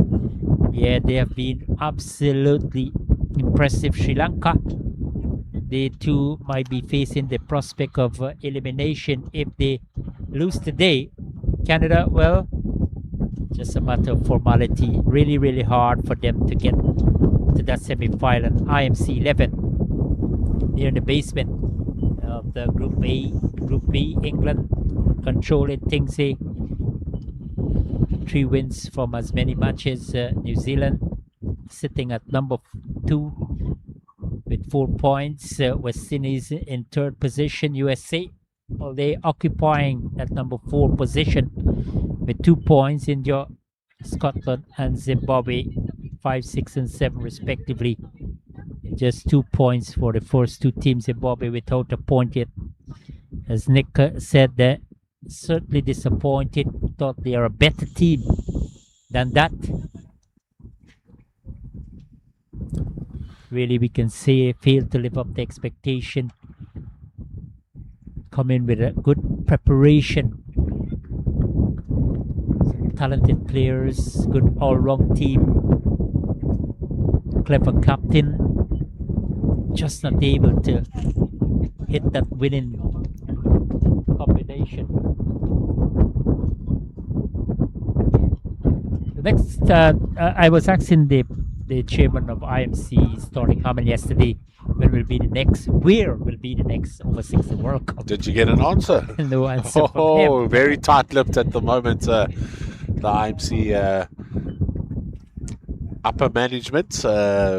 There's been rumours that the Caribbean were putting up their hand for this one, and maybe the next one. I've heard rumors of the UK. So there's lots of countries floating out there. Some rumors are louder than others, but I guess they're going to make us wait maybe till finals day and the closing ceremony. Maybe they'll announce it there. Normally they will make that announcement at the Father's Day. Even at the over 40 World Cup, you know, that we had some word with Sterling there. When will be the next and where will be the next over 40 World Cup? And to my astonishment, when I heard it will be played in the West Indies and then in my birth country, Guyana, you know, I couldn't believe it. But and the closing ceremony in South Africa as well. But Harman did said that a lot of countries, you know, willing to host a tournament there. That's the interest is unbelievable. That a lot of nations, but and again, that's another demonstration of the growth of master cricket. You know, teams calling day after day, I want to host a tournament. I want to come in for over 60. It looks like there was a drop catch there off his own bowling from Wayne Parham. Or maybe a done ball. Yeah, I think he went out there. Now we have in the use of our monitor here in the right up. Yes, drop catch. Always a difficult one when he returned to you. Very hard. Not able to grab it here because he's a fast bowler. The follow through might bring that difficulty. 41 gone, 185 for 5, 4 overs to go. Nick, when we translate that, 24 legal deliveries still to come in this innings. And I'm sure if, let's say, India can able to accomplish a run a ball from here, that will take them to over 200. If Zimbabwe can able to wrap up things and able to restrict them. But yes, I don't see India falling all out here in the next 4 overs unless something special here. Andrew Walton, yes, he's wicketless, quite economical. You can expect an exciting finish here. Yeah, absolutely. I think the big question for the skipper is who's going to bowl that 44th over. So we see a big shot down the ground. Confusing between the batsmen what to do there. Just get the single in the end. Frustration shown by both batsmen. But who will bowl the 44th over? Walton finishing. He'll be finishing now his 9th over. You would expect Parham to continue the 43rd and the 45th. Does the skipper go to the spinner of Gary Steyn? He was lobbing them up for the batsman to put away to the boundary. Hasn't found his rhythm. And a wicket flicked off his legs around the corner. Bad ball that should have been put away, Rav. And another wicket coming off a bad ball for India. So frustrating for the coaching staff in the batting unit of this Indian side. Yeah, down the leg side. Made the connection, but straight to the man there. That backward square position. But another wicket goes down here for India. Raju, after a well-played 28 in the context of things, from 46 balls. But Andrew Walton will be delighted. And Zimbabwe as well. No doubt the aim is to take wickets regularly because they know that batsmen will come out with the intention of firing up things here. India will want to see a couple of cameos. But good well bowled again there from Andrew Walton. He has been steady and deserved a wicket on this occasion. Wasn't the best delivery, drifting down the leg side. And a simple catch to end the innings of Raju for 28. 186 for 6. And Nick, we know we have great ambition to be great commentators. I still have ambition to play over 50 World Cup and over 60. Okay, so I can tell you, not a huge cricketing family. My brother went on to represent the country. You know, I played a lot of club cricket professionally, but I want to play over 50 World Cup. I'm 47, so still a long way to go, but I have the ambition. Yeah, you most certainly do. And I thought you mentioned earlier that you had gave up cricket to commentate, so it's good to hear that you still play yourself. I wonder if they've ever had a player commentator at a competition. So while your team is batting and you are waiting, can they hand you the mic and commentate? Will they give you a mic to commentate while on the field? Now that is an initiative that could spark some interest, like when they mark up the fielders in those T20 competitions around the world. Yeah, definitely, and that would be fascinating. Sometimes you want to prowl in front and back of the stumps, off the field and on the field. Maybe as a 60-year-old, though, you wouldn't want a microphone when you have to run for a ball and the team are running 3 and then you're huffing and puffing. But it's important that we can stay fit, and that's the good thing about master cricket. You have the opportunity to be active on field. Dot ball to end over number 42. 3 to go, and India 187 for 6. Yet not seeing that fireworks, but definitely Zimbabwe will be pleased. Yes, they're able to take wicket at this back end of the innings, and at the same time, you know, putting that sort of restriction on free scoring. So good planning at the end, good execution. They no doubt will want to finish off strong. Just to keep, as you said, that 200 mark could be a psychological something for the opposition for Zimbabwe to face. So if they can bowl his next 18 deliveries, probably pick up 1 or 2 wickets, but not keep them below that 200 mark. Yeah, I think this over from Wayne Parr, a very, very important over. He needs to keep it tight. He's more than likely going to be the man to bowl the last over of the innings. The question is still there. Who will bowl the penultimate over? The one after this one, the 44th over. That one is swept away for 4. Will it make it? Oh no, it's the commentator's curse. It makes me look silly. It held up. I should have known going to that far side of the ground. It's a lot slower there. Hopefully the Zimbabwe batters have paid attention to how slow it is on that corner of the field. New Zealand 251 for 8 against West Indies after 43 overs.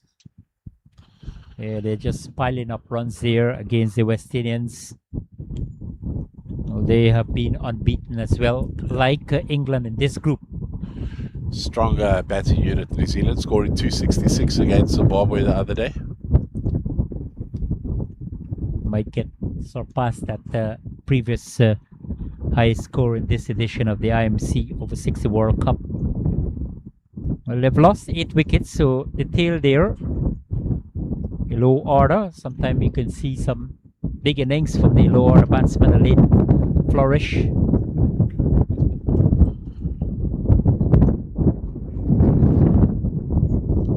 Defeat here for West Indies will probably put them to number 4 in the points table. Just 2 teams from each group of 7 will be progressing to the semi-final stage of the competition, which is set for next Friday. Then all roads lead to this facility here on August 23rd to wrap up things here. Should be very, very exciting, thrilling, as Akshay Panja, the president of Council of Canada Master Cricket, stated enthusiastically that they are happy with proceedings so far. The cricket has been absolutely not too exhilarating, but exciting, competitive. Off field, they are satisfied.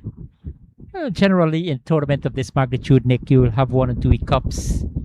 You know, little pitch not too conducive, lunch arriving a bit too late, transport the team bus just 10 minutes away from the ground, and that sort of things. Massive top edge. Well fielded though by Gary Griff in the inner ring. He's a very fine leg fielder there. And the Indians might be, yes, happy saying that, okay, the first order, when they were asked to bat first against Zimbabwe, to bat out the 45 overs. I think any captain would ask their players to see if they could bat out the 45 overs. Yeah, they would have liked more on the scoreboard. 193 for 6 now. After the penultimate ball in over number 43. And a dot ball to finish off Wayne Porn. Third over, 19 runs he conceded without taking a wicket, 43 gone. And India 193 for 6. Edging closer to that score of 200. This is the penultimate over that we've been speaking about. Who's the captain going to throw the ball to here?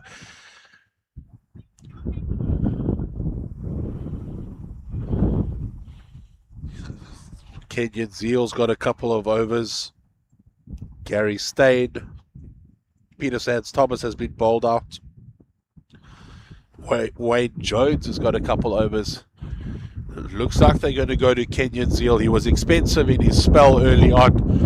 He came on at the end of the first power play. Well, you said you were interested to see who went to bowl a penultimate over. Zain. Zeal is a man been entrusted with responsibility. Well, I don't think he will be under immense pressure here, like, because you have got two new batsmen in the crease, relatively new to the crease.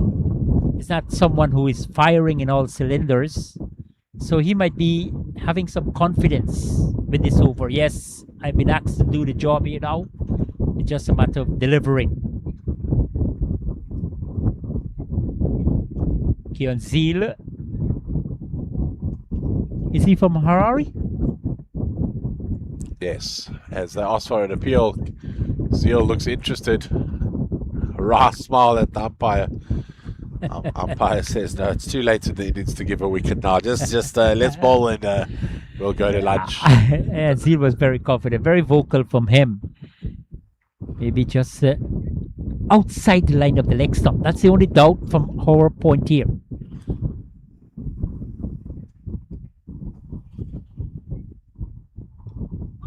A genuine edge there.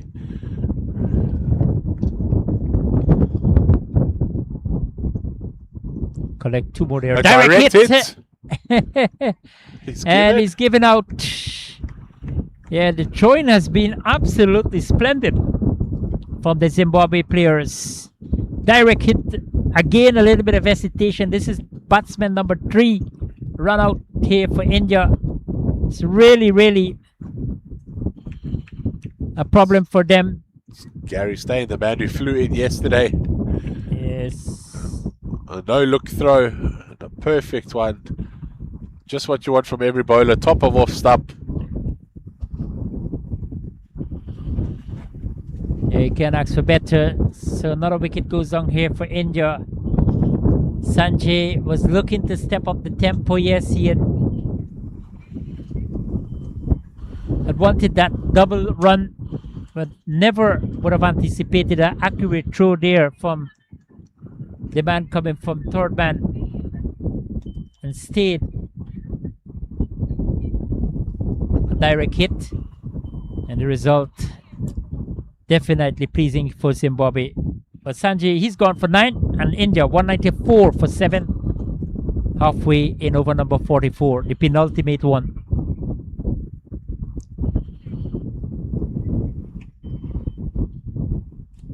Ashok, the new batter for India.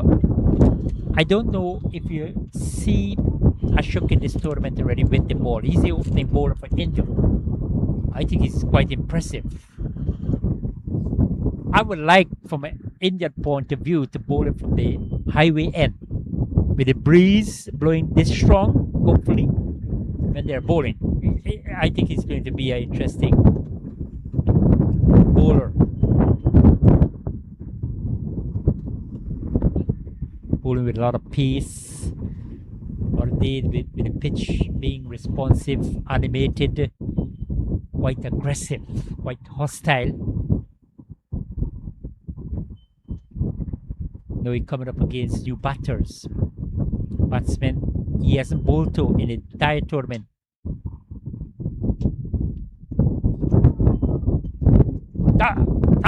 And that's it, another run out. We'll have to wait and see. Just maybe miss it.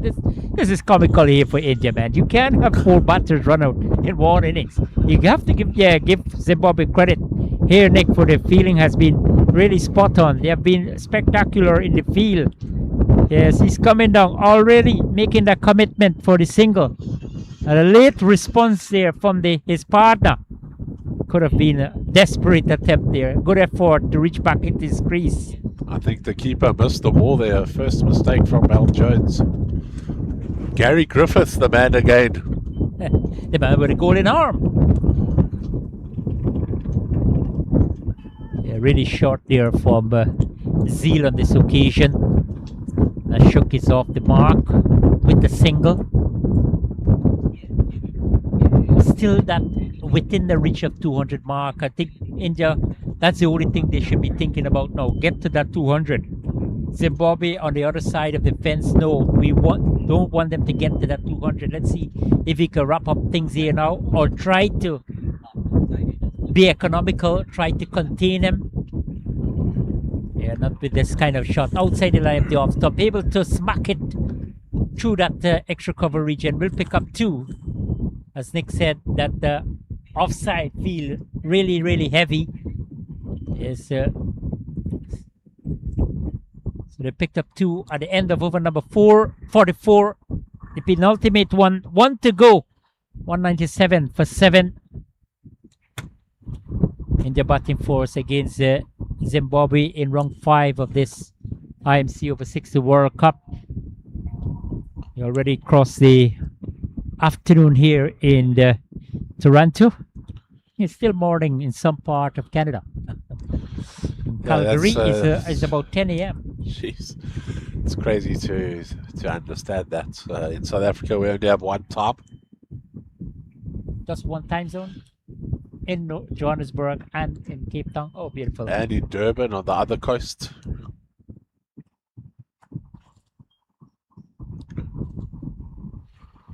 We could say good evening to the people in South Africa, all the cricket fans. Good evening to my good friend Barney in Cape Town, South Africa. Thank you very much for your generosity when I was there. Thank you very much for the treat and giving me that tour around Cape Town. Final over. Straight to the man at deep mid on. Get an easy single. Keon Zeal still be given the responsibility to bowl the final over. It's going to be his 4th. Has been in the wicket column, but definitely his economy rate impressive. And India 2 away from 200.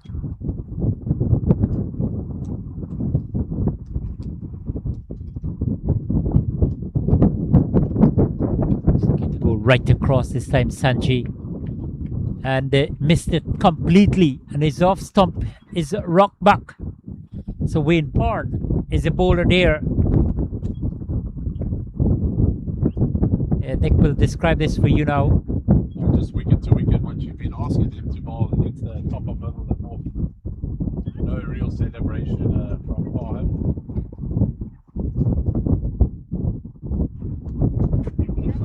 Slightly expensive today as a bowler, but that wicket will maybe bring a smile to his face later on in the day. He knows there's a big job to do with the bats.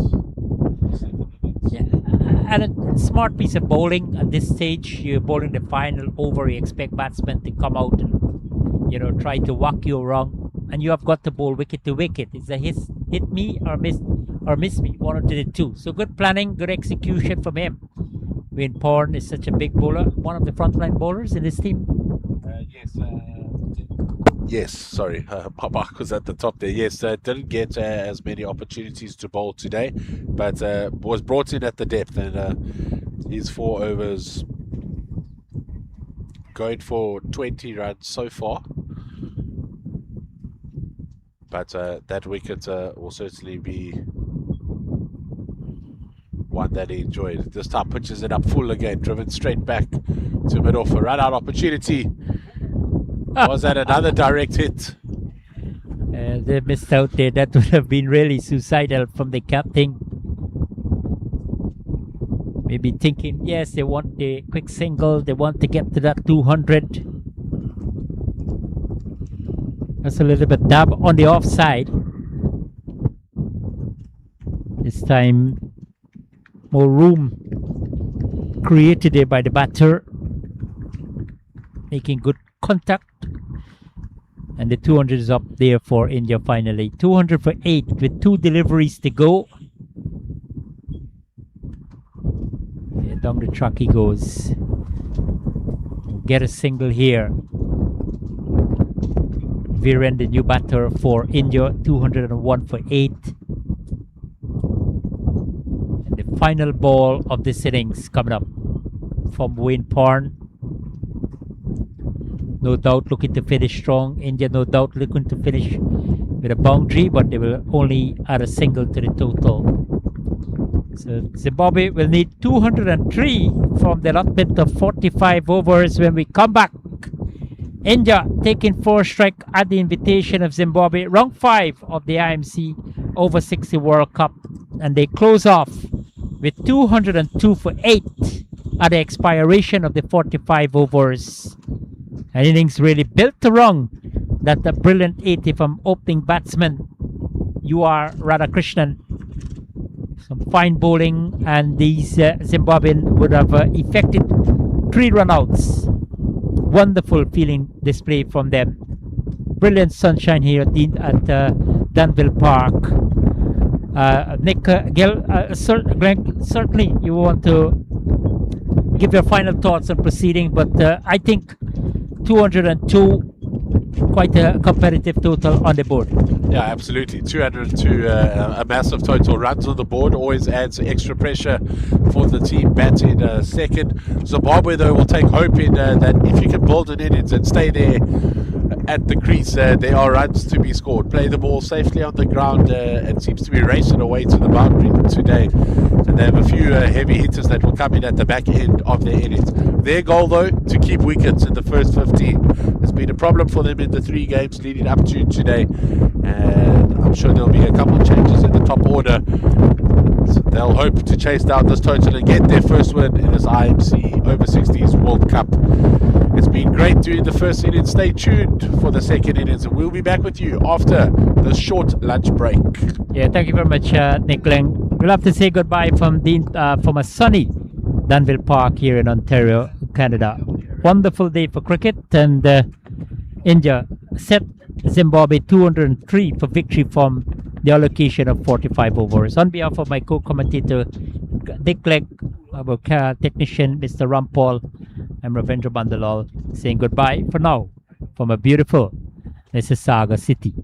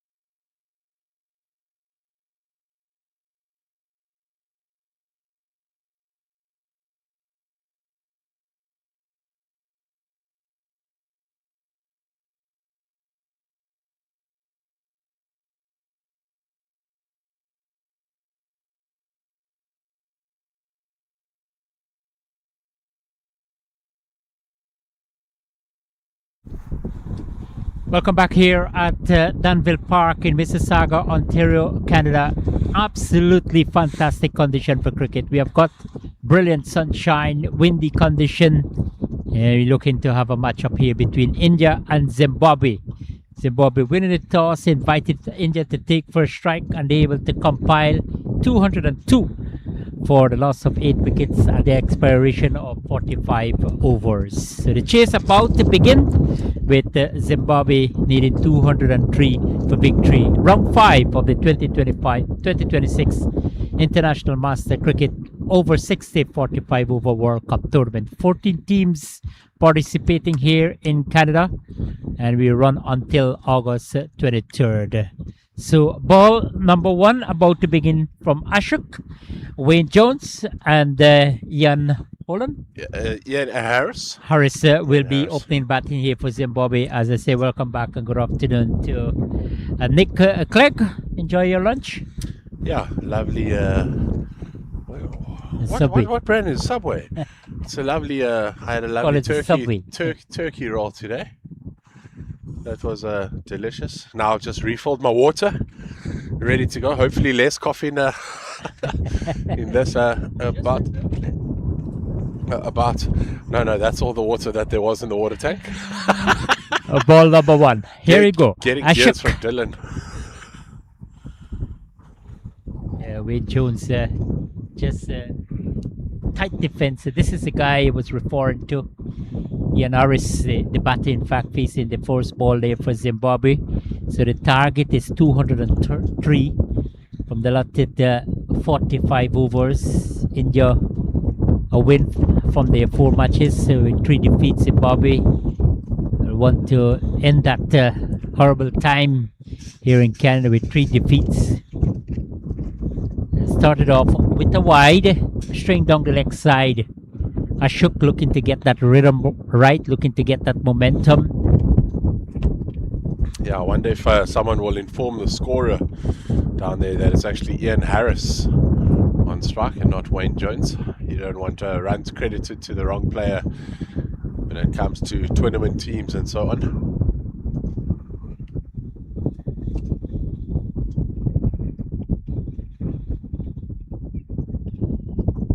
Ian Harris is the man on strike, already faced up the 2 deliveries from Ashok. 1 down the leg side and 1 on target with some bounce, with some movement as well.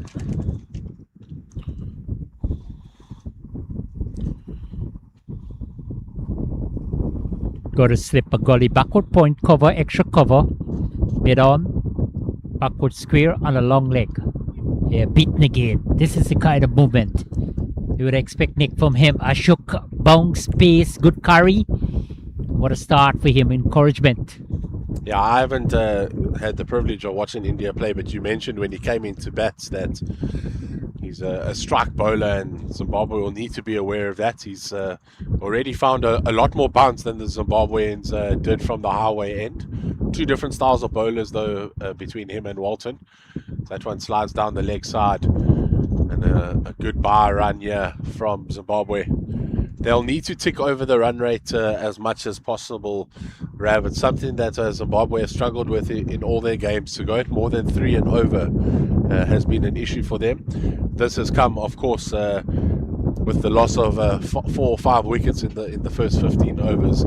So always difficult to score when your team's under such pressure. These 2 given the task of staying out there as long as possible, hopefully until the first drinks break, and accumulate the runs. But that's not the issue for the Zimbabwe side.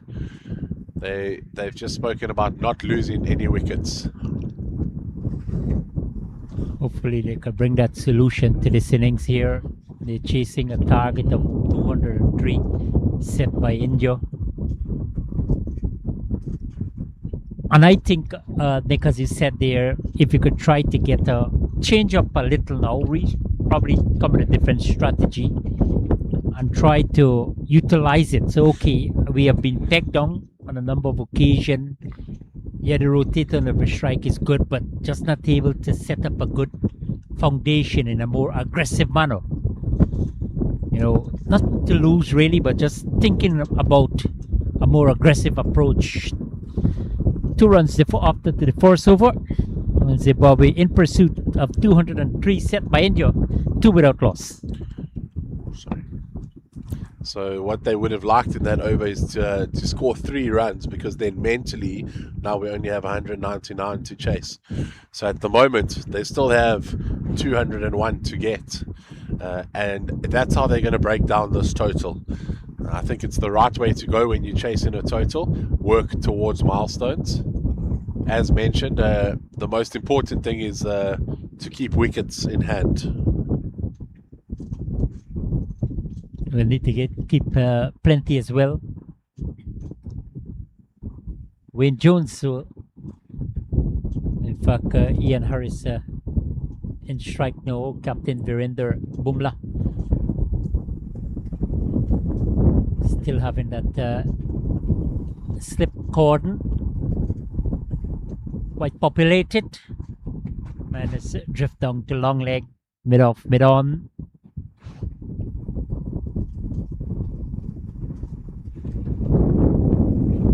Your son, an aspiring commentator, I see he's gone off with the microphone there around the field.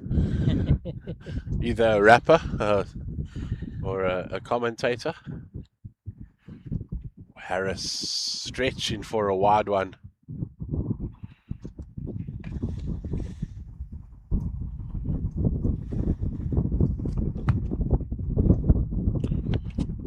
Viren Patel into the attack here for India. Oh, I guess he's inspired by his dad. Ah, what a moment, father-son moment. Is he confident enough behind the mark? Well, for sure he's passionate. That Ike Compton still always feeling nervous. Don't know why. Said that Dad is looking simple for you, but whenever I pick up the mic, I get nervous. Yeah, so I think it's kind of like when you MC at an event. Once you start, you just feel comfortable. Before every game, I still get nervous when I put on the headset. It's You're almost ready like to start. Like an alter ego comes out, and I'm ready to Yeah. talk. It can happen to anyone, right? In my initial stage of my career, it used to happen to me. But I think I fought it off well, and I started to think differently. And I think the thinking aspect is really helped me, because you say, you know what, this is what I like, this is what I want to do, and I'm going out Yeah, brave. absolutely. So I think, and the reason why I asked the question is I'm all about growth of the game, not only on the field, but also in our game of commentary. And I'd love it if you and your son had it over here together and commentated. If you and him were up to it, you could guide him through it, ask him the questions. Maybe he could say the score and call some shots. Patel just in operation here for India. Originally from Gujarat. Moved to United Kingdom, playing over 15 over 60 ECB County Championship for a success. Looking said at the break, he really wants to dominate for India in this season. 2 over completed, and Zimbabwe looking for 203 from 45 overs, 2 without loss. I can't really remember or recall a father-son combination in a commentary box. I know they play cricket. Have you heard of any, or really, 2 brothers? I really can't recall about that.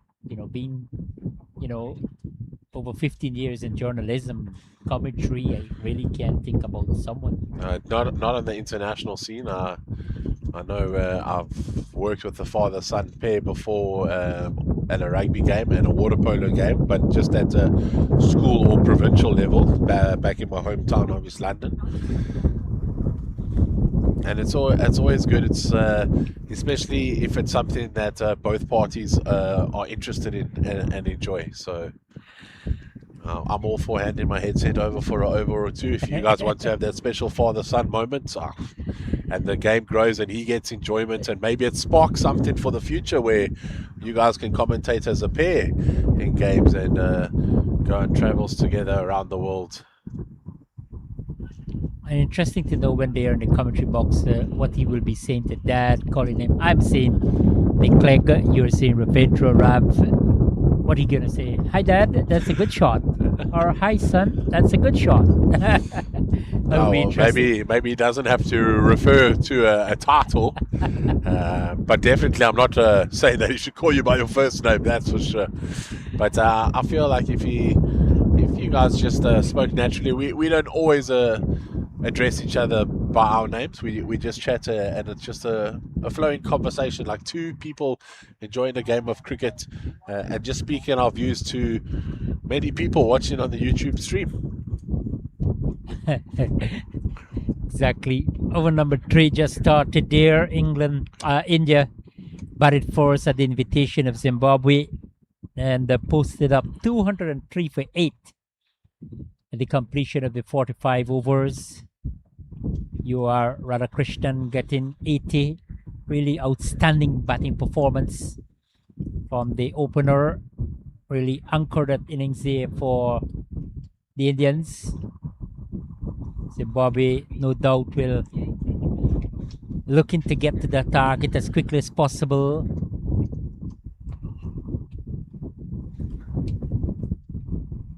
Ashok, the man in operation here for India. Yeah, more box, more pace. Just a back of a line from him. Might have thinking about that off stump because he has got a slip and a gully, third slip gully area. Yeah, fuller delivery. Stan is planned here to go one up, one down with the new ball, plenty of sheen on it. Got the heavy wind behind his back. Encouragement for him, no doubt. In the context of things, might be thinking that anything over 200 and better in cricket can be defendable, can be competitive. Let's see how things will go. Nick, 3 over completed. Zimbabwe 2 without loss. 2 maiden on the trot. Yeah, fantastic start here by the Indian bowlers. But as I said, Zimbabwe won't be worried about this. It's just keeping the wickets in hand and allowing the batters later on in the innings the freedom of playing without the fear of losing their wicket. Just trying to go onto the live stream, but it seems like the chat function has disappeared. So I'm going to have to speak to the producer because we really enjoyed hearing from the public who were watching. Viren Patel continues here for Enjo. Would have played the last World Cup in Chennai 2 years ago.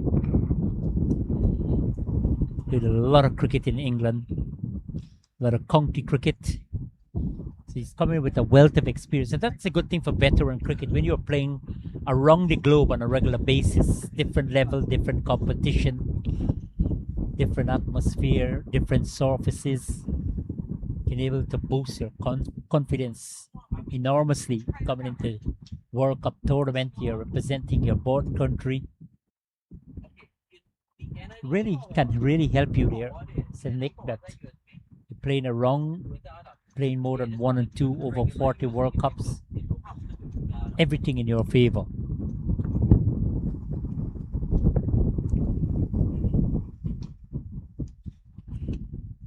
Ian Harris just looking to guard one there, backward of point, but the point fielder moves swiftly to his left to gather that. He's been in good form as Ian Harris. Unfortunately, was taken down the leg side in the first game against New Zealand to a spectacular catch. They just guides it into that area again. Good footwork. Always worried when a cricketer wants to use his boot to stop the ball. Many things can go wrong. One of our own players ended up in the A&E during the week. Stopped the ball with his foot, then fell over and landed on his hand. Boy. Had to go for a scan. Fortunately, only just overworked muscles, nothing broken or fractured.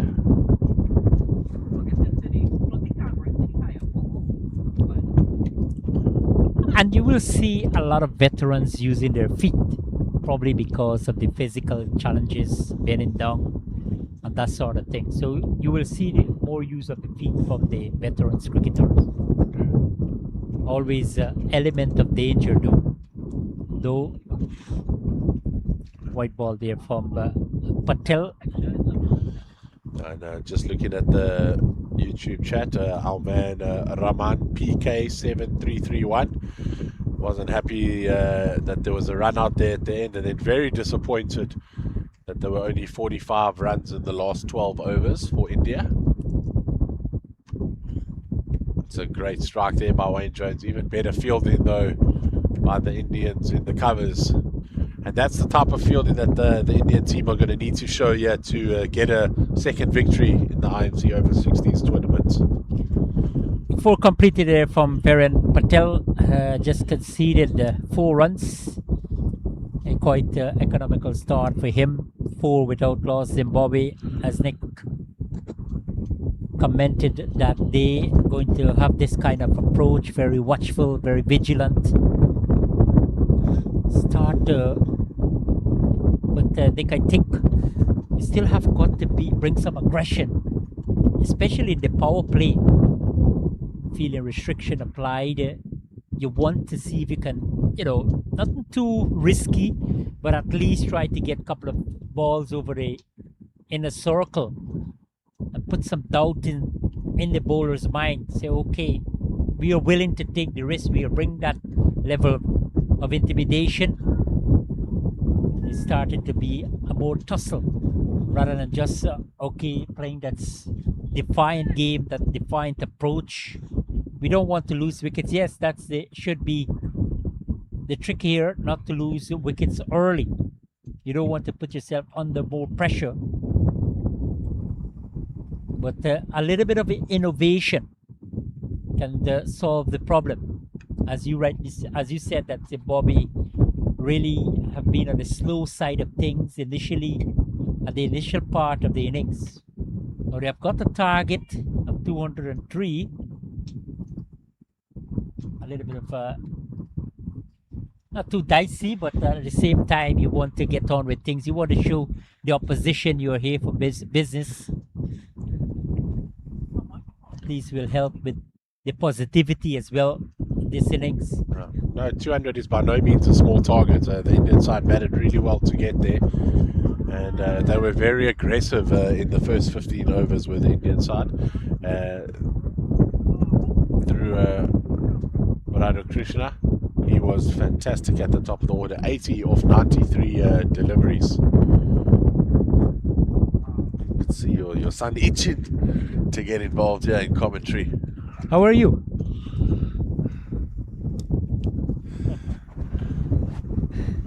So Shy there giving an opportunity to say something. Say, I'm okay. I'm enjoying the cricket. And he feels that it might be a little bit too much for him. Oh, well, we've got 40 overs left here to keep inviting him on. And I think it would be such a special moment for the two of you, and one that will be there for the rest of your lives on YouTube, that you can always go back to and share with your family and friends the moment you and your son commentated together in a World Cup match. So plenty of commentary in Zimbabwe or in Durham, in South Africa, club cricket? Not for club cricket, but provincial cricket. So when they have the provincial tournaments to be selected to represent South Africa, there is commentary stints. Unfortunately, I'm not always available to go to those, as my normal job as a teacher is a Monday to Friday sort of job. Really enjoy that side of my life, being involved with children and helping them grow as young adults. And then commentating is usually happens on a weekend. Friday nights I commentate quite a lot of hockey. And then on a Saturday, rugby is our main sport in the winter. cricket, it's slowly getting there with being live streamed, and then schools are slowly starting to invest in good commentators around. So I'm sure it will start to grow, but definitely veterans cricket is the place where commentators get their start. That's how I got my first opportunity. I've been commentating for 6 years now, and my first cricket opportunity only came last year, so it was few and far between.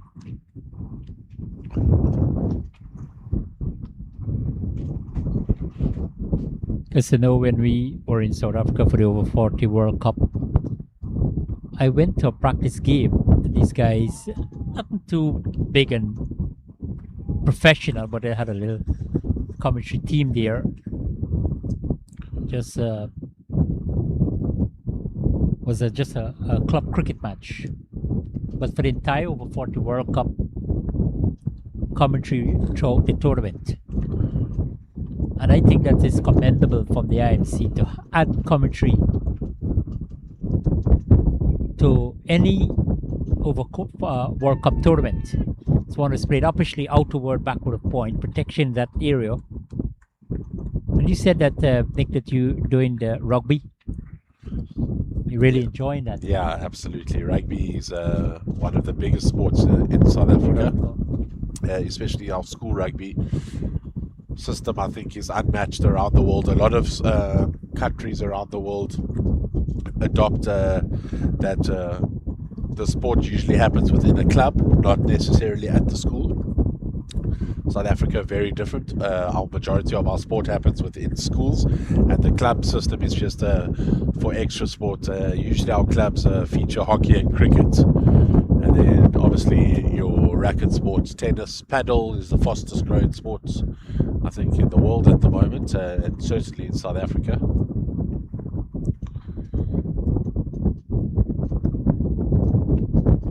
Having read a lot of things about rugby in South Africa winning world championships. Is that Yes, correct? sir. Yes, sir. 2 World Cups in a row. Currently ranked the #1 rugby team in the world in both the men's game and the sevens game. So really doing well with our rugby structures. We hope our crickets can follow suit. We are the holders of the Test Mace after beating Australia at Lord's in a fantastic Test match there.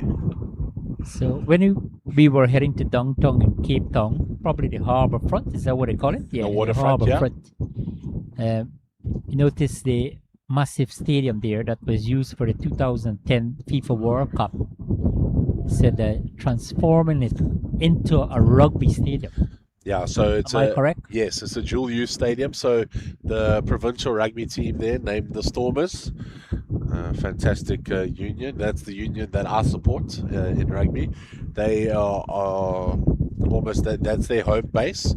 But if there are international football matches or soccer matches, then they are happy to host it in that stadium. It's a beautiful stadium. So if you ever are in and around Cape Town, Rav, I suggest strongly that you try and make your way down to that stadium. Another fantastic stadium is in Port Elizabeth, now known as Gqeberha. They have it looks like a oyster shell, the stadium, and wherever you sit in that stadium, it feels like you're right next to the pitch. It's just the architecture is beautiful. Wow. Yeah, brilliant bowling again here from Viren Patel. Just 3 off the over in Zimbabwe. Looking for 203 set by Enjo. 10 for the loss of no wicket. And we interesting to get some scores from the other game there. I guess Nick will provide it. New Zealand up against West Indies. Look like West Indies might face a mammoth total. One stage here were 251 for 8. Round 5 of this IMC over 60 World Cup in Canada. New Zealand 261 all out in 44.5 overs.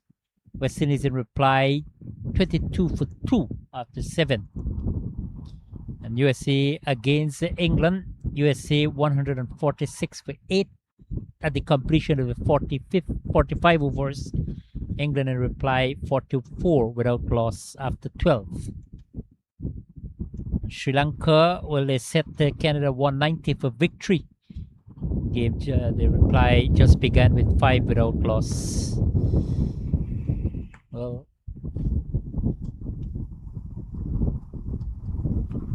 certainly interesting there. Well, I think West Indies in for a big run there. 22 for the loss of 2 wickets, chasing 252 for victory against New Zealand.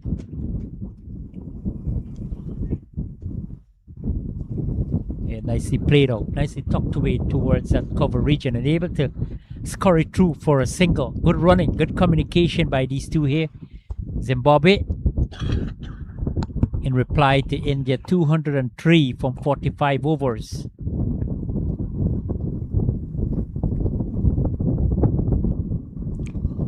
Absolutely brilliant sunshine here at Danville Park. It's a little bit of nub there from the batsman, just trying to open the face of the bat, trying to steer it through that backward point third man region. They're able to pick up plenty of runs there because the two fielders are in this circle, that 30-yard circle as well.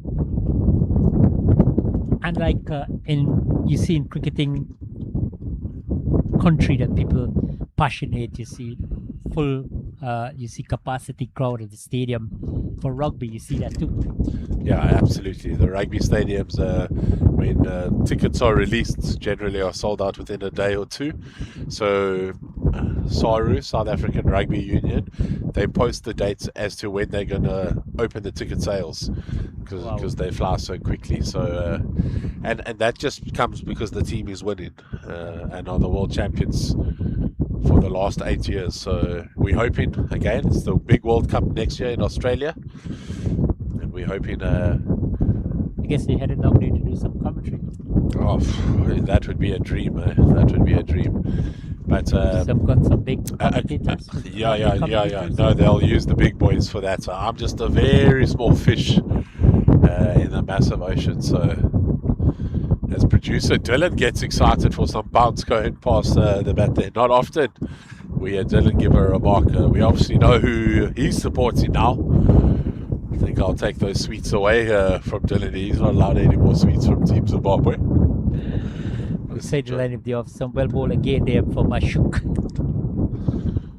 Bounce, some curry, some movement as well.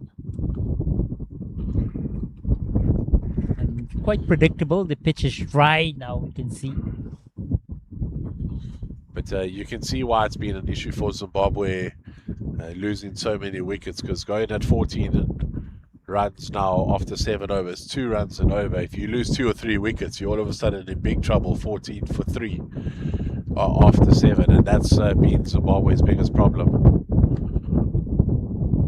Virat Patel continues from the western side of the ground, coming against the breeze, still with a predominant offside field pack. Mid off, relatively deep, extra cover, backward point, and he's got a slip. Mid on, mid wicket, the backward square, all inside the 30-yard circle.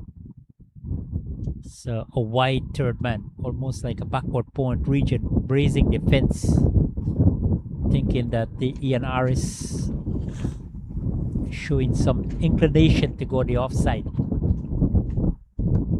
Yeah, sweetly driven through extra cover, and what a way towards the boundary. The timing was impeccable, the placement was perfect. Hey, for Harris, pitched up on this occasion. Patel a little bit, plenty of width outside the line of the off stump, and truly amazing shot there from the Ian Harris. And a wonderful piece of batting, and that will do a world of good for his confidence after a little bit of struggle in terms of picking up runs. Zimbabwe. Yes, he's a clean striker of the ball. He just needs to play more positively, does Ian Harris. There, that's much better cricket by him. Gets the 4 through the covers and then just runs it down to the third man area for a single.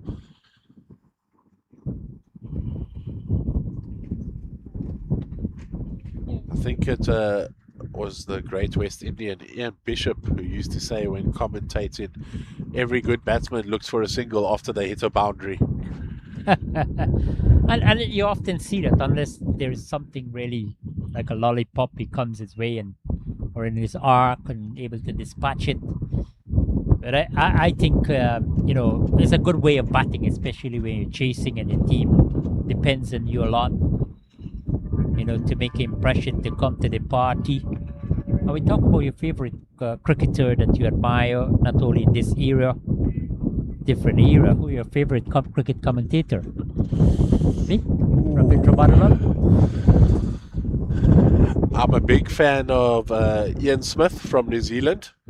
He was involved in the 2019, I think it was, Cricket World Cup.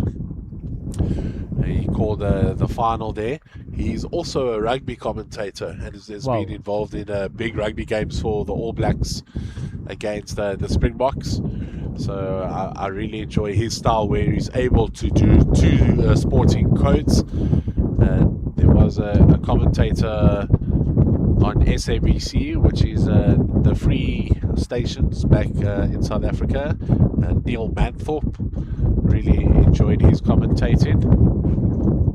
Really knowledgeable about the game and about the players, and he always made it personal. So when you listen to him, it was like he was reading you a storybook. He was explaining the background, the characters, everything. That he really painted a good picture.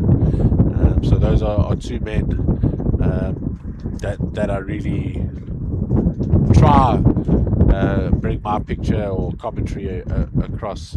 And then I feel on the English scene, Nasser Hussain, very, very good.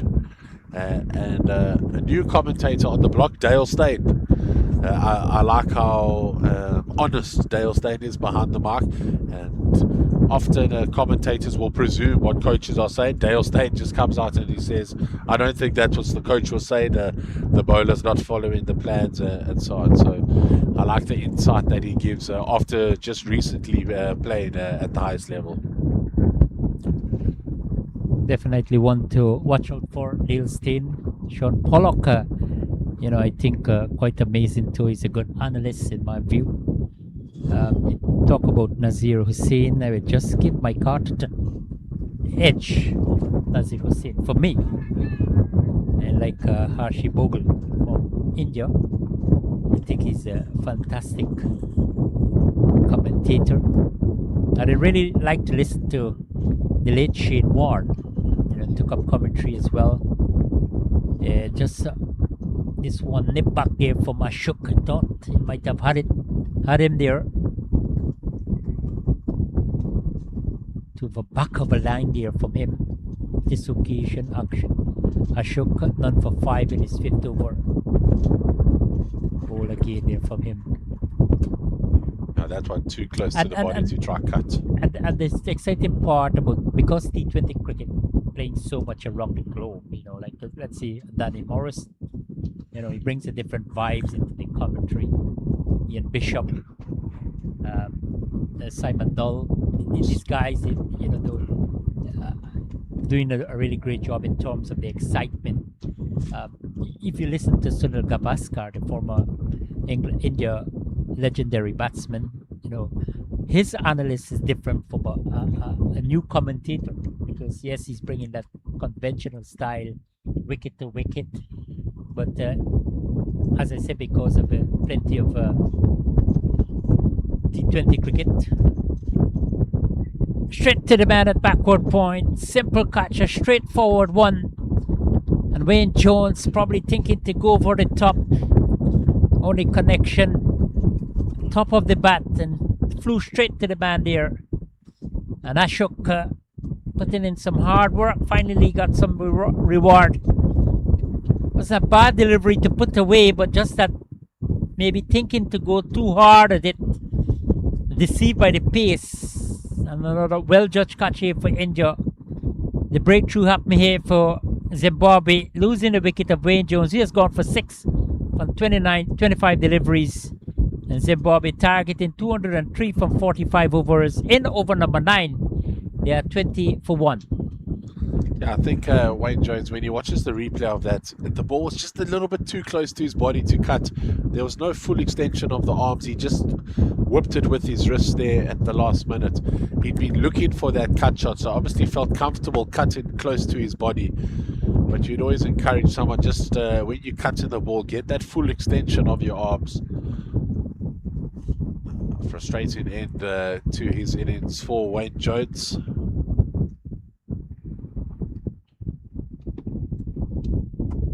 You notice in commentary these days, Nick, you have a lot of women doing commentary. And I think it's adding flavor, especially with the shortest version of the game, T20. Like to listen to the women commentating?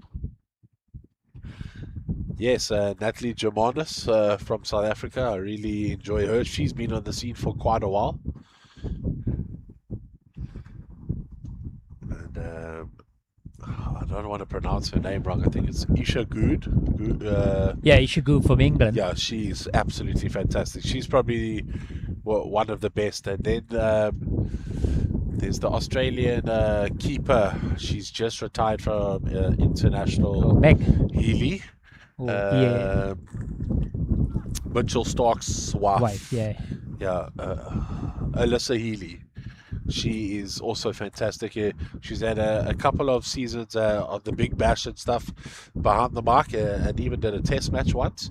And truly incredible her insights to the men's game, not only the women's game, but also has insight into the men's game. So I, at one time I thought the women's gonna only commentate on the women's cricket, but they bring in that different dimension to and men playing cricket as well. Nicely played out towards cover point.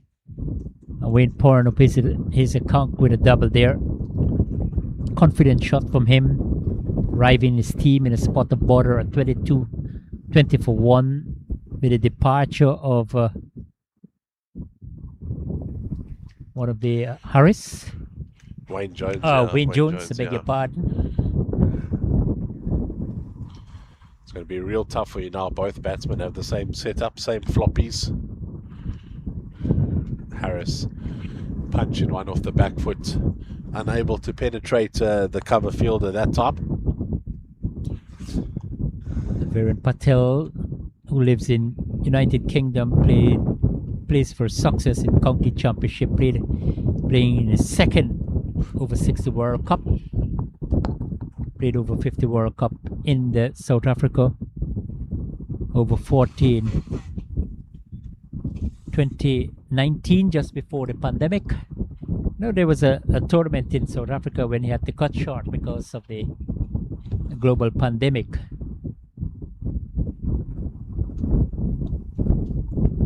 He played off the front foot towards long backward square.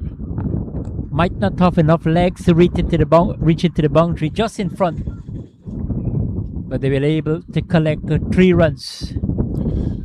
And it's something that may be interesting at times, Nick, that what really you're looking for a commentator to. The insight, the analytical part, the knowledge, the excitement, all these things can be in one nutshell. But you, as you said, Dale Steyn, you like his insight, you like Alicia Ali insight, and those are the things that you look for.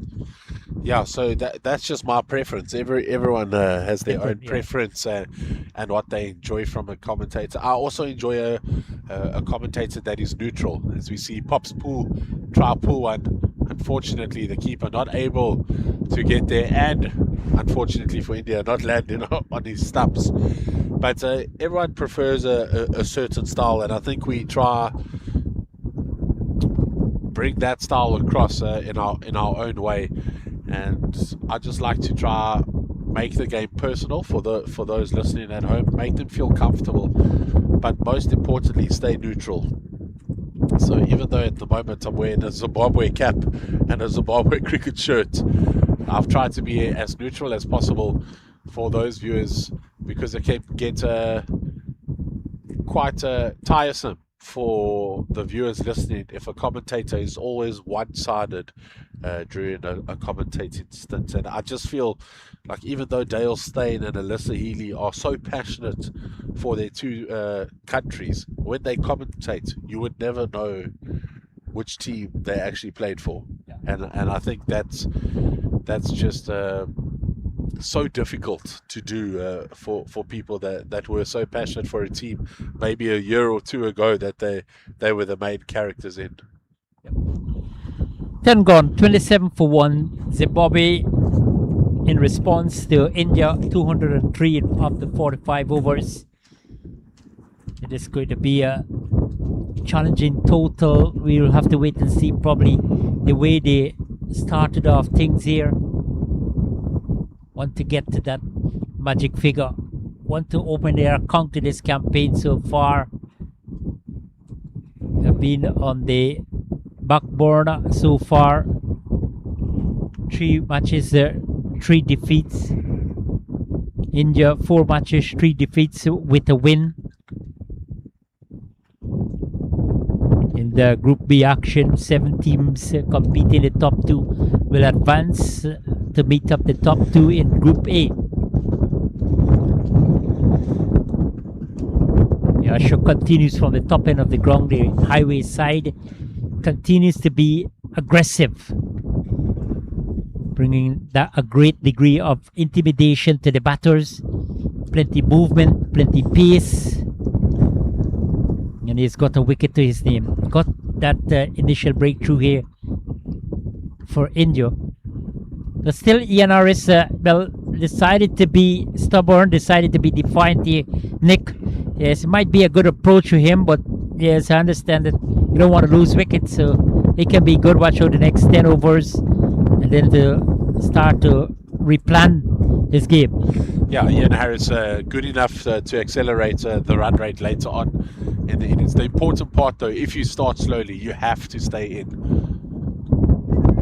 You can't start slowly and like that nearly give your wicket away, because then your team really are on the back foot. So if this is the approach he's going to take, then you'd like to see, like when he gets to 45, 50 deliveries faced, he's closer to 30, 40 runs.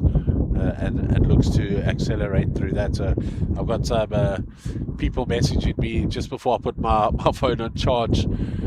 Julie Price in Harare watching the game, hoping that the boys can come through with their first victory. Egging them on just to score more runs. And I think that's what all Zimbabwe fans want. Take the pressure away from the tail end to score the runs at the top end of the innings. Now our thoughts are with Sugarman, and as well as Kevin Shadwell. He sent a lovely message, a little video message for all the boys on the WhatsApp group this morning, just encouraging them. So Sean Lawler and Kevin Shadwell, we appreciate your support, and we wish you were both here with us. But please keep sending those messages as we look to get more victories for you guys and the rest of the Zimbabwe supporters in this tournament. It's a big lunge forward there. That's just what the bowler would want to see, Rav. Batsman feeling uncomfortable at the wicket. Excellent bowling again there from Ashok. He thought he might have had it jumping up, almost celebrating. He's got one to come back quite enormously between the pad and the bat. Just missing that off stump as well. Well bowled there from Ashok. 11 gone, 28 for the loss of 1 wicket.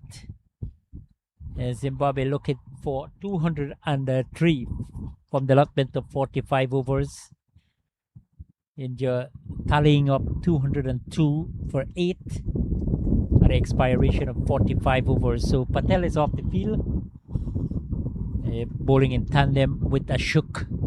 Have been quite economical in the context of things. Got one of the openers. So they might be pleased. Hopefully by the end of the 15 overs where we'll have an interval refreshment. A lot of discussion from the 2 batters.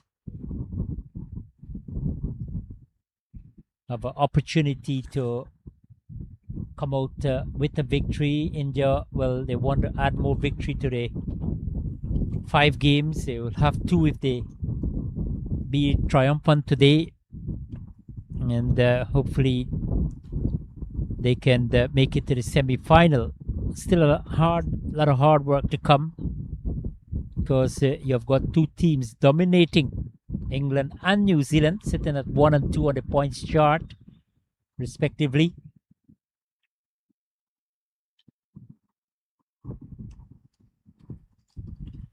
Sanjay Ranjan into the attack here now, the off spinner, replacing Viren Patel from the western side of the ground.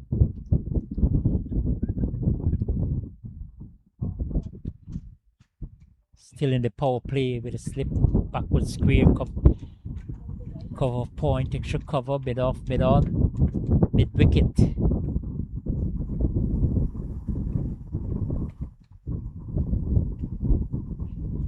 Pull straight to the man at backward square region. Get it. A single here. Zimbabwe. And what you think will be the talking for both teams? You know, looking at both sides. You know, at the interval, yes, a target of 203 set. Yes, we need 9 more wickets. These are all in discussion here. Yeah, I think Zimbabwe would have wanted to be maybe 45-50 for the loss of this 1 wicket after their 15. So they'll need to score a couple more runs, I think, in this first power play.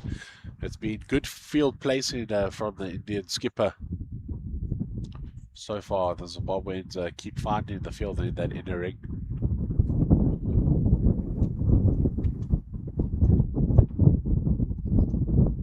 And I think any total, Nick, once you're chasing partnership, can be very important.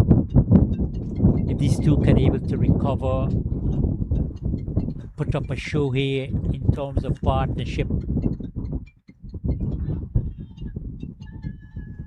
Yes, he's given out leg before, looking to go right across, paying Porn, win Porn, and missed out completely. Interesting to see the replay there. Very, very loud appeal here from the Indians. Rajan. Probably some turn there, but because he's right back on his crease, going right across, missed out completely. And Zimbabwe in some trouble now, 29 for 2. Nick, definitely they're going to be worried. No, they certainly will. As you can see, he just steps right across here, and then the ball just keeps low. Hits him on that back pad there. It's trapped straight in front. He knew straight away. He looked at the umpire. And this is where the concern comes for Zimbabwe. When you're scoring at such a low run rate, you lose a couple wickets. Now all of a sudden, you're in big trouble again and under pressure. Yeah, agree there. Keon Seal, the new batter here for Zimbabwe. 29 for 2 in over number 12. Rajan in his very first over is making a statement here.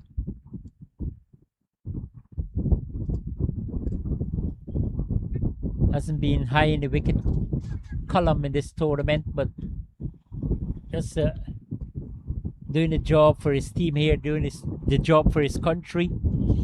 Yeah, Kenyan caught ball watching there, played it to the leg side. Ian Harris called him through for an easy single, and Kenyan Zeal just stood his ground, kept looking at the fielder. I don't think Zimbabwe will want a run out now, especially with Wayne Porn just dismissed via the leg before route. Yes, compact, solid defense there. Opportunity to prove his all-round capability. Dot ball to finish over number 12, a successful one for India.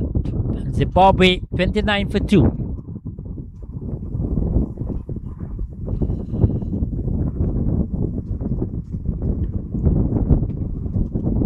The wind has been breezy since the morning here at Danville Park in Mississauga, Ontario, Canada.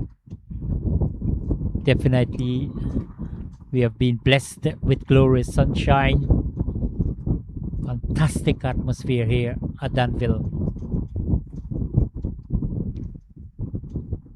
good support for both teams.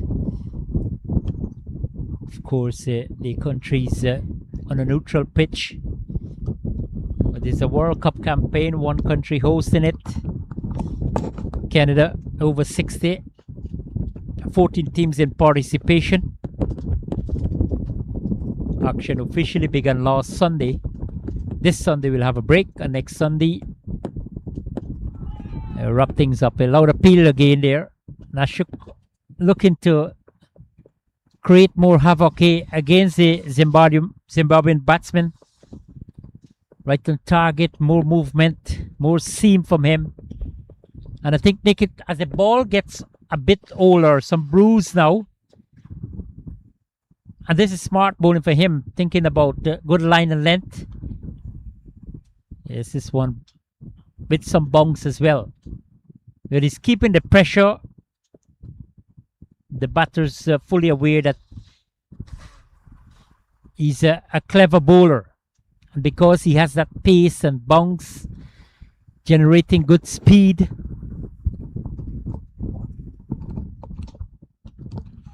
No, he certainly is a clever bowler. When you bowled 6.5 overs and you've only got it 6 runs for 1 wicket, you're doing more something. Than a stingy bowler. you're doing something right. Oh, he's having that left-right combination. Zeal and Harris respectively. Maybe changing up things a little for him, because you want to take wicket on a regular basis. And another one.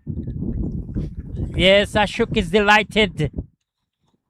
Harris looking to probably go in the backward point region again. As Nick said earlier, that might be deceived with the bounce, the pace, and the movement. Exactly not the area he wants to get it. He wants to get it, but straight to the man. A regulation catch behind the stumps. And more trouble here for Zimbabwe. They started to tutter, chasing what is started out to be a massive total of 203 from 45 overs. They continue to struggle as Harris departed for 12 in over number 13. Zimbabwe 29 for 3. This is exactly what they wouldn't have wanted. Losing wickets again in the first power play, and your run rate's so low, it really doesn't help. You would have taken 70 for 3 if they were going at a blistering pace. But at less than 2.5 and over, you can't afford to be 3 wickets down in the first power play. Well, no, we don't want to say it completely, but the decision to bowl first started to backfire on them. Because if you want to bat or you want to chase here, you have got a good wicket to bat on, good condition. And you're just wobbling now. 29 for 3. Greg McDonald might be thinking differently. But still plenty of hopes, because he's still got top line batsmen to come. But India, no doubt, they are elated with this kind of bowling performance, thanks to the man of pitcher. Ashok completed his 7th over. Amazing spell from him so far. 2 for 6. And Zimbabwe are reeling, chasing 203 for victory from 45, 29 for 3. A wicket maiden by the strike bowler Ashok, and you called it early on when he came into bat.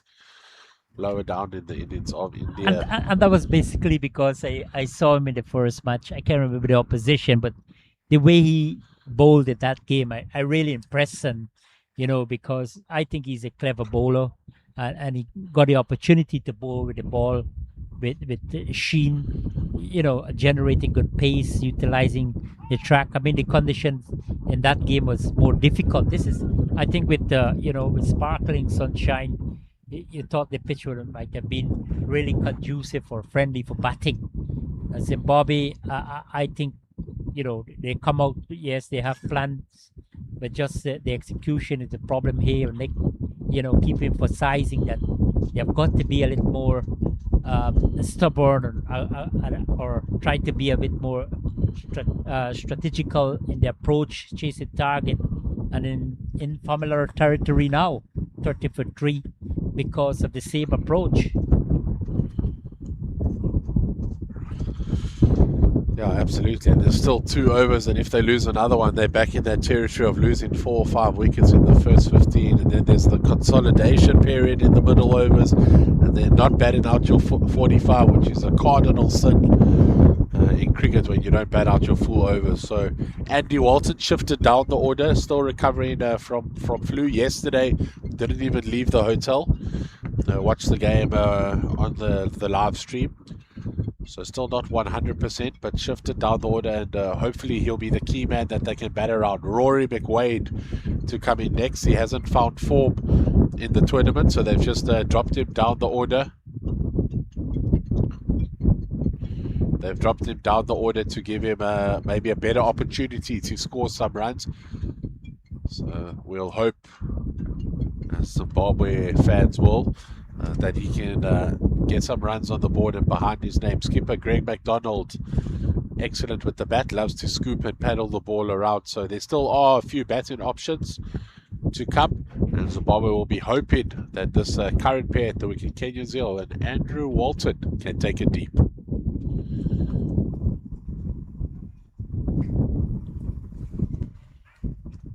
Good use of the feet there from Zeal, advancing down the track, making good connection, but just keep it flat on the carpet, not looking for elevation, looking to go over the top. Sensible batting.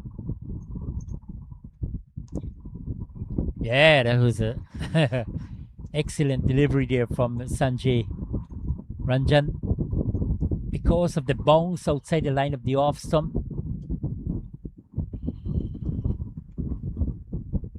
It's a bad length. And Walton may be thinking to go towards the backward point region. But because of the bounce, probably deceived by that. And a good over here for India in defense of 203 against Zimbabwe, who have got 33 for 3, going with a rate of 2.36. The required run rate is 5.48. With this kind of progress, Nick is going to jump up. So they have got to be very careful. 170 from 31 overs, still plenty of time to come if they can get there or get close to there. India, no doubt, they will want to try to keep taking wickets because they continue with Ashok. He has been a success story here for India at the start of proceedings. 2 for 6 just at the commencement of his 8th and possibly penultimate over for him in his spell. But he has been outstanding. He has been superb. He has been exceptional. Yeah, this is the batting now. The Zimbabwe batters, I think, now will have to try and play him out. You know, just play that fundamental level of cricket and try to see off Ashok, and then we can start to see what we can do with the other bowlers. Because he's on top, he's firing, consistent with his line and length, and he's been successful too as well. Accounted for 2 of the 3 wickets fall that fell for Zimbabwe.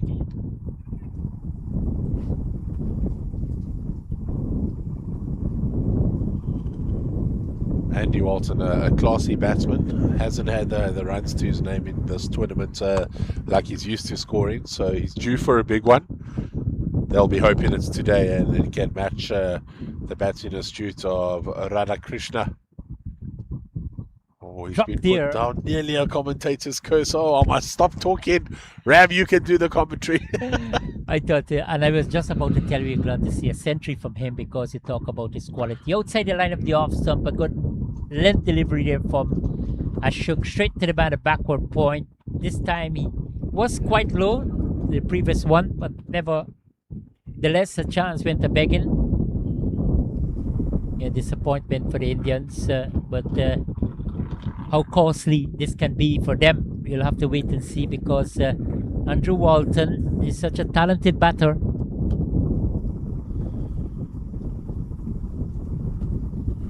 Really well bowled again here for Ashok. So during the lunch break, I went down to the Zimbabwean dugout, and a couple of them came to speak to me. They noted that when Peter Sands Thomas dropped Radhakrishna, he was only on 40 runs. He went on to score a further 80 runs, and we know that he accelerated in the second half of his innings. So Andy Walton given a laugh here. Can he make the same impact for Zimbabwe whilst batted? Dot ball to end over number 15, and Sri Lanka 34 for 3, and they in reply to India 203 from 45 overs. But Ashok has been splendid, 2 for 7 from 8, and the refreshment cart is on the field. 15 overs completed. And Nick, and before your final thoughts and proceedings so far, I mean, India will enjoy this period for sure. They've got 3 wickets back in the pavilion. Zimbabwe, they're going to be concerned how they can able to stabilize things and try to get to that 203 ultimately and put them in the winning column, because already with 3 defeats, certainly they want something more substantial, something special from them before we take a break as well. Yes, absolutely. Zimbabwe have got all the work to do now. Again, found themselves in trouble. 34 for 3 after 15. That slow run rate, and then the cluster loss of wickets that has been plaguing them in this World Cup. But 2 men at the crease, very capable of putting us back in the fight. That will be led by Kenyan Zeal and Andrew Walton. It's been a pleasure to bring you these first 15 overs, and myself and Ram will be back with you shortly after this drinks break.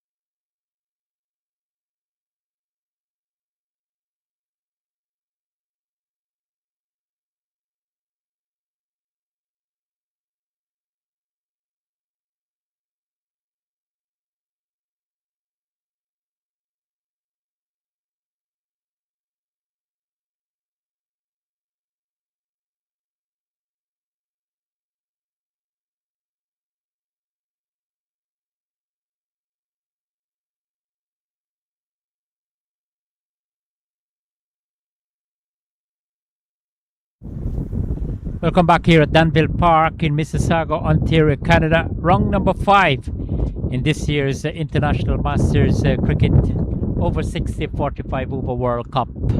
Yes, we have got the India and Zimbabwe contesting in Group B. Very congested point table there in the top 4. England leading, New Zealand at second, West Indies at third, USA.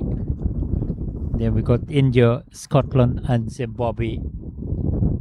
34 for 3. Completion of the 15 overs. No doubt India will want to continue to take wickets, but I guess Zimbabwe will come back with a different strategy now. Powerfully hit there by the man. Andrew Walton is looking like he's hitting the ball cleanly. Nick?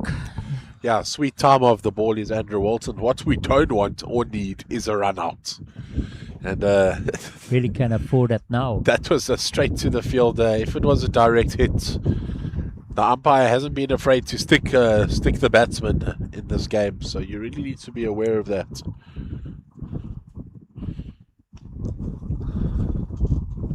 That's important there for Zimbabwe. Capitalize effectively on the short ball. Crash into the leg side fence at square leg there. Good looking shot there from Keon Zeal. Yeah, he spoke about his batting ability, Nick, that, if he can come to the party here alongside Andrew Walton. Yeah, still a far way to go, but importantly, a foundation is needed now. Really can't look back. They just have to look forward and say, okay, we have lost 3 wickets. We're on the back foot at the moment, but we need to rebuild and restore this innings as quickly as possible. And this is positive batting from Zeal in partnership with Andrew Walton.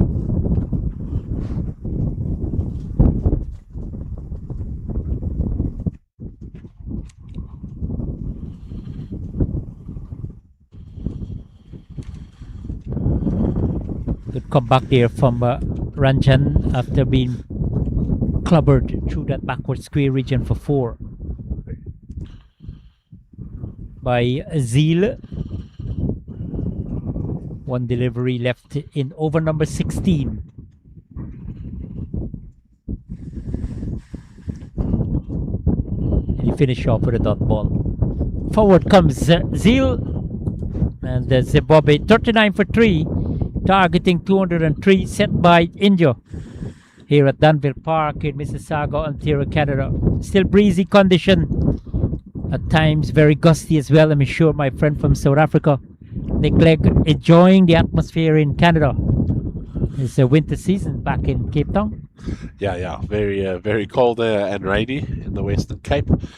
And we come here to a beautiful summer, and anyone in South Africa loves a summer day, and we've enjoyed some very pleasant weather. Today very windy. This wind reminds me of my hometown, East London.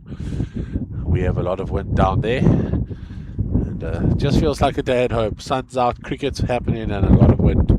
But Zimbabwe find themselves in some real deep trouble here. 39 for 3 after 16 overs. India was 66 for 2. So that's what I was trying to say earlier about if they were going at a quicker run rate, Zimbabwe, it would almost be acceptable. You would say if they were 62 for 3, you would accept it, and you'd say they're level pegging with India. But with half the runs and an extra wicket, they really found themselves behind the 8 ball in this game.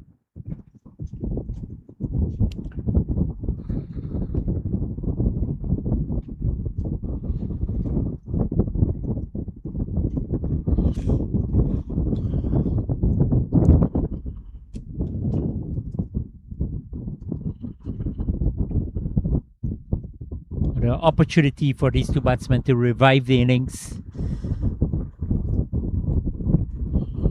They're looking really solid though, nothing wrong with the approach.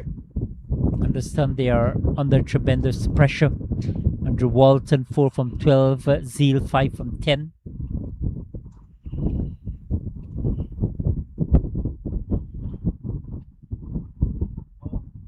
Sudden bounce. Ashok is still in operation. It's 9th and final over. And it's been quite some spell by the opening bowler. Yeah. Yes, sudden bounce here to the batter. Yes, he thought he might have gotten an edge there. Making the batsman think, making the batsman play. That's important here for Ashok. On target again. The captain will want him to give him 120% in this over because it's his final. What would be a breathtaking spell from him. Awesome bowling from him. Ashok started the bowling with Viren Patel.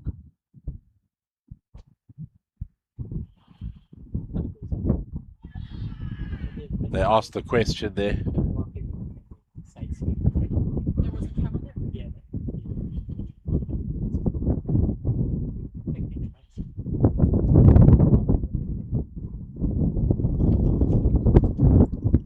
162 from 28.2 with 7 wickets in hand. You look at the equation here. Nick still a mounting for climb here for Zimbabwe, like one in Cape Town. Very huge. Well played, Rory. Beaten Beautiful. comprehensively there. And Ashok, it's going to be a memorable spell for him. Really stingy, really tidy, really economical. He's got success with him as well. Short ball, already committed on the back foot there. Decided to leave it alone, but because of the lateral movement, might be the tricky thing in it. Outside the line of the off stump. Well played. This occasion for Walton, leaving alone, brings the end of Ashok's spell. 2 for 9 of 9 overs. Can ask for a better bowling performance. Absolutely outstanding. And Zimbabwe continues to struggle here after 17, targeting 203, 41 for 3. That's unbelievable stats from the opening bowler, and might be a match-winning bowling spell, keeping Zimbabwe under tremendous pressure, not necessarily with his line and length, but with the lack of runs off his bowling.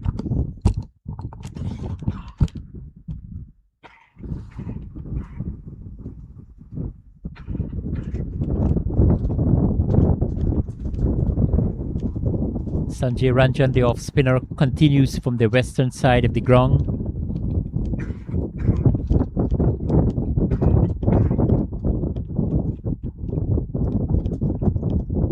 They've got great momentum with the ball now. With 3 wickets back in the hot day for Zimbabwe.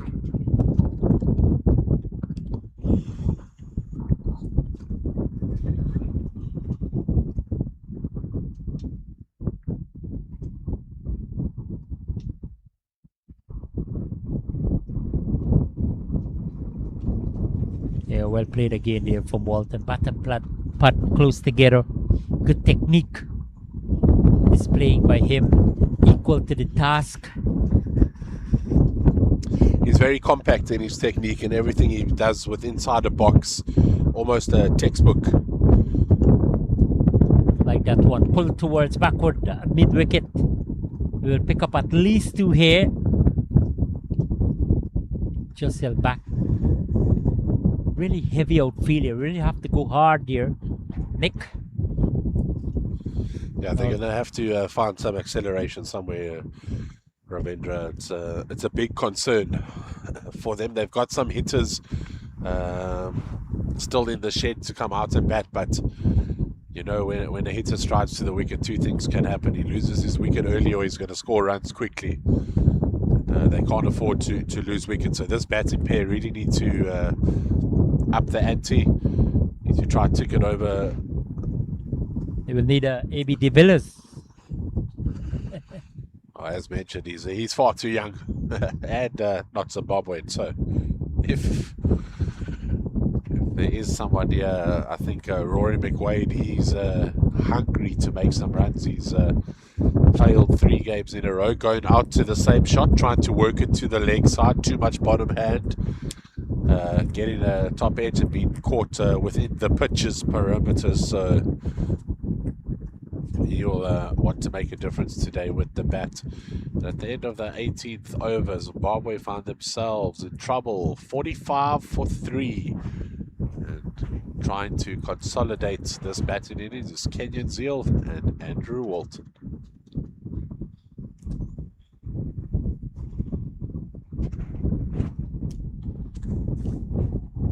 And I say, as expected, we have a change from the highway end. Ashok was just superb. 9 overs for 9 runs. Having 2 scalps to his name. 45 for 3 after 18. Raju into the attack.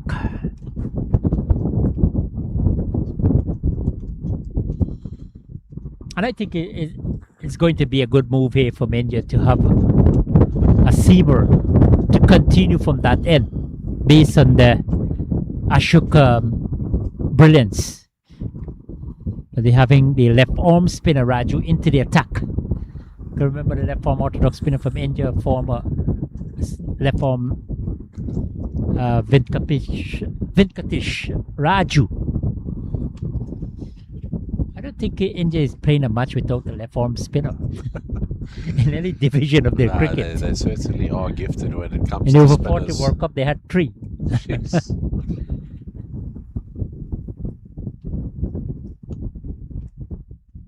They said 2 didn't make it to the tournament because of injuries. So might have seen 5 and 11 there. They really rely on the slow balls. And I think because of the pitches in India, you know, think maybe suitable for slow bowling. You know, no condemnation. I mean, the fast bowlers would have done well, but you know, but these guys are just naturally talented spinners. Good to see some of the young guns coming up and making an impression. And they get the exposure at T20 cricket, at the IPL, Ranji Trophy, that sort of things, you know. And I guess they had 1 million players to pick. Yeah, no, there's because of the certainly population. There's certainly a few players you can pick.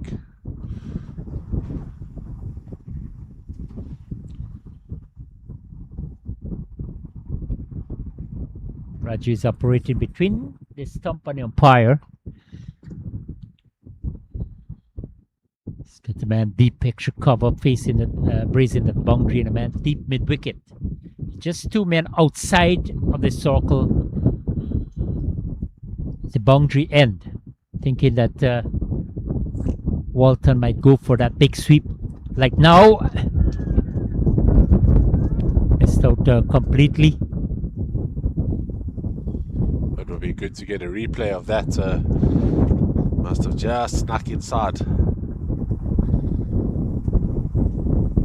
He yorks himself. Yeah, he gets his back cleanly over that line. The ball almost too slow for the stump in, taking its time to get into the keeper.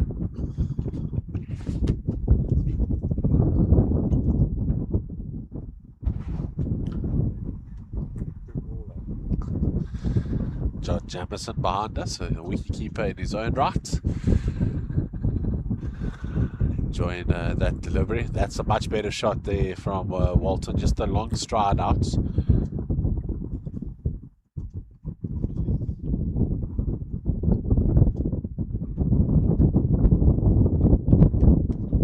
Good to see that India still having a slip in place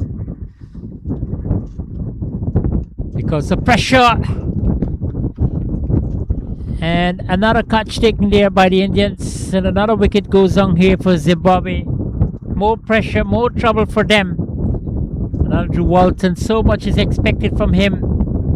Raju immediately with a breakthrough right into his slot, just not able to make that connection.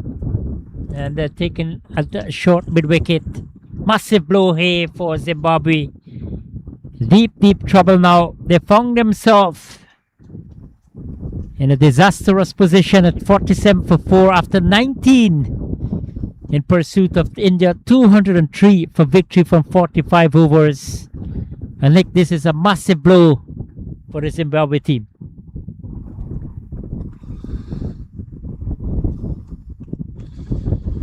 Yeah, really disappointing for the boys from Southern Africa. And for all their fans again, finding themselves 40 odd for 4. The top order failing once again. The middle order are going to have to step up. There are some big hitters to come, as mentioned. Rory McQuaid, a very good batsman. Gavin Smith will get a run. Today he's been in good form. But 2 players not playing today that had a fantastic game yesterday. Warren Ackhurst had a tremendous innings yesterday. Really fought back well with Smith in that innings against England. Someone has to stand up and answer this call for Zimbabwe. Yes, they might have to stand up long, but at least you need someone to stand up. try to emulate India. You are rather Christian with an 80.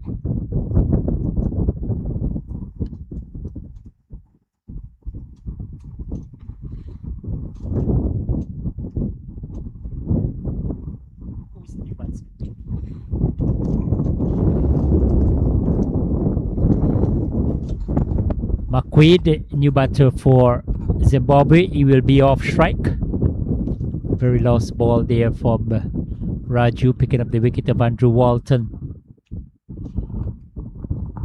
So one thing about Rory McQuaid, he loves running between the wickets. So he's going to push Kenyan Zeal now for a lot more singles, change the 1 into a 2. Not often involved in runouts because he's quite quick between the wickets. A very fit 60-old year man. But he will certainly look to up the run rate through singles and 2s, and then when the bad balls there, put it away. But he needs to stay at the crease. He's had a torrid time with the bat so far in this tournament. That exact shot that he played there, he's gone out 3 times in this tournament too. Leading edge pop straight back up to the bowler, to the keeper, or to a shorter cover fielder who's just running and caught it. So that shot where he tries to work it off his legs, he needs to pack that away. Yeah, outside the line of the off stump. You don't want to tell Ranjan that because he might try to bowl wicket to wicket. Try to get the ball off stump coming back because you're playing with his front foot, his back foot. Opportunity here for McQuaid to show the Indians how to run between the wickets as well. Three of them were run out, placed out toward extra cover, and will pick up at least 2 here. So he's off the mark. McQuaid, from a Zimbabwe point of view, they will want to see a big one from him. Come up here and try to change the gear for them. Try to bring back that momentum into the batting. Had a promising start. The outside the line, the off stump. The edge is taken. Runs down to third man. Will pick up 2 more.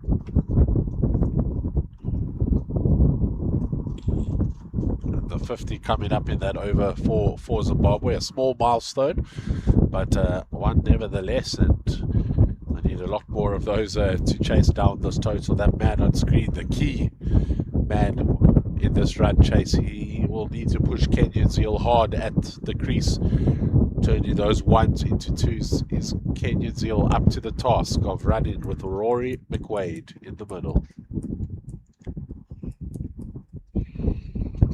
Discussion there from the Indian captain and players. Probably looking to continue with 2 spinners in operation. Just Ashok was brilliant with the ball, picking up 2 wickets, instigated that collapse. Ranjan, the off spinner, along with the left arm orthodox spinner Raju. 52 for 4 at the end of over number 20. Yeah, at the same time, India were 87 for 2, so the run rate a lot better than the Zimbabwean run rate. It's been a problem for Zimbabwe in this tournament. Slow run rate.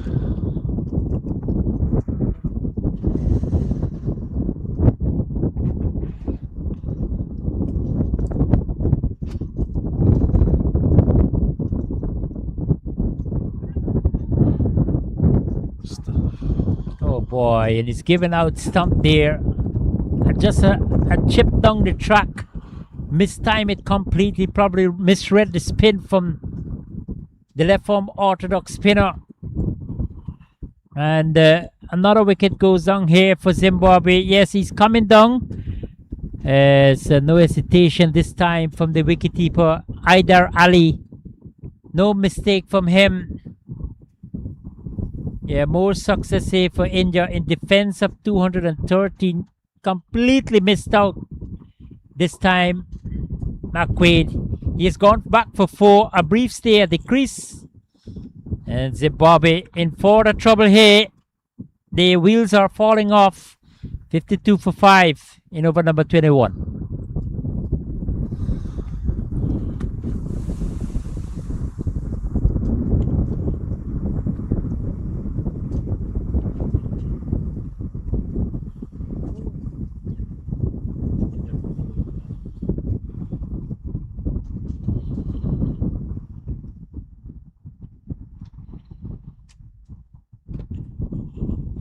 Looks like they've changed the bonus name here on the scorecard, so Mayank. He probably thought it was Raju. So Mayank.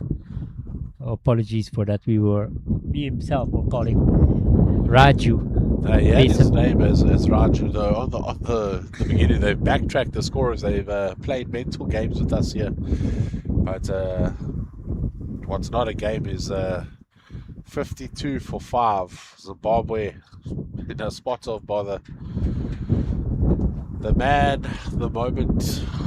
Can he be the legend? Greg McDonald, the skipper, comes to the crease. Well, we didn't see him with the ball. We just see him with the bat here, coming in with his team in a precarious position at 52 for 5 in over number 21, chasing what is turning out to be a daunting total of 203. How well he can come to the party here, if he can lead from the front. Schritt quite uppishly out towards deep mid wicket. This will go into the boundary. A touch and go for the fielder. Yes, just cross over the rope. And he started off his innings. Hopefully this one can be big from him. Yeah, it's float up on this occasion. Right across, almost like outside the line of the off stump. But he made good connection. That was the key there for that shot. And we're away to start the innings under pressure here, Nick. Yeah, absolutely. And the skipper, he's not going to sit back for anyone. He will play his style of cricket. Loves to run the ball behind the stumps. Doesn't mind a paddle around the corner. I'm a big fan of this man at the crease. I love his captaincy style. I love the way how positively he bats. I always ask him why he never pushes himself up the batting order, but he says we've got batsmen in the team to do that, but today they need him. Well, I like his confidence, relying on his batters to come to the fore. Say, okay, take the opportunity, go up front, the opening batsman, number 3 batter.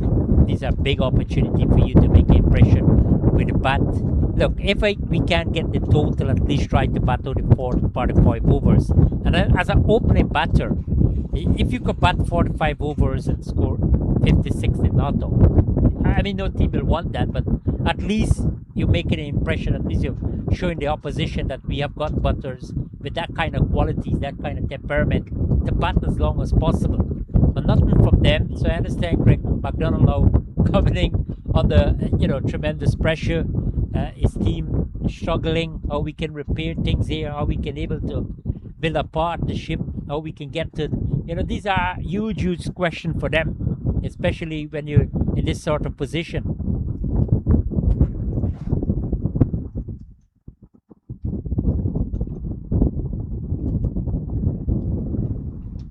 Really like that shot there. McQuaid just torn it off nicely, easy, playing with such ease. Anything down the leg side, he's already making a commitment to turn it. Do you know why you like it? Because you haven't seen him go out to it 3 times. Oh, 3 times. You haven't seen him go out to it 3 times in this tournament. And that shot makes me very nervous when he starts playing that. Because the speed of the ball off the wicket is not the same as in Zimbabwe. In Zimbabwe, he's getting away with that shot when the ball's coming on. Yeah, it's just a bit slower, holds up a bit, and he's caught the tip of his bat too many times. This time we see the skipper just punches it to mid wicket, and you can see the running between the wickets already just vastly improved since McWade said he's a good runner. Yeah, he already absolutely. back at the non-striker end. He was coming to the danger end, but yes, he's quick. Once his captain called back, he said yes, we're going for it. McWade loves the 3. I love the tree. So usually people make him a promise that they'll run 1-3 with him in an innings, but not 2. But McWade loves a 3.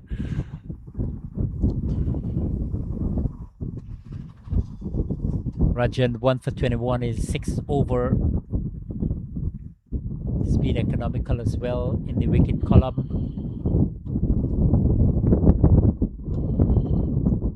Straight buck along the pitch there from Greg McDonald. But I like his positive approach here. Like he came out and not in the urgency, but at least he's just able to score as quickly as possible already with a boundary, turning over the strike, that sort of things.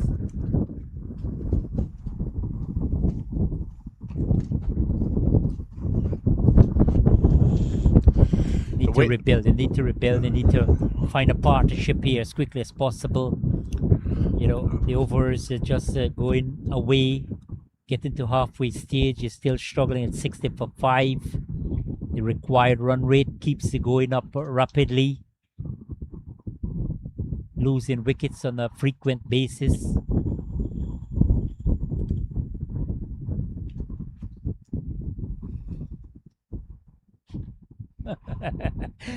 Dot ball at the end over number 22, and Zimbabwe looking for 203 set by India. 60 for 5 in round number 5 of this IMC over 60 World Cup here at Danville Park in Mississauga, Ontario, Canada. Beautiful day for cricket, absolutely fantastic. Lovely sunshine, bit windy here now. Oh, in fact, it's been windy all day. 14 teams in participation, Group B action. Australia leading Group A, they are the defending champions. South Africa, Pakistan. Well, glad from Zimbabwe, the neighbor, doing pretty well, sitting at number 2 on the points chart after 4 games, registering 3 victories. And he's going over deep mid wicket. It's gone for a mighty 6. Mammoth there from the captain Greg McDonald. Yes, positive from the start. Came on the front foot. The connection was great. The elevation was great as well. And he's got maximum result for that. Slow ball really tossed up nicely right into his arc. And deposit over deep mid wicket for a mighty 6. But what a way to start off innings under tremendous pressure here, Nick. Yeah, certainly is some sort of a ways. He's got one fielder on the leg side and he hit it just over that fielder's head. So I'm 3,000% sure that he wasn't aiming for that ball to go there. He did mean it for it to go aerial. He probably meant for it to go the whole way. But he did not mean for it to go just over that fielder's head. That fielder did not move an inch left or right. He just watched the ball go over. So my heart was in my throat. But what a shot that was. All wrists coming from the skipper. You would think he's a hockey player. But I can tell you, as a hockey player, he played as a goalkeeper. So his wrists... Big in stature, no doubt about that. Yeah, he's a fantastic leader though, and he's probably just showing the batsmen what they should have done, because this will now apply the pressure onto the Indian skipper and the bowlers and make them think of something different. Not allow them just to put the ball on the same spot the whole time, because now they know there's 2 aggressive batsmen at the crease. Yeah, and I think that's a good approach here. Yes, you've lost 5 wickets. On the back foot, you're in danger of a collapse here. But I like these 2 there. They have been positive still. He's going right across there, McQuaid, looking to copy his captain with that big clubbering over deep mid wicket. Was really nonchalant from their captain McDonald. Straight the ball on the back foot he goes. McQuaid. Good over for Zimbabwe in the context of things with that mighty 6 from their captain. 23 gone, 69 for 5.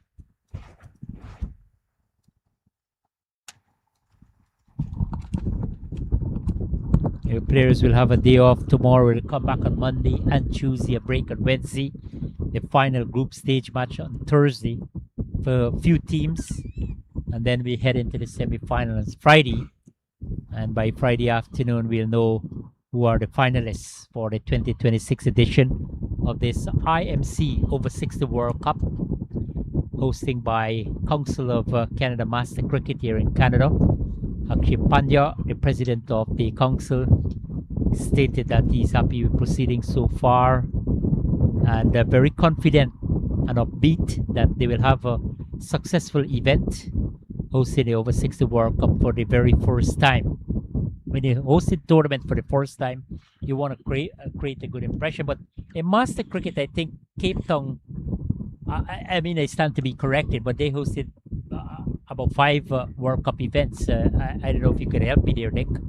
Yeah, I think it's 4 or 5, but when you host it once, you just get this energy to host it a second time, and you realize, okay, we maybe not mistakes, but we could have done this better, we could have done this better, and it just becomes a steamroll process, and it becomes easier, a good habit. So I think Cape Town have now got it down to such a T. They know where the opening ceremony will be, they know the closing ceremony, they know the grounds that they're going to use. The staff at the grounds know what to expect from the different countries and teams, and the standard that they have to uphold. And Canada will only grow from this experience. This is the first one you mentioned, new tournament. Earlier on you mentioned, I think it was in the first innings, there will be some teething issues. Bus collection, delays. If there's a rain delay, do we have rain days lined up, and so on? All sort of things. Yeah, these are all plans that the next time they host an event, they would have talked about and spoken before the tournament even starts, so that they have plans in action. So it's been so well run for a tournament. Even at the closest ceremony in South Africa, the guy was saying, I think it was the organizer, I can't remember his name. Roger Malt. Yeah, Roger was saying he wished if the next edition could come back to South Africa. But Herman told him that no, we have to give other countries a chance. So I'm sure he's lobbying for one of the probably over 50, over 60, over 70. I'm sure. He just want to run the World Cup event. Yeah. And I think you know, when you're hosting tournament of this magnitude, you've got to prepare in every aspect. And there's no way I go to cover over 40 Master Cricket and I see, you know, major hiccups or 1 or 2 issues and thereabout. But I think the organization, whether in India, in South Africa, in the USA, Canada, in the Caribbean, you know, fantastic. Last year they had a tournament within themselves in Barbados. I think they had called for the over 40 World Cup. I think island that produced some wonderful cricket.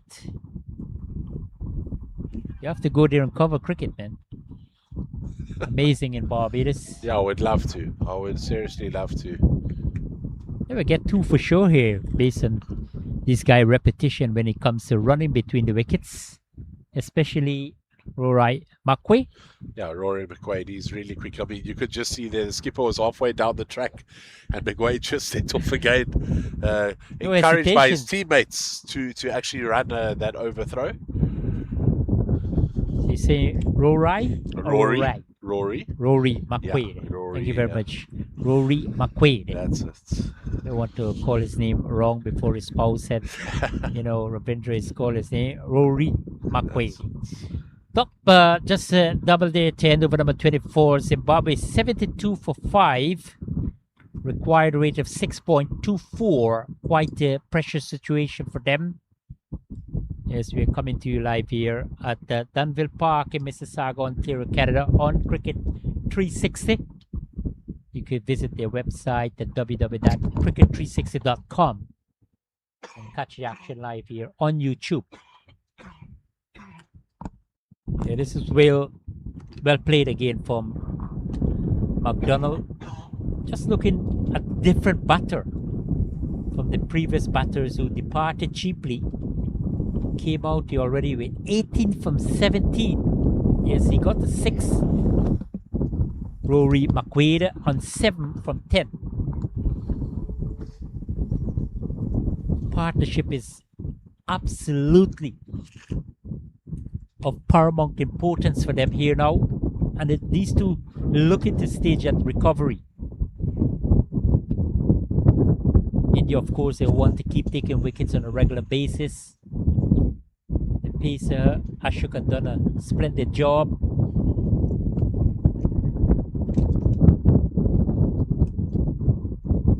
Interesting to see the other 5 overs before the next interval. Nick, if these two can keep occupying the crease, rotating the strike, putting away the bad balls, they were pleased with proceeding and thinking that, okay, we can able to come back here. We're making a statement, we're making an impression like that. Out toward that cow corner, into the boundary it goes. 1 bounce. And McDonald is showcasing his batting talent here with some sort of aggression, with some sort of belligerence. A 6, now on a 4. Yes, whether you outside the line of the off stump, on the middle stump. But this is excellent batting, terrific from the captain, Nick. Yeah, absolutely. And now you know the man, the myth, and can he be the legend in this game and bring them back from what looked to be no hope at one stage. 34 for 3, then 56 for 5, but now marching along. You mentioned a total maybe at the next drinks break. I think if they can keep it down to 5 wickets, and this pair are still there, and they may be on 110, they'll really back themselves to chase us down in the last 15 with less than 100 on the board.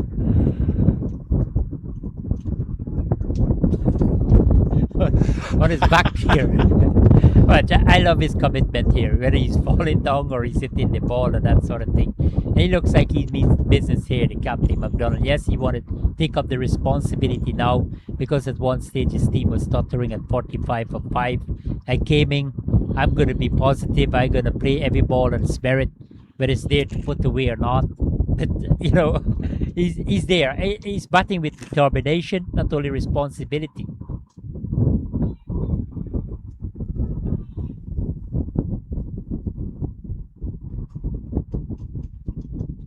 Really loud appeal there. Coming forward, interesting to see the one because he was really long stretch forward, McDonald.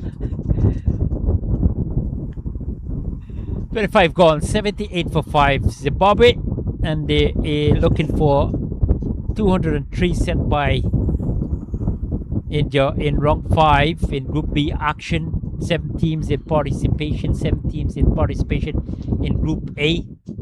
So a total of 14 teams at this World Cup campaign. Things will conclude August 23rd with a grand finale right here at Danville Park. Beautiful day. Can't ask for better. Wednesday afternoon we had torrential shower here in Mississauga, forcing the cancellation of matches on Thursday. The players came out on Friday to complete that run.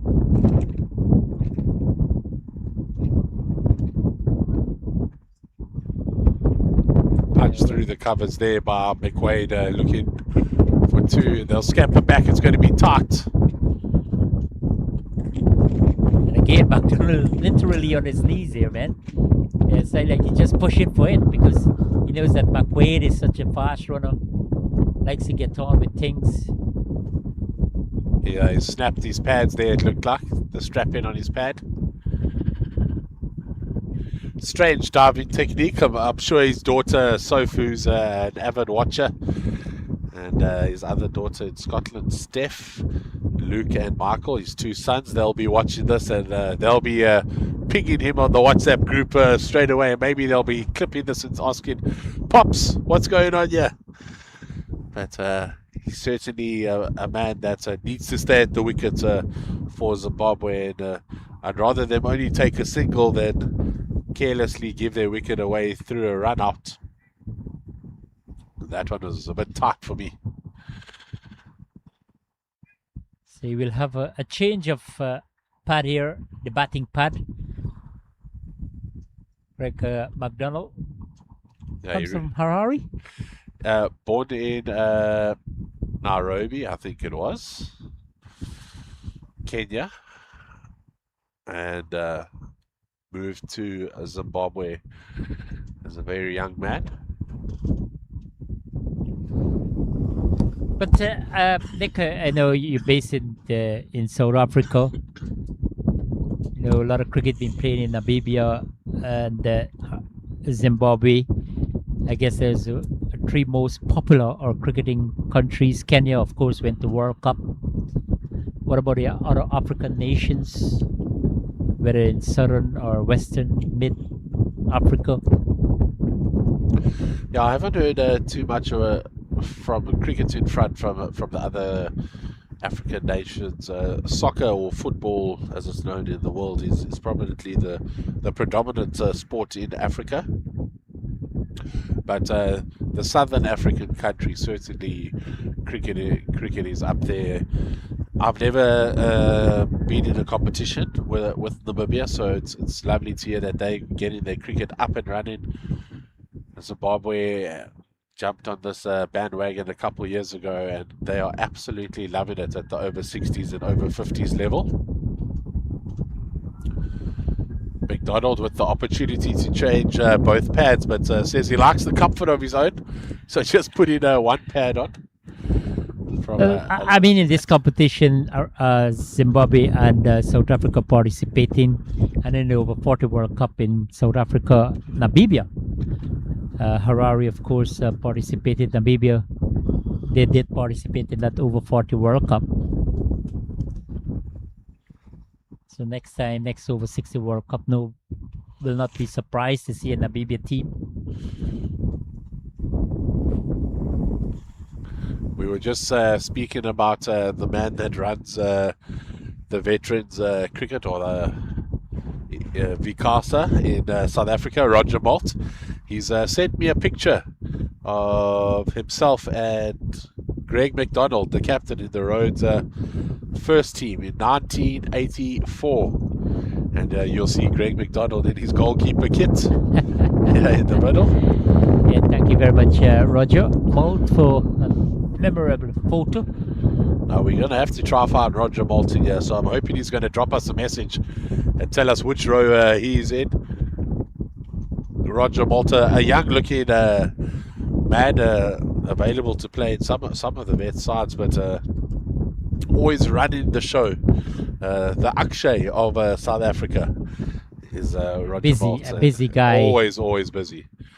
It's thanks to him that I have these opportunities. He allowed me to commentate at that international series in March last year, and that opened the door with Zimbabwe. So I'm always very appreciative of the opportunity that he gave me. And Roger's based in Cape Town.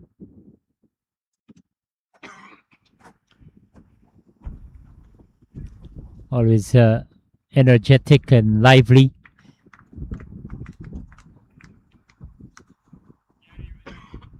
.84 for 5. These two have steady things here for Zimbabwe. The captain himself leading from the front, 23 from 21. Rory McQuaid, 13 from 17. We have kept talking about the importance of partnership. These two so far have engaged in a 44-run, 6-wicket partnership. So they're part of the rehabilitation, bringing back that momentum, that impetus. And I guess in time to come, Nick, as part of Master Cricket, as a commentator, you live in South Africa, a very passionate cricketing country. You could be part of the organization as well. Now, I'm sure there will be opportunities in the future for more people to join the organization along with the guidance of Roger Malt. I know Mr. Malta and Mr. McDonald work on a committee together as well in the IMC.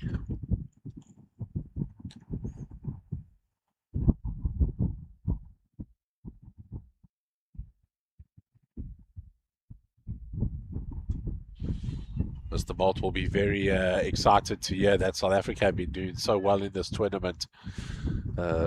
Zimbabwe are South Africa's bogey side.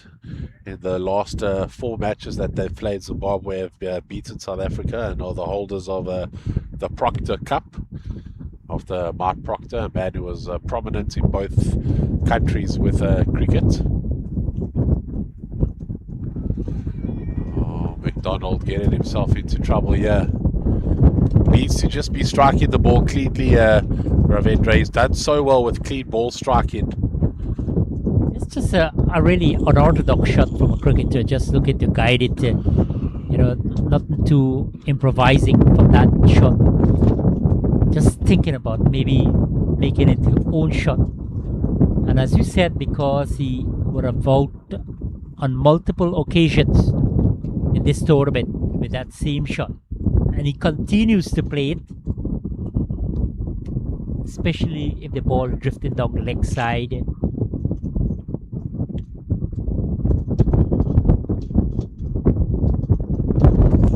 Thinking that he's trying to modifying his batting against his slow bowler especially. Yes, this time he's going straight to the man at deep backward square, in and out, and India will be disappointed with that one for sure. Craig McDonald, yes, looking to go hard, got some elevation, almost a sitter there, but it went in and out. India definitely will be disappointed, but how well McDonald can capitalize on that. Lives on there at another one. His total is gone on to 25. McQuaid on 15. Yes, well, it happened all wrong. Nick, catches win matches. Well, we have seen drop catches all wrong. Not only from the Zimbabwe players or Sri Lanka yesterday. Out toward long off and another drop. Greg McDonald like a cat. I mean, that one is a little more difficult because the ball was coming in from mid-wicket. He had to make a really big effort there, Varun Patel. Yes, but he went long up in the air, probably misjudged it. Yes, but McDonald hopefully can capitalize on this. He's going about his business apart from those two drop catches, 26 from 25. And the partnership turned out to be wonderful for them. 27 completed, 92 for 5, and from a Zimbabwe point of view, you want to see these two batters at least go to the next break, have a long conversation, deep thoughts about how things proceed, how we can able to continue with this momentum. These might be the topic, not too debatable about calling the wicket, but India, well, they will be disappointed in terms of their catching because no, that would have been a big fish. McDonald, and straight, and he's dropped again. What is going on here with India? 3 in 4 deliveries.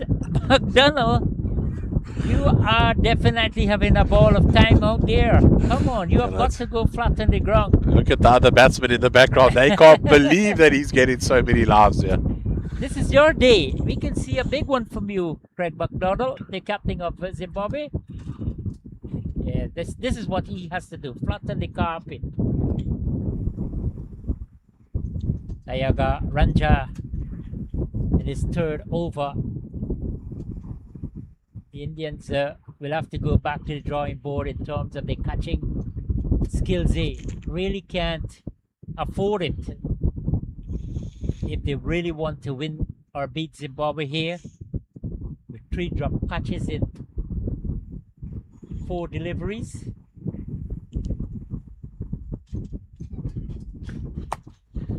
So trying to go with that trademark shot there. Rory No, it's not a trademark shot, Ravindra. We won't allow that to become a trademark. Look at the skipper telling him, hit it straight back past me.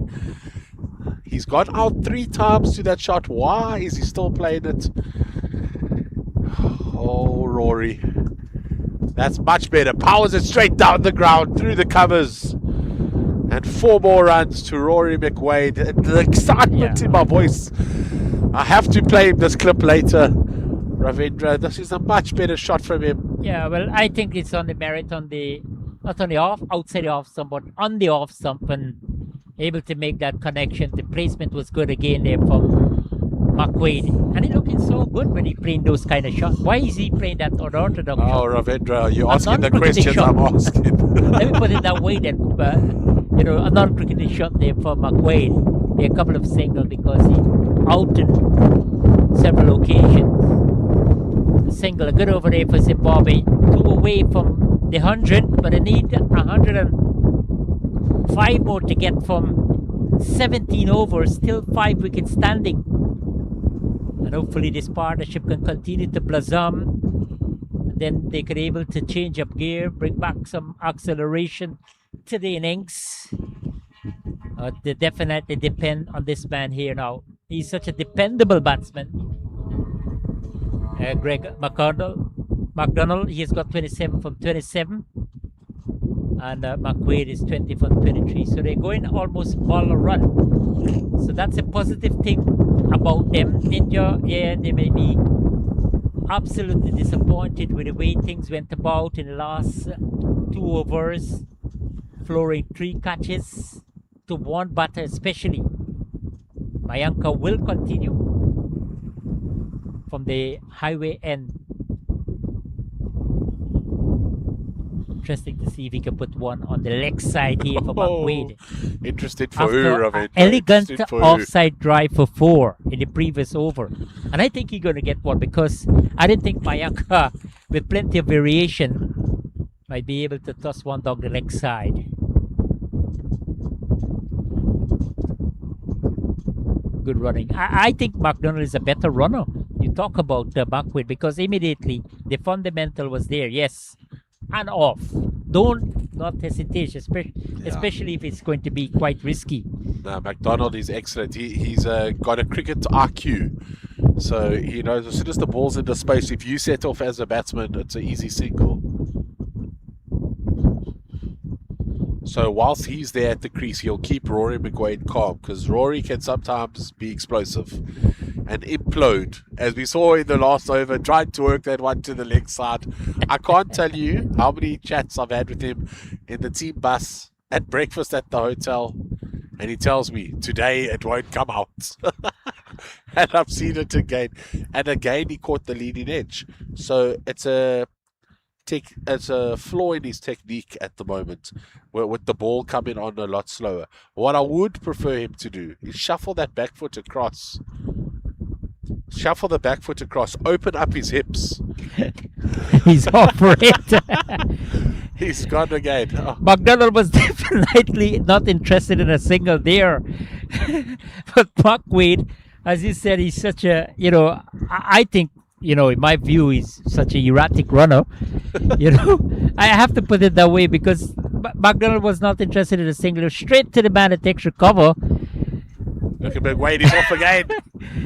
But that's why he adds so many extra valuable runs in the middle of an innings, because that's just when the team in the field start to sit back on their heels a bit, don't attack the ball. The first 15 overs are easy to be on your toes, walking in with the bowler. The second 15 are always the toughest, and McWade picks up on that, and he just makes the other batsman run. 29 completed, 102 for 5.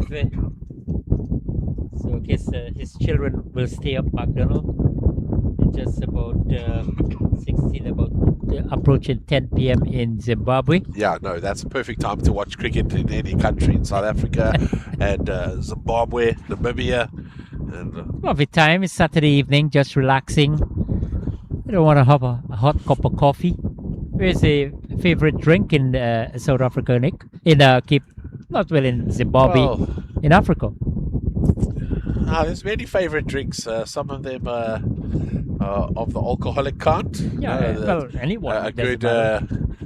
Everybody loves an ice cold beverage after a game of cricket. I do see a lot of the boys from Zimbabwe enjoying their tea. Some of them even brought some tea from home, just to remind them of home. And McWade, rather, I should have known that wasn't McWade, because he would have inside edged that ball or something. This is the skipper, McDonald, just like a ballerina, twirling on the crease. But And a couple they of really different brought beer, some beer in excitement. South Africa. Yeah. Cape Town really, like it. Going out at harbour front and chill out there for a while, and that. Can't remember the name of the beer, but really it was a tin stuff. Well, now you're gonna have to yeah. you're gonna have to try them all again so that you can remember. So There's canned beer. it's definitely cheaper than buying a beer in Canada. That is for sure.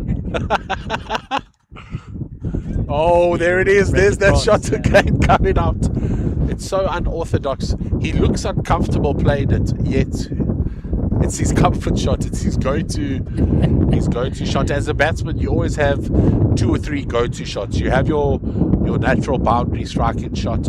You have your shot to get your strike, and that's Mick Wade's, that little flick of the wrists. But with the lack of pace on the ball, he's unable to generate any speed and just keeps getting. So which one you had have in Canada so far? The Corona or the? No, not a Corona. Neither of those. We've had Moosehead. The green can. Oh, Moosehead. Yeah, Moosehead. Okay. Sorry, I'm a bit nasal today because we've got flu running through the Zimbabwe side. As you hear, sometimes I have to take off my microphone and half die next to you. Moosehead. You guys will have to drink different stuff. Yeah, we just trying different drinks. Luckily, Akshay has looked after us nicely. After every game, the team get a case of drinks of their choice. So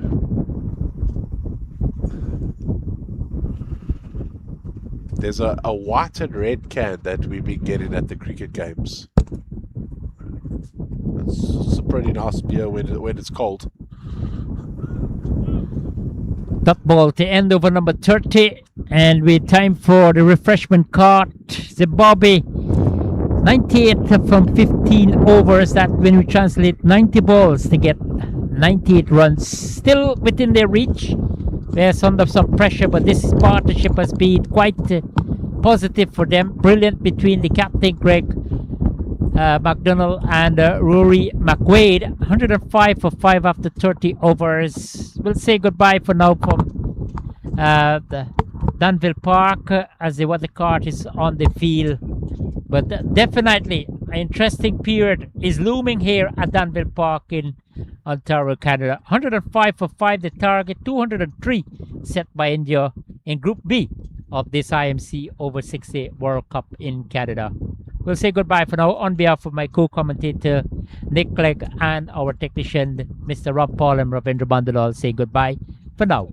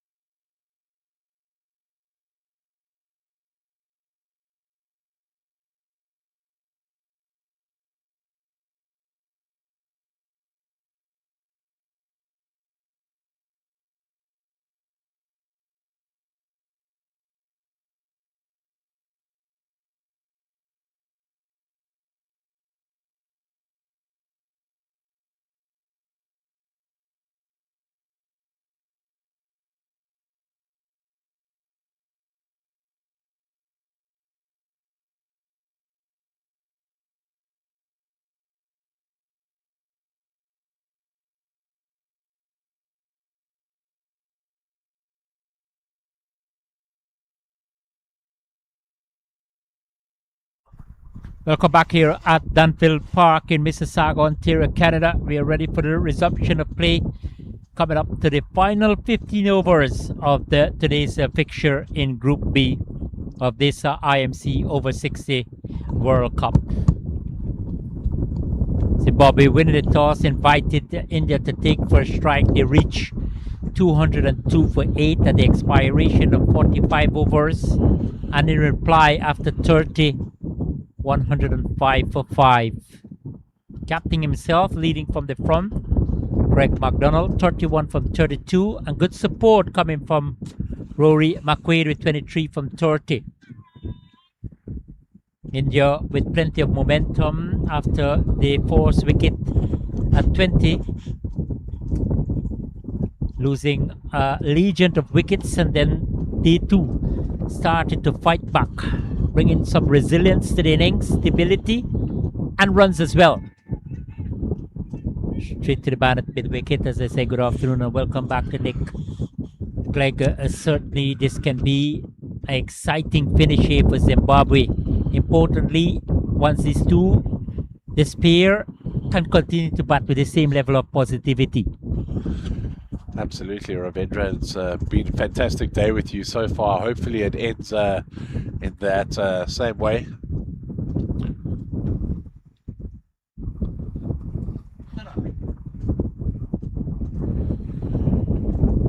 It's important, as you saw just before the drinks break, that these two stay at the wicket. They've played a positive brand of cricket, lived on the edge sometimes. It's McWade goes aerial. There's a fielder back. Goes for the one-arm stretch, signals the 6 straight away to the umpire in the spirit of cricket. While in the air, signals the 6. What a shot from McWade.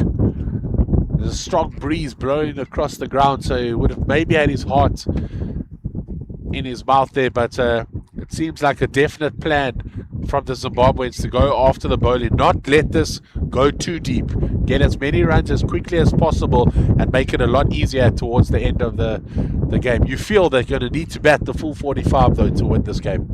Yeah, good start after the resumption of play. The water cart, as you said, a lot of discussion, and they definitely have come out with a plan. Picking up adding that 6 over long on, really effortless from the right-handed McQuaid, really bringing back momentum to this chase. Absolutely fantastic so far. Well played again there from McDonald. They will have to be up until probably about 11:30 to watch their dad batting here, see if he can do something for their country. Zimbabwe, 31 completed, 114 for 5. Yeah, Steph is in the UK, Scotland. Michael, their son, in Johannesburg, South Africa. And Luke and Soph in Zimbabwe. So all around the world, their 4 kids. Is children playing cricket? I'm not sure. I'm not sure if they play. I know Luke is a key cricketer. It's just his work keeps him out in the bushveld, working a lot with tourists as they come in for big game hunts. But what they do try to do is follow their dad, and obviously try catch glimpses of their mom on the camera as well. Mama Sel looks after all the men here on tour, making sure that they've got the right nutrients. As the skipper tries one of McWade's shots there and whips it. A direct hit might have seen them in trouble, and they're going to come back for the overthrow. No one at the bowler's end. That's great running by the Zimbabwean batting pair, really bringing emphasis to the run rate. McDonald though, feeling it after that 2 runs. McWade there, look at the non-striker, just giving him a clap saying skip. There's a couple more of those coming your way, so enjoy it.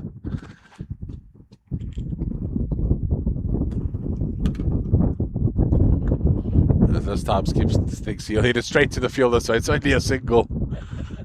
But you know, I think the shots of the way he's playing, he's middling everything.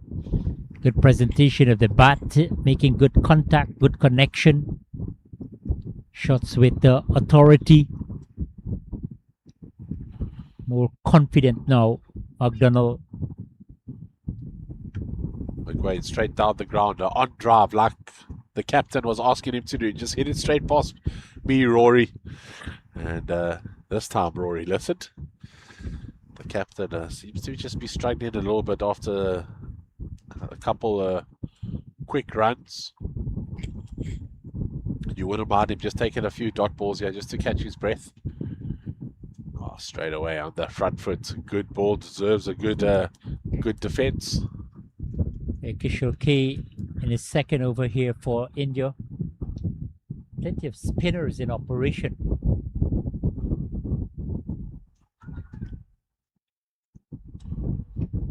Probably just guided towards a backward point region.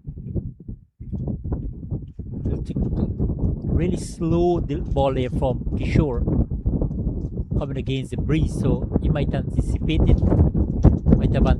the ball to come a bit faster. McDonald, dot ball to end over number 32. 118 for 5 Zimbabwe, and they're targeting 203 for victory here at the IMC over 60 World Cup.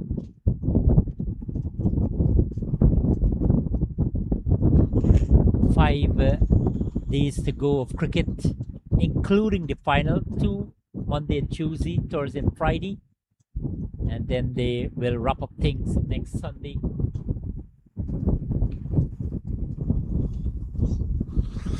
Tell you what, this batting pair has certainly made this game very interesting. At one stage we thought Zimbabwe were down and out, but these two have fought back valiantly and could put Zimbabwe in a good position to try and chase this total of 202 down. McWade goes aerial big straight over the bowler. It's going to go 1 bounce 4 into that wind. Yeah, excellent batting from Rory McQuaid. Right into his slot there. And they're realizing the field man is inside the circle, so had a go and was successful in that attempt. Well played, McQuaid. Yeah, he's going the same direction, but just not too uppishly. And will collect a single here. Yeah, that's such smart cricket. Push the fielder back with the boundary and then just plays it safely into the air for the single. McDonald now cracks one to that same fielder. So already 6 off the over in the first 3 deliveries. Anything from here is a bonus. Yes, and I think that's the best approach here for Zimbabwe. You've got 2 well-settled batsmen at the crease now. Captain taking up the responsibility, McQuaid providing good support. Apologies straight away to the skipper there. The Energizer Bunny was off and ready. Really ready to take anything. Straight to the man at cover. See.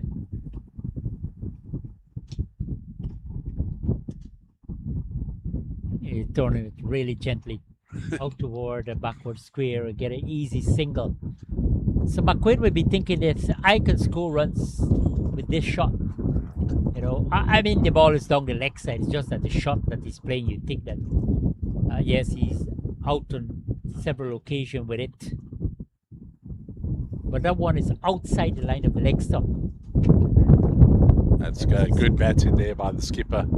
Really class from him. Fluent cover drive will pick up a single. 1 more to the total. 126 for 5. 77 from 72 balls. We are in for something here, Nick. It coming to the back end, yes. And hopefully we can have something nail biting. 155 India for 4 in over number 33. Yeah, they're way above in comparison to the total. Zimbabwe, no doubt. Yes, they've lost 5 wickets. But this has been a brilliant comeback from them. Yeah, absolutely. This batting pair really taking it deep. What we did fail to mention, maybe just because of how explosive Raju Krishna was was the run rate really slowed down in the last 10-12 overs for India. Will that cost them at the end of this game as Zimbabwe look to accelerate? The key though is the partnership. The loss of constant wickets in the last 12 overs for India cost them from posting a much bigger total. Zimbabwe need to keep at least one of these batsmen at the crease till the end as the skipper turns around but hits it straight to the fielder at the 45 on the circle. Zimbabwe shouldn't allow Ravindra for those types of shots to frustrate them when they find the fielder. They've been able to find the space in the field, so they just need to be patient as the batting pair. McQuaid is off for it again there. Just push, knowing that the man that mid off is quite deep, a little wide as well. So the gap was important for them. Yes, coming back to that point, straight to the fielder, but yes, it really hit it nicely. So it really boosted their confidence as well. Oh, this is really plumb right across Craig McDonald. This is definitely a mighty blow for Zimbabwe. Kishore will be happy. Straight ball, it kept really low, looking to go right across. And without hesitation, that dreaded finger from the umpire goes up. And McDonald, after impressive 35, Zimbabwe now 128 for 6 in over number 34. The partnership was absolutely fantastic. Able to rebuild the innings, bring back in some momentum, some impetus to this chase. McDonald, after a fine knock, is gone for 35. I can tell you that innings has taken it out of him. He's just gone straight to the closest chair and sat down. Look, if Zimbabwe can find another batter or half as Greg McDonald here on, I think they're still in for something. They still can get to that one, that 2 or 3. Looking simple now, especially getting, let's say, 130, 140, 60 runs, 50 runs, 4 wickets in hand, 40 balls to get it. It's just a matter of run a ball. You're not under pressure. Single can do it for them. It's just a matter of occupying the crease. For India, yes, they've got 6. They've got back the captain, Craig McDonald, who was looking absolutely fantastic at the crease. So they will be a bit more confident now. Yes, they conceded 61 runs without taking a wicket. Yeah, and Gavin Smith come to the wicket. He's a very big hitter of the ball, is Gavin Smith. He's batted well in the last 2 days for Zimbabwe. Straight away onto the back foot, tries to whip it through the leg side. This is his first tournament representing Zimbabwe in the over 60s. Has played for the over 50s before. Took 9 deliveries to get off the mark the other day and was really nervous, and then quickly raced to 20 odd at the end of innings. So he'll enjoy this opportunity with 75 on the board. You say he's a patient character here in the batting lineup for Zimbabwe. Yes, he started off with 2 deliveries, 2 dot balls. Yeah, I think a nervous, not patient. You can see he's got hard hands, plays in front of his body. 34 completed, 128 for 6. Zimbabwe looking for India, 203 in Group B action of this IMC over 60 World Cup. Action is unfolding here at Danville Park in Ontario, in Mississauga, Ontario, Canada. Beautiful day for cricket, lovely breeze, and it started to be a bit more gripping, especially with that partnership of 56 between Craig McDonald, the captain of Zimbabwe, winning the toss this morning and decided to bowl.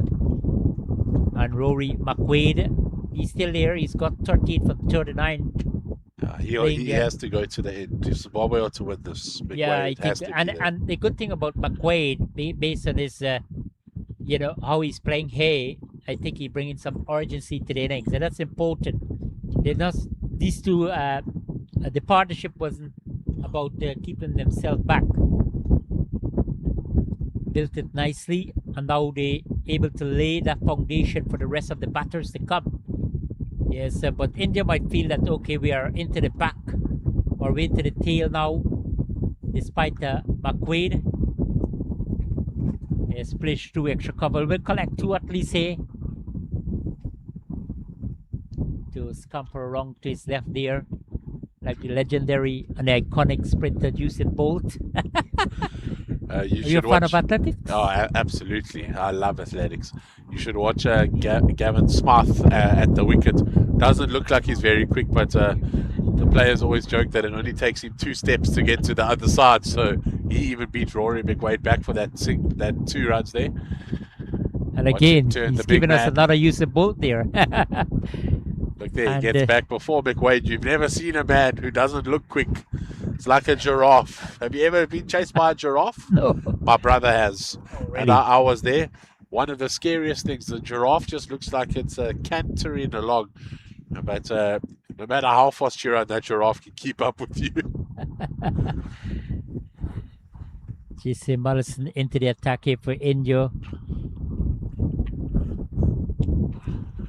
Change of bowling. Really juicy full toss from him there.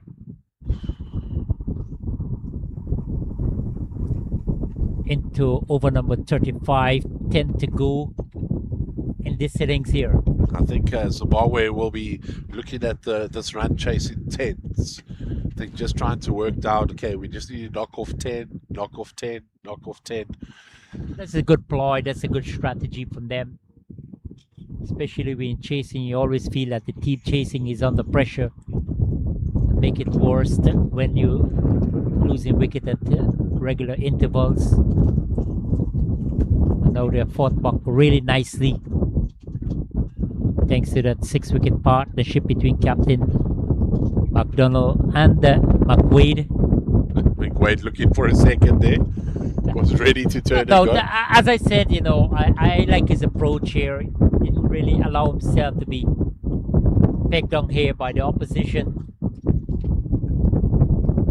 He's got 43 from 42 runs to his name.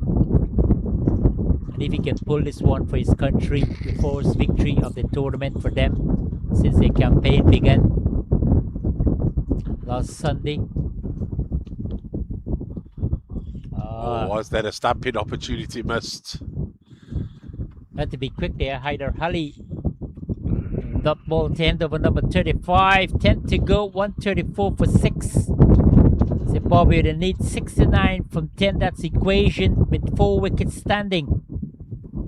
The required run rate now 6.90. Going at 3.83. It improved quite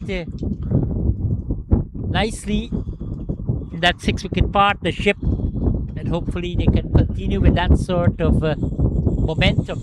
Yeah, you feel like they just need one big over, 18 or 20 runs. If you don't have to get big overs neither, I think, Vic. If you can keep that rotation, picking up the singles and able to get that on boundaries. Yes, a big over, 1 or 2, I would think, could put them back right in the driver's seat and give them that way. I think just to ease the pressure, you know, you don't want to have to go 27 or 2 overs left, or you want to try and get that big over in early on, even if it's an over of 12 or 13 runs, just to maybe get this more in your favor. But at the moment, India's still in the pound seats, I feel.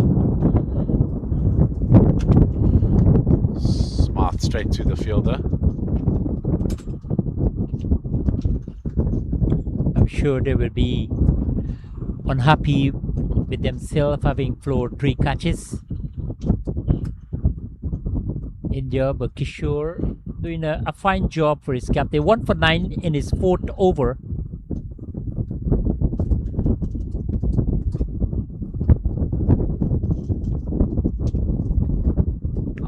It's really, he probably looking to generate some bouncy because it's a relatively short ball from him, but this is a quicker ball from Kishore. He's operating to the new batter, Gavin Smart. Just 1 to his name. And as Nick said, likes to be patient or a bit nervous at the start of his Yeah. innings. Nervous, yeah. Yeah, he's got more bunks there again. He's shortened up now. One time it Kishore with his off spin, but thinking that the spinning not doing the trick for him, probably finding some effectiveness with the pace or the faster delivery. On 2 occasions, got them to bunks, creating some problem there for the batter. Smart in the context of things. Let's see if he's gonna continue with it. A slow ball. That's the one I'm talking about, the off-break ball. Yeah. You see On the middle pressure. stump going away, have got a man relatively short at that midwick position. So if anything, Gavin Smart looking to go hard or just trying to throw his wrist over. Yeah, fantastic over this from Kishore. Made it over in the last 10 is crucial, and that could be a very key over for India.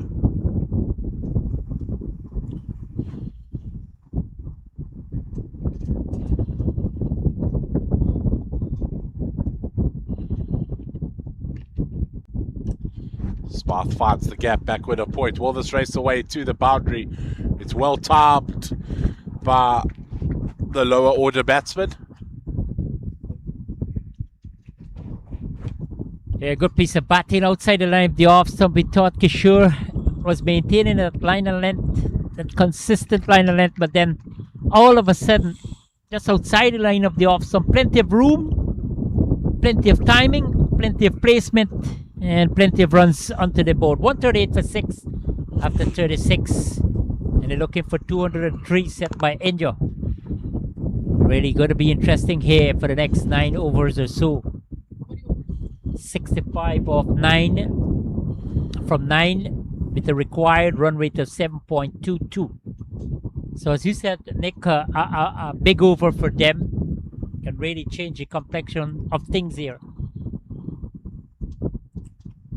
Yeah, you just have to pick the right bowler, and smart move here by the Indian captain, bringing on a bowler that McWade hasn't seen today. And Sanjay, if he can do a job here for this Indian side, they will be elated. Difficult to come bowling at the end. And Virender Bumla, the captain of India, continues to have spinners in operation. Well, he can bring back Ashok. Yes, we thought sometime, you keep back your specialist pace of 1 or 2 overs at the back end of the innings, but Ashok completed his spell. Yeah, he was fantastic. He was just phenomenal.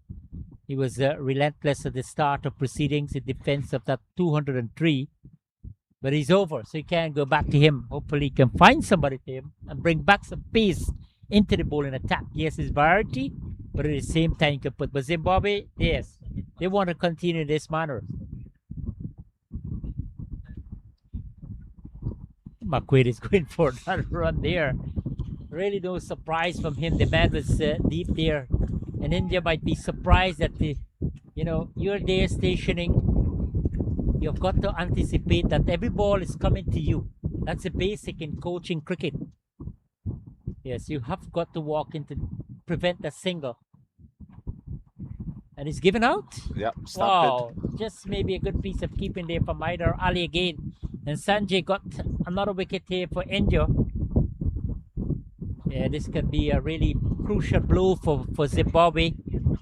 Looking on the road to success here. And all of a sudden, yeah, Gavin Smart looking to go over the top somewhere in that deep mid-wicket region. Missed out completely.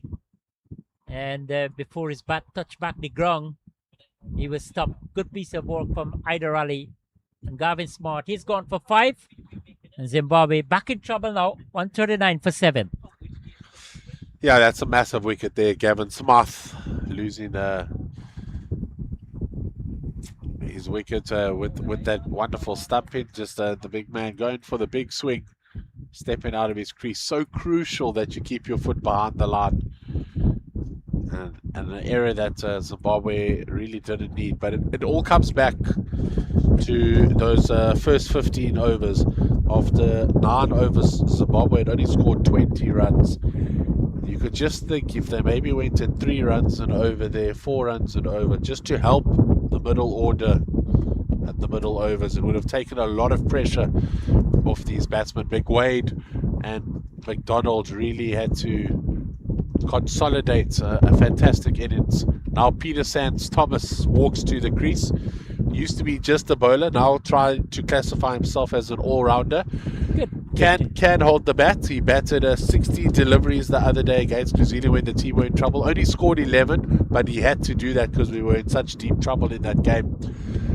Hopefully he'll play a couple good shots here, but McWade is going to have to take the bulk of the deliveries and get the bulk of these runs if Zimbabwe arch across the finish line as the winners. 139 for 7 Zimbabwe in pursuit of 203 for victory from 45 overs. As Nick said, that Peter Thomas, a lot of expectation from him, and he's in fact stopped the very poorest ball. And so much we talk about him, and a golden duck for him. Peter Thomas, very forced ball, excellent bowling from Sanjay. And now Zimbabwe facing the prospect of a heavy defeat. 64 still needed from 8.3. Back-to-back wicket for India. They're jubilant, they're delighted. And Thomas go without scoring. Zimbabwe 139 for 8 in over number 37. Let me tell you something about Peter Sands Thomas. Everybody knew he was going to drag that bat foot out the crease. The only reason I didn't say it is I didn't want you to say commentator's curse. But everybody in that dugout knew what Peter Sands Thomas was going to do. His hand-eye coordination is a lot better than that, and he'll be disappointed he didn't get bat onto that. But maybe that's just the class of the spinner Sanjay, getting it past the willow. But the Sands Thomas shuffle out the crease is certainly something that we've seen before.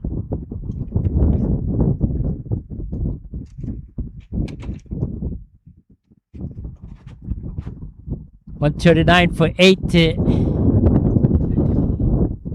Zimbabwe still a far way to go. 64 from 8.3 overs. India now back in control of this contest. At one time we thought McDonald, the captain of Zimbabwe, and Rory McWade would have brought it home for them.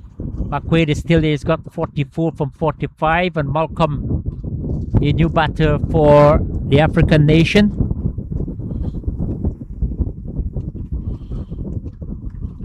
A leg slip as well. Very attacking feel here for Sanjay. Asked to do the trick for them. 2 in 2. Was on a hat trick.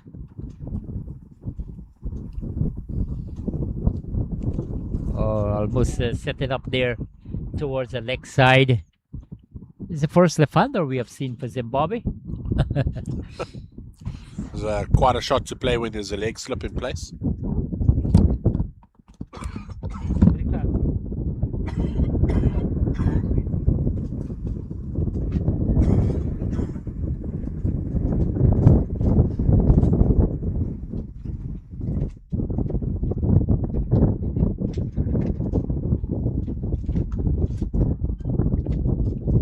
Yeah, towards that deep mid-wicket region, into the boundary it goes for 4. Another convincing shot there from Rory McWade.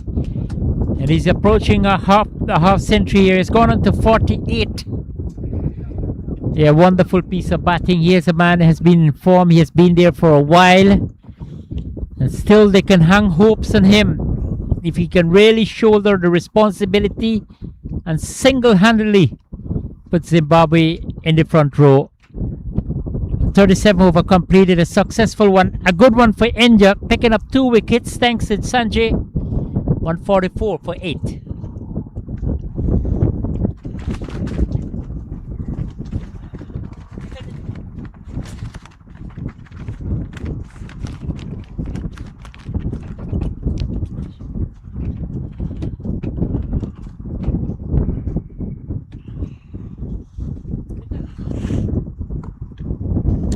Sure.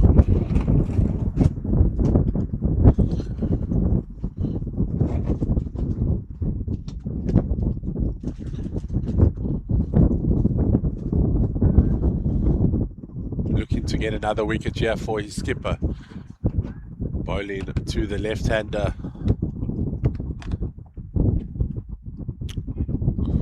All the way from Australia.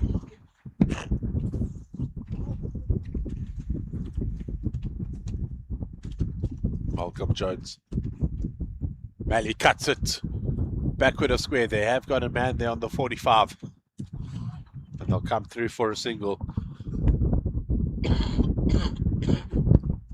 Ravindra, if McWade is able to get to this half century, it will be a well-deserved half century. A man looking to find form, has batted himself into some here, but will it be enough to take Zimbabwe to their first victory? India looking for their second in this IMC over 60s World Cup. Well, anything could happen. Yes, you want to get to that milestone, a half-century recording, creating history at the World Cup. But still, your team finally comes forth. I think, you know, you've got to play more hard cricket. He's well set, looking to get to that half-century. But if he can take his team home, that will be more brilliant from him. That will be the ultimate goal, obviously. It's still counting him, the way he's presenting himself here. Full of form, hitting every ball on his merit. And guiding this one towards a long leg will pick up 2 for sure, because he's coming back. And a half century to his name. Well played there. As Nick said, a hard-fought innings in the context of things. Just come to the party. 40 from 48 balls. Innings punctuated with 3 4s and 2 6s. 147 for 8. Acknowledging the applause from his teammates. This could be a big one. This could be a match-defining innings here, Nick. Oh, well played, Rory McQuaid. 50 from 48 ball. Yeah, a fantastic innings, but he needs to continue. Whereas he's beaten for pace there by the spinner. That's Kishore is doing, really mixing up things here with pace, with torn, with a slow ball. Love his variation.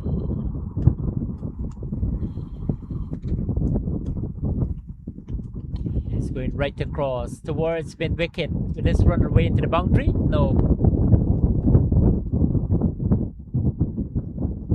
In a strong contemplation for the second runner, made it quite comfortably.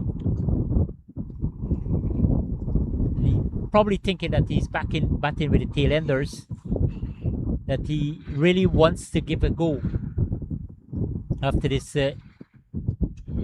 Just the last man to come. You can see The what he's overs trying are to running out. Yeah, Yeah, you 38 can, gone, 149 for 8. you can see he was trying to do that. Just get on strike on the other end.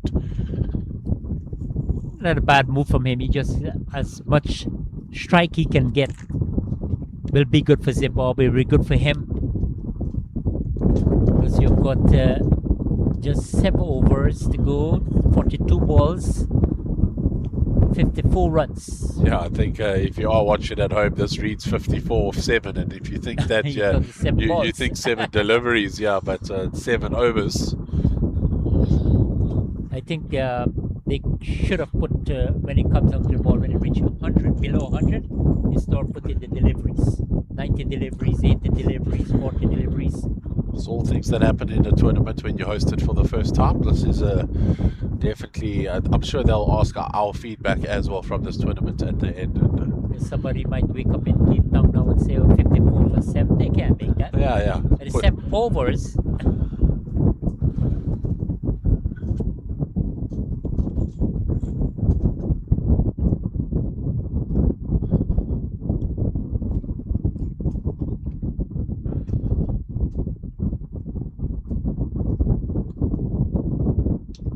Forward, and I think the task here for Malcolm, just try to get that strike over to Rory McQuaid as quickly as possible.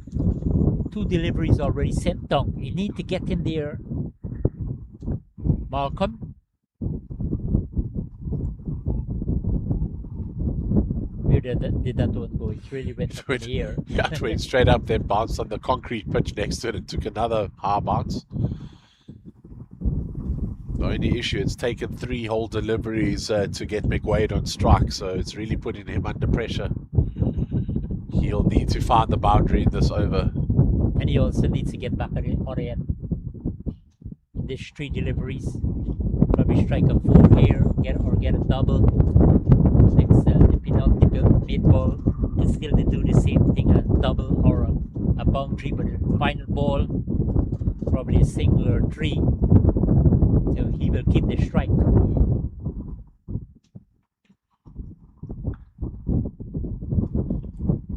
Doesn't mind, he's taking a single.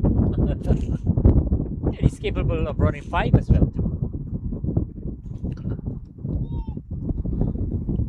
Yeah, he needs to start one of the overs as the facing batsman, and that needs to be the over that Zimbabwe go for it. I feel they can't wait much longer until they're going to have to get that 20 run over.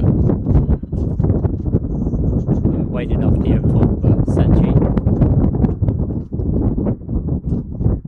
Joe, no doubt you'll be feeling that they are in the driver's seat at the moment. Mel Jones comes down the wicket, drives it through the covers, will find the single. I know every run's important now, but if Rory McWade doesn't get back on strike at the end of this over, you might have felt that he could have farmed the strike there and just said no to that single.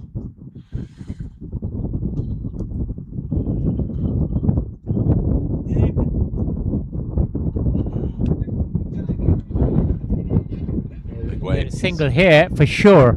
I don't think McWade is coming back for the 2, for the second. And just made it home there, but he's not thinking about a strike here. Clearly that's the plan. Just get on with the running. 2 more to the total, 39 gone, 155 for 8 Zimbabwe. And the target 203 for victory. In the event of Zimbabwe win here, they win the next 2 matches. We'll have to hope that other results go their way. Same thing for India. If they pull off a victory here, they will have 2 from 5. So they've got 1 more preliminary wrong match. And hope that the other results go their way as well. Hope that England lose the rest of their matches. And of course New Zealand and West Indies. That's the thing, Nick, I realize in competition like this here, that you must try to win your first, second match. You know, put yourself in a position that you don't depend on other teams. Well, Zimbabwe might feel that yes, they don't have a chance of progressing to the next stage, but if you could come out with a win here,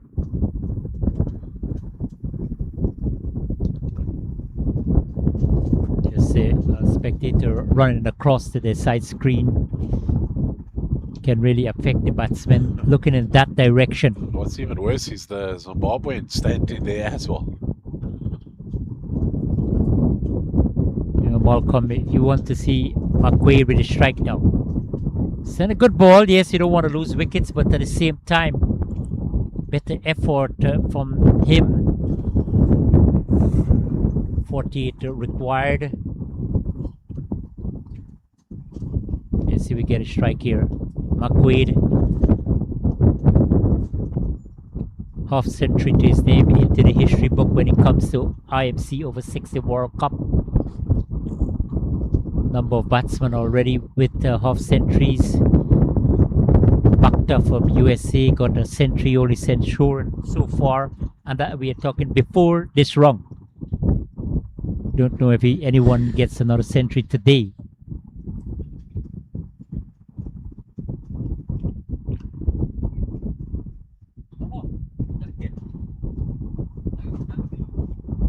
McWade will have to be a little more improvising here, bring some innovation to his innings, because we get into the end of this innings.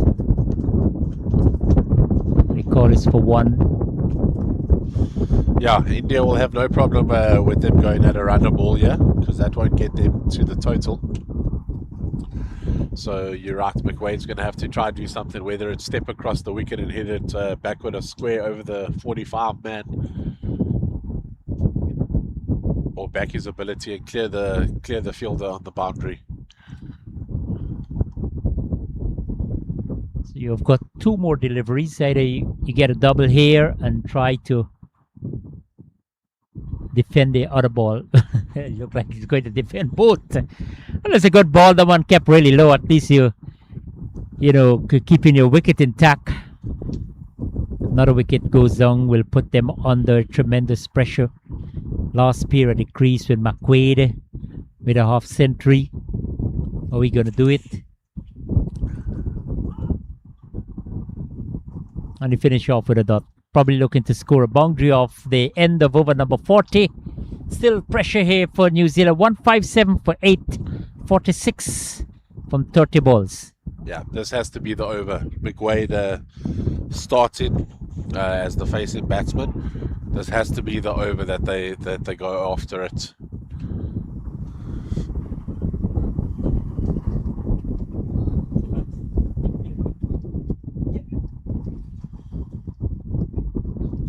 We'll definitely need a big one.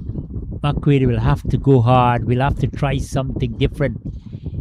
Need something more explosive from him.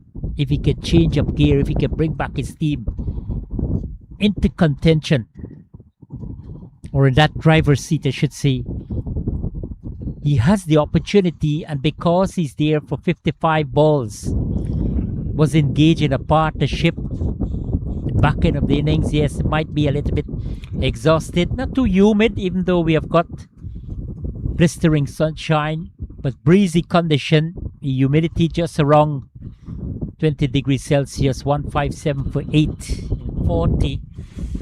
And India was 175 for 5.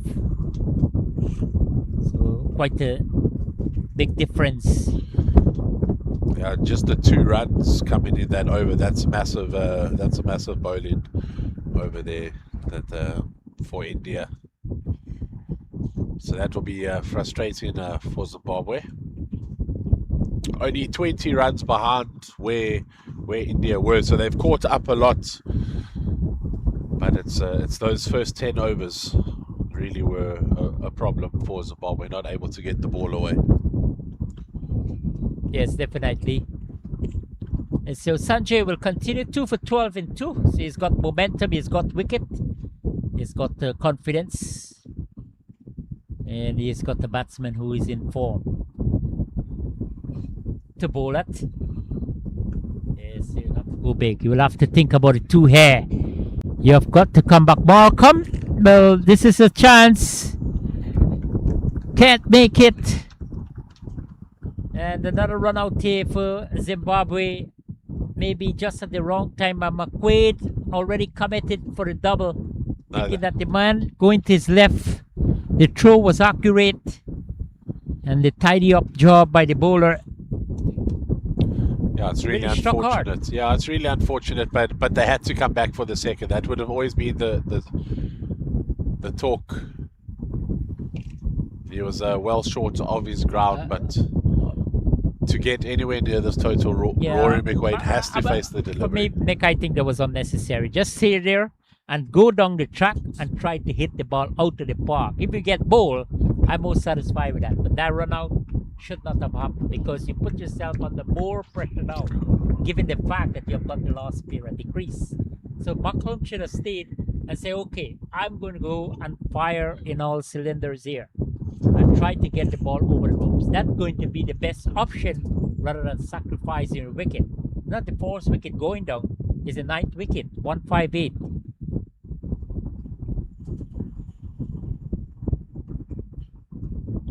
So Gary is a new batter. Can he do something special for his team?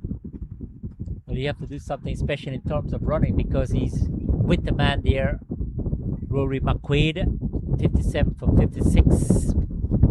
Zimbabwe still need 45 from 4.5 overs. 29 balls to go.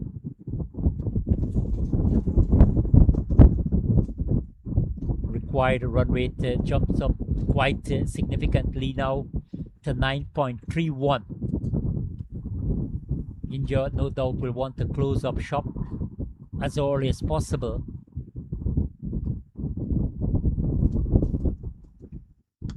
Big one! That is gone! and going and going. Clubber there from the right-hander. Gary. Absolutely, Rory McCart. See, they put it this side. McQuaid. Absolutely clubbered over deep mid-wicket. And it's gone for a mighty 6 there. Absolutely massive. Joy for the player, for his teammates. Nearly hits the umpire there on the ground. We need a few of those more there. Nick, if he can get here. We know about his ability now. Rory McQuaid. There's not counting his runs here. He's got 63, not 57. Oh, and it's all over there now. I think he's given his best shot there now. 63 from 58 ball. And he has become the final victim here. The final wicket for India. They are delighted, going right across, looking to repeat that shot that they gained 6 from. A certainly disappointment for them. Zimbabwe, the winning toss, something to bowl. India ended at 202 for 8 of 45 overs. Zimbabwe in response, all out for 164 in the 41st over, losing by 38 runs. 38 runs, I beg your pardon. So another defeat here for Zimbabwe, 4 on the trot, and we can say the campaign is over in terms of reaching the semi-final. India, they bounce back with 2 consecutive victories after suffering 3 defeats. Will hang hopes of reaching the semi-final. So in summary, India won by 38 runs after putting to bat by Zimbabwe, scoring 202 for 8 at the expiration of 45 overs. Zimbabwe, in reply, were dismissed for 164 in 40.3 overs. Nick, Greg, your final thoughts on proceeding today? I mean, disappointment for the African team. Really fell short in the batting department. Bowled well, couple of drop catches, wonderful partnership, but things still didn't go their way. Yeah, absolutely, and a great partnership there in the middle from skipper Greg McDonald and Rory McQuaid. We really would have thought that that could have been the turning point. McDonald lost his wicket and McQuaid just ran out of partners at the end.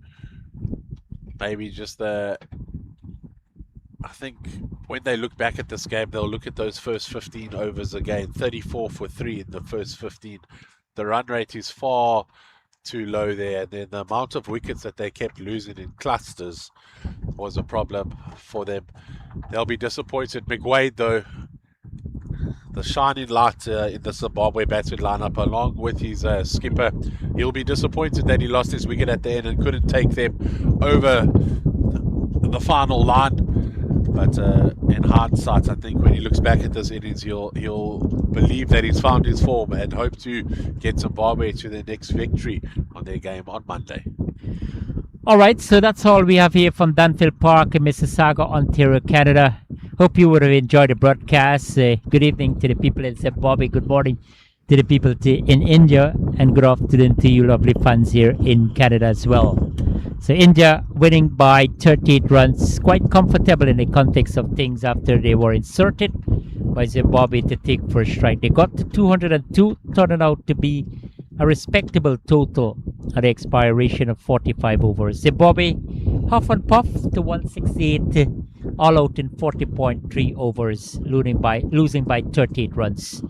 The action will continue on Monday after a break tomorrow in this 14-team tournament under the auspices of International Master Cricket over 60 World Cup tournaments.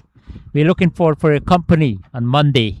On behalf of Cricket 360, my co-commentator Nick Clegg and our technician Mr. Rampal, I'm Ravindra Mandalal saying goodbye for now from a sunny Danville Park.